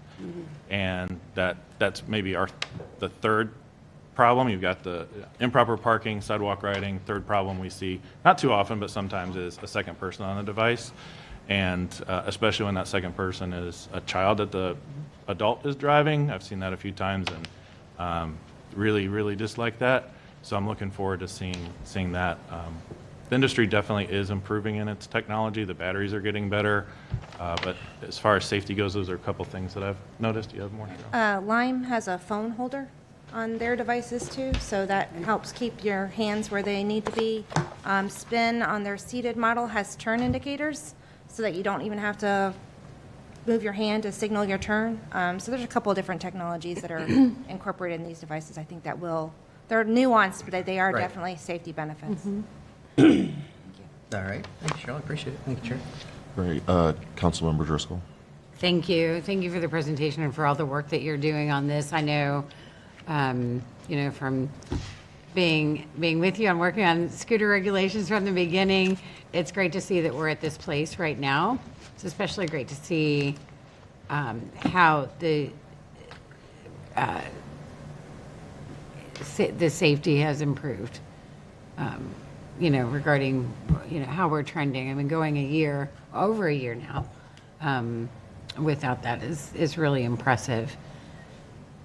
I think the accidents and the incidents that we saw at the beginning, I mean, there's a learning curve, and a lot of the sidewalk riding that we see is also a learning curve because, as you pointed out, there are other cities that actually encourage or require sidewalk riding. So if you have someone who has recently moved here or is visiting, they may not know that our rules are different. So you have to take that into consideration as well. I like seeing that we will finally have a seated scooter option again. That tends to be much more desirable for, a good number of our residents who otherwise might be a little bit nervous about trying it. And I've done both, and I see the benefits of both, especially if you're using it to go to Publix and you can put the stuff in the basket, but then being seated, you have a little bit more control with your center of gravity being more focused. So anyway, I love that idea. It's really interesting to see how the technology is moving forward to increase safety and to help enforce those regulations that lead to safer practices. The Lime access, I wanted to ask you about that. Does that program apply to the e-bikes as well? It's modeled after the same one. So yeah, so they offer Okay. 70% discount right now on the bike share. They'll offer that 70% discount for scooters, and then they'll automatically enroll everybody. Yeah. So Okay. it'll go across the different programs. Okay, great.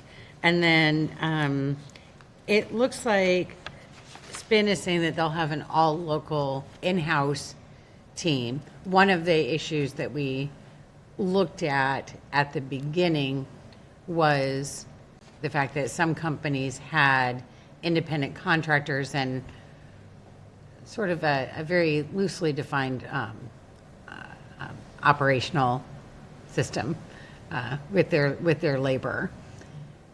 And the companies that we contracted with back then both had in-house teams. So they were all employees of the company. Is that the case with this? It looks like Spin is. It looks like Lime is going to try to get there. Tell me what that looks like. So yeah, good point. Spin has made that commitment, and Lime uses a combination of in-house staff and another company that they subcontract with. So they're not necessarily like gig workers that we saw in the industry 6 years ago or so, but they do use a subcontractor.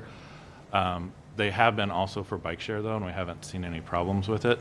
So I think when it came to evaluating the proposals, that Spin likely got some extra points for that versus others, but so far it hasn't been an issue for the bike share. Okay, good.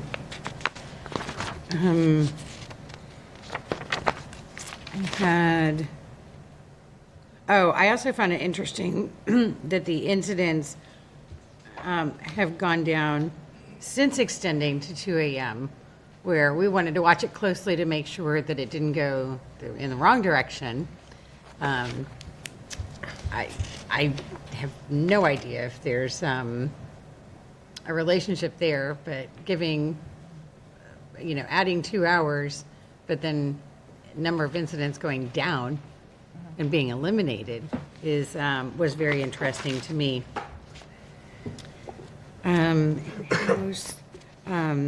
I also appreciate the data sharing that Spin is offering for PSTA. I think that's really important. Is Lime looking at doing that as well? Yes. Okay, great.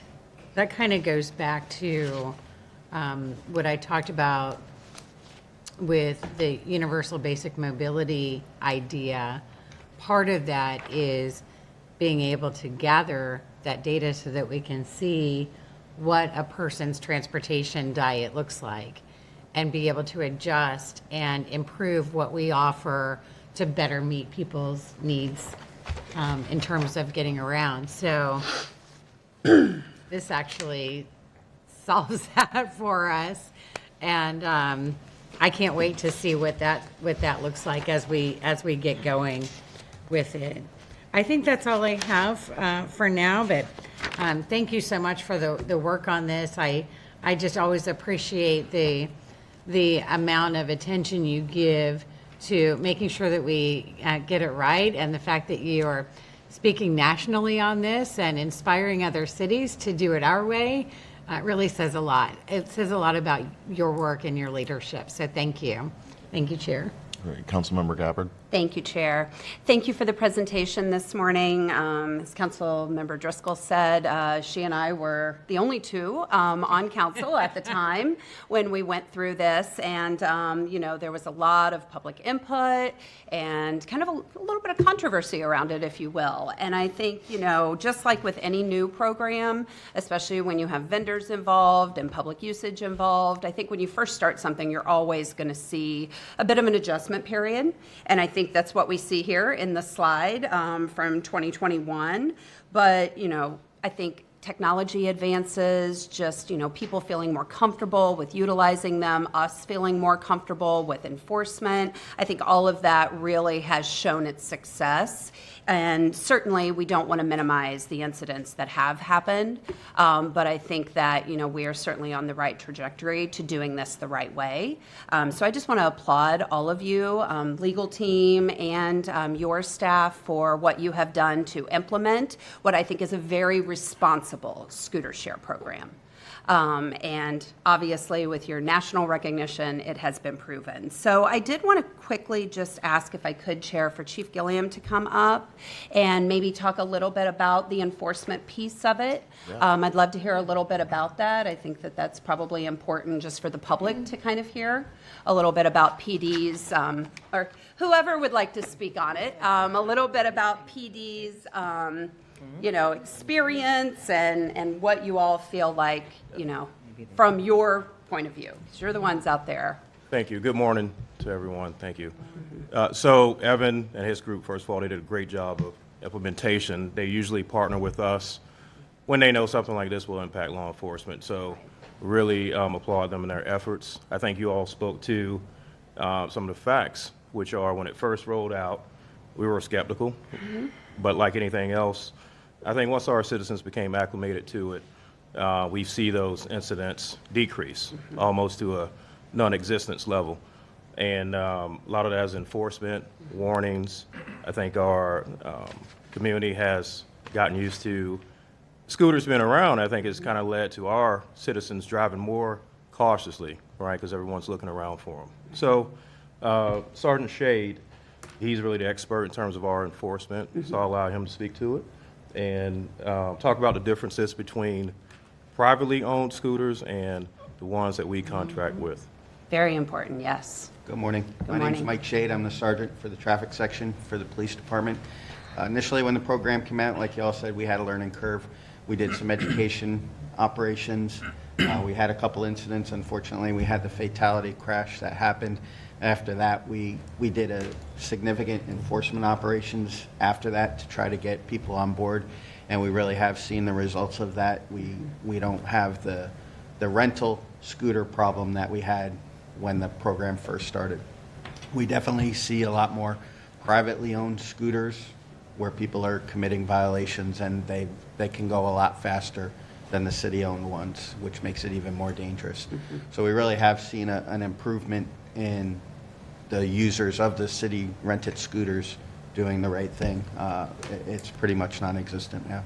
It happens, but it's not where it was at the beginning of the program. So what I'm hearing is maybe an opportunity as we refresh our agreements and we bring on a new operator that, maybe we could do a PSA just kind of out to the public about scooter responsibility. Certainly I think that usage may tick up a little bit in the summer when kids are out of school and they're looking for more things to do. So I would love to see us do some sort of marketing campaign around that, just so not only, to your point, we are collecting those who are renting the city-owned facilities, but we're also with their private usage.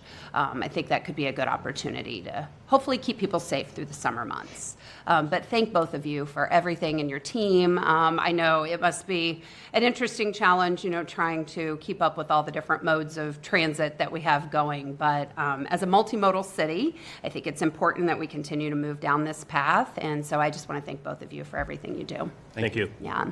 I have a question for legal about the timely compliance with requirements to indemnify the city when claims arise.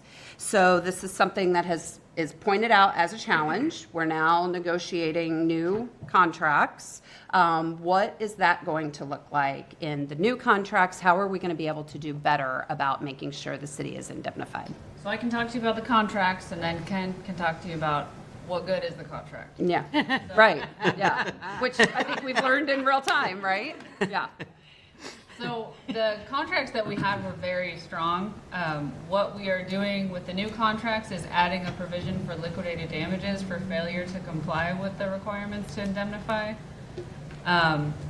So it would be if there's a failure to timely defend or a failure to indemnify, or if the operator tries to get attorney's fees from the city, there would be a $10,000 liquidated damages per claim. So each time that happens, there would be liquidated damages of $10,000. So Ken can talk about, the fact that we already have really good terms and conditions, and then that's it for us. Right. So good morning, everybody. Obviously, I'm in the litigation department along with 2 other lawyers in our office, and we've had 4 significant cases involving scooters where what we do when we get a case and we have a contract previously is we send in a request that the scooter company defend and indemnify the city as the contract requires. Normally in those situations, when there's a contract, people just pick it up, you do a pass off on the case, and that's the end of it. Virtually all of our scooter cases, we've gotten pushback, and we've had to file third-party complaints or cross-claims against scooter companies. We've had to litigate. We've had to take depositions of scooter company representatives. And we've actually spent more time litigating the issue of the indemnification than we have the actual injuries that a plaintiff sustained. Now, I will add that we haven't had any new ones in the last, it's probably been a year and a half or so, since we've seen a new scooter case of that nature. But that has been problematic. We thought we had a good contract, and if somebody's not going to comply, it's just legal fights are legal fights, and they go on and on. So that's the short version. Okay, very good. Well, it's good to hear that there is going to be a little bit more tighter language around the liquidated damages, because I very much remember the conversations early on about this piece of the contract. And I think we felt that, okay, like this is as protected as we can be, but then to see it actually play out over 5 years, just to kind of understand what more from a legal standpoint we can do. So thank you for trying to be prudent, recognizing that lawsuits will happen regardless of what we try to do, right? So, all right, well, thank you for that. I just have a couple more questions specific to kind of the operations side. So in the RFP, Evan, it was asked about age ID scans. Is that going to be something that both providers will utilize? Yes, that's been a part of the program, and it will continue. Okay, and 16 is the age, right? 18. I couldn't remember that part. Okay. All right. So we hope by 18 that they have a ID of some sort that they can scan. So, and it has to be a state of Florida ID, just like a regular. It doesn't have to be a driver's license, but it could be an outside Florida also. Okay, so some sort of state ID. It's age verification. Got it. Alone. Okay. It's not just a, are you 18 to drive, click, right? Okay. Now, one of the things when I read through the presentation that, if I'm putting my, I'm a writer and I'm looking at this, it's kind of confusing as to the different operators and their different rates and all of that. I'm sure you guys have worked really hard to try to kind of bring them more aligned. Is there any more room for alignment in their fees and discounts and things like that? Because if I'm, going to be a writer, it's a little confusing, to see who has the better discounts and all of that. So what does that look like? We could have those discussions. What our approach has been that, especially if you have more than one operator, you can have competition and hopefully keep down the prices. And we kind of envisioned that individual users will have their favorite company. They probably won't switch between the two. Based on like app preference and user preference and things like that, more so than the rate necessarily? Right. I mean, they're similar. It's probably if they already have the app on their phone, Lime might have a little bit of an advantage here because of that with the bike share. But we don't see nearly as many rides on bike share as we do scooters. Now, Spins in Tampa, so I think probably a lot of people in St. Pete probably have that app on their phone. And just give people like options, and I don't know if it's necessary to make them exactly the same. We haven't been like overly controlling of the rate, but as we look at the different companies, that was part of the evaluation process. Okay. So I don't know. It's a Yeah. good question. I don't know if we want to force them to be the same. Or, Yeah, and or not. I don't expect them to be, like completely identical, because I do support the competition piece of that. I'm just thinking simplify a bit. Now, on your slide, the line for the rates, it says additional discounts could be offered based on certain conditions. What are certain conditions? So they had a couple in there where, like, if they could offer air quality days, where if the air quality was not so great, they could offer a discount that day. They offer different discounts to different events. Last year they did Lime to the Polls, so they offered free rides if you're going to a polling facility, and we ended up putting more bike racks and kind of introducing hubs at those polling locations. So it's those kinds of different opportunities that they have available to us. And if you're a subscriber to Lime and you have, your notifications turned on from your app, and it is a day where they're doing, special rates or something, would the app notify the user that today you could get free rides to, I don't know, a festival at the Vinoy or something like that? I think that's generally how it's handled. Okay. All right. Very good. And then my last question, I have to ask it. I think I always ask it when we talk about scooters or bike share is there any plans to expand at this point in time into other parts of the city? Good question. I think we can answer that with twofold. One is that we are most of the way through designing an additional, how many corrals? 18? Or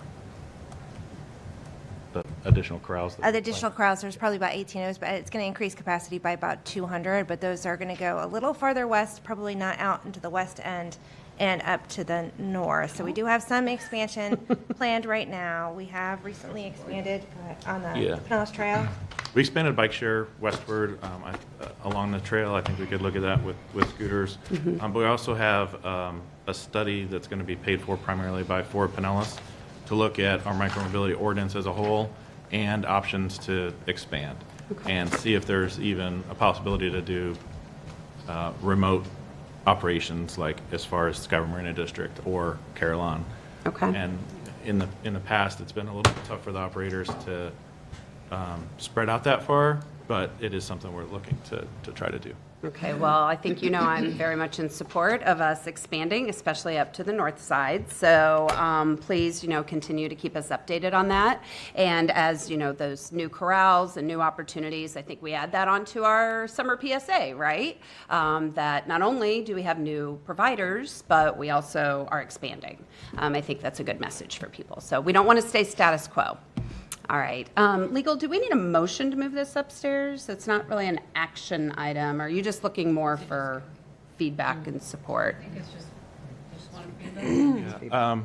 Well, we had a couple of paths forward. One would be, we really wanted to get direction, which I think we've heard from council, that we do want to continue offering this. But we do have the deadline of the current agreement coming up pretty soon. So one option would be this committee to request approval by the full council at the committee report next week. That can come out of these committees. The other would be if we go through the normal process and turn it in 2 weeks early, then that would be June 5th. Oh, yeah, that's a little close. bit of a tight. So I'll move approval that this be added to the committee report for next week's council meeting. Okay, great. Thank you, Chair.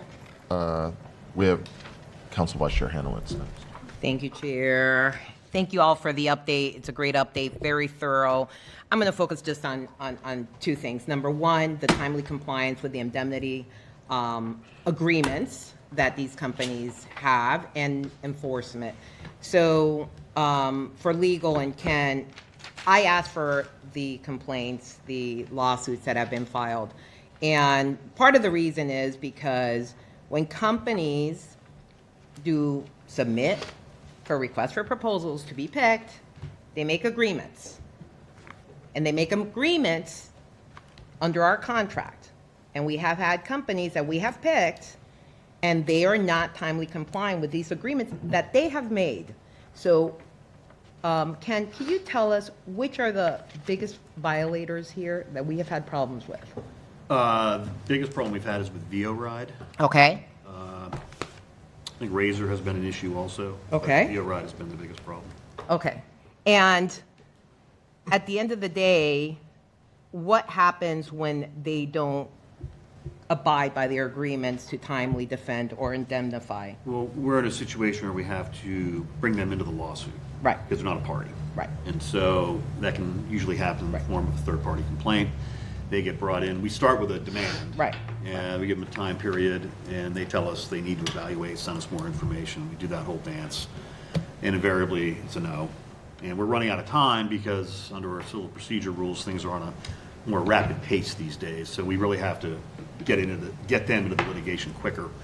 And then at that point, they're a part of the case, and they're going to be at the trial. They'll be one of the named parties. None of the cases have gone to trial yet. I had one particular case that went to an arbitration. Interestingly enough, we zeroed the plaintiff at the arbitration, which was a pretty nice win. However, the arbitrator zeroed us in terms of being able to collect from VORI due to some contractual issues on that one. The whole case went away. Nobody got anything. I think Mr. Patner had a case involving a corral. There was a death due to an obstruction issue. And so there were a number of scooter companies in that. I believe we actually got paid some money from VORI because we took it all the way to the mat in terms of them violating the contract and demanded attorney's fees. We were able to get money back on that one. So that's an example of the things that can happen on these. Well, I just want it to be clear and on the record and in a public meeting that we will be enforcing our agreements with these companies if there are indemnification provisions and they're not doing what they're supposed to do. That's not going to happen anymore. And I'm glad to hear that we're going to have the liquidated damages provision in the contracts, because at the end of the day, they want to do business, and this is part of the bargain, and they should be upholding their part of the bargain. Right, and the legal department takes that issue seriously, and that's why we don't ignore this. That's why we bring them into the complaint, try and enforce it. Okay. Well, I appreciate that. And in terms of enforcement, Sergeant Shea, and if you can just talk a little bit about, I know there was a conversation and you mentioned that there were warnings, but what I want to find out, first of all, we have ordinances that people have to abide by, whether they're privately owned scooters, right? Correct. Or part of our scooter share program. Correct. And they are not supposed to be going over the maximum speed of 50 miles per hour and every other ordinance provision that applies to scooters. Yes, ma'am. How many people have we cited for violations? So for the rental? For any violations of they're going over 50 miles per hour, let's say. So for the rental side, they can't go over the 15, but Right, for 'cause the it's other, right. the other types of ordinances, since the program started, we're probably in the about 100 citations or notices to appear area. For the privately owned, we're probably a couple hundred in just the past year. And where are those problem areas? The privately owned, it's pretty much citywide. Mhm. We're seeing them on 34th Street. We see them on Gandy Boulevard out towards the bridge. So the privately owned is an issue citywide. Okay. And what is the citation I get? Is it the speeding that you give the most? I mean, what is? It can range from a series of things. We have scooters that are going so fast that we can actually cite them as being an unregistered motor vehicle. Wow. Because they're That's doing Are you 40, serious? 45 miles an hour. Absolutely. Say that again, Sergeant? Yeah. How fast? They can get up to over 40 miles an hour on these scooters. We've had close to 50 mile an hour. And where is this? Those were pretty much on 34th Street that we saw those, but they definitely happen. Okay. Yeah. So they can range from speeding to an unregistered motor vehicle and anything in between. They technically would need to have a driver's license because they're driving a motor vehicle. Even though it's electric, it's still considered a motor vehicle because of the speed it's going. They need to have a driver's license. They need to have it registered, Mhm. everything. So. Well, good. So for the public to understand this, so that way we're putting out our own PSA message here, they need to make sure that they are complying with our ordinances because we are enforcing. It's not just Yes. warnings that we're giving. Correct. Not at this point. No. At the beginning of the program, we were doing educational efforts, but we're way beyond that at this point. It's 99% enforcement. And mostly it's for the safety of the writer. Absolutely. And the general public. The general public, Obviously, of course. the person that was killed in Of course. 2023 was not on a scooter when it happened. That's right. Was walking along on the sidewalk. And I'm glad you mentioned that. I want to talk a little bit about that. So when that incident happened, that was forwarded to the state attorney's office, correct? Correct. Okay, so could you just explain a little bit, just so people that are watching and are interested in it, what the process is, so they understand what happened with that? So when the incident occurred, we investigated it just like we would a normal fatality crash or a serious bodily injury crash. And we determined that we had enough probable cause to present it to the state attorney's office. We did. They made their decision, and that's where that stood. But in that particular case, the rider did everything wrong that they could possibly do. They were on the sidewalk. They were riding tandem. They were using a cell phone. There were 3 hands on the steering arm of the scooter so that they didn't have the ability to take evasive action because they were kind of counteracting each other. So everything went wrong in that case. And we investigated it just like a regular fatality crash. Just to move forward, so I believe Evan or Cheryl spoke to it earlier about the future technologies in terms of tandem riding, right? So you heard Sergeant Shea just speak to that fatality. There were 2 on top of the vehicle, on top of the scooter when that occurred, which we believe had some sort of an impact as it relates to that tragedy. So these technologies are definitely something that we're interested in terms of making this form of transportation safer. Also, when Sergeant Shade spoke about the 100 citations or so that we've issued, as an agency on a weekly basis, we issue anywhere between 300 to about 500 citations each week. So just to put that into context in terms of the citations related to this specific violation and all the citations that we issue on a weekly basis. Good, good. Well, I'm glad to hear that. I understand that when it comes to driving at a reckless standard, and for those out there, to meet the legal criteria to make the action criminal. There's civil liability, which there's a pending lawsuit, and that's going to work out in the civil courts. And then there's criminal liability, which has to be willful and wanton disregard for someone's personal safety. And I think that that's where the challenge comes. We've seen it happen with bicyclists that have been killed while driving on crosswalks in broad daylight.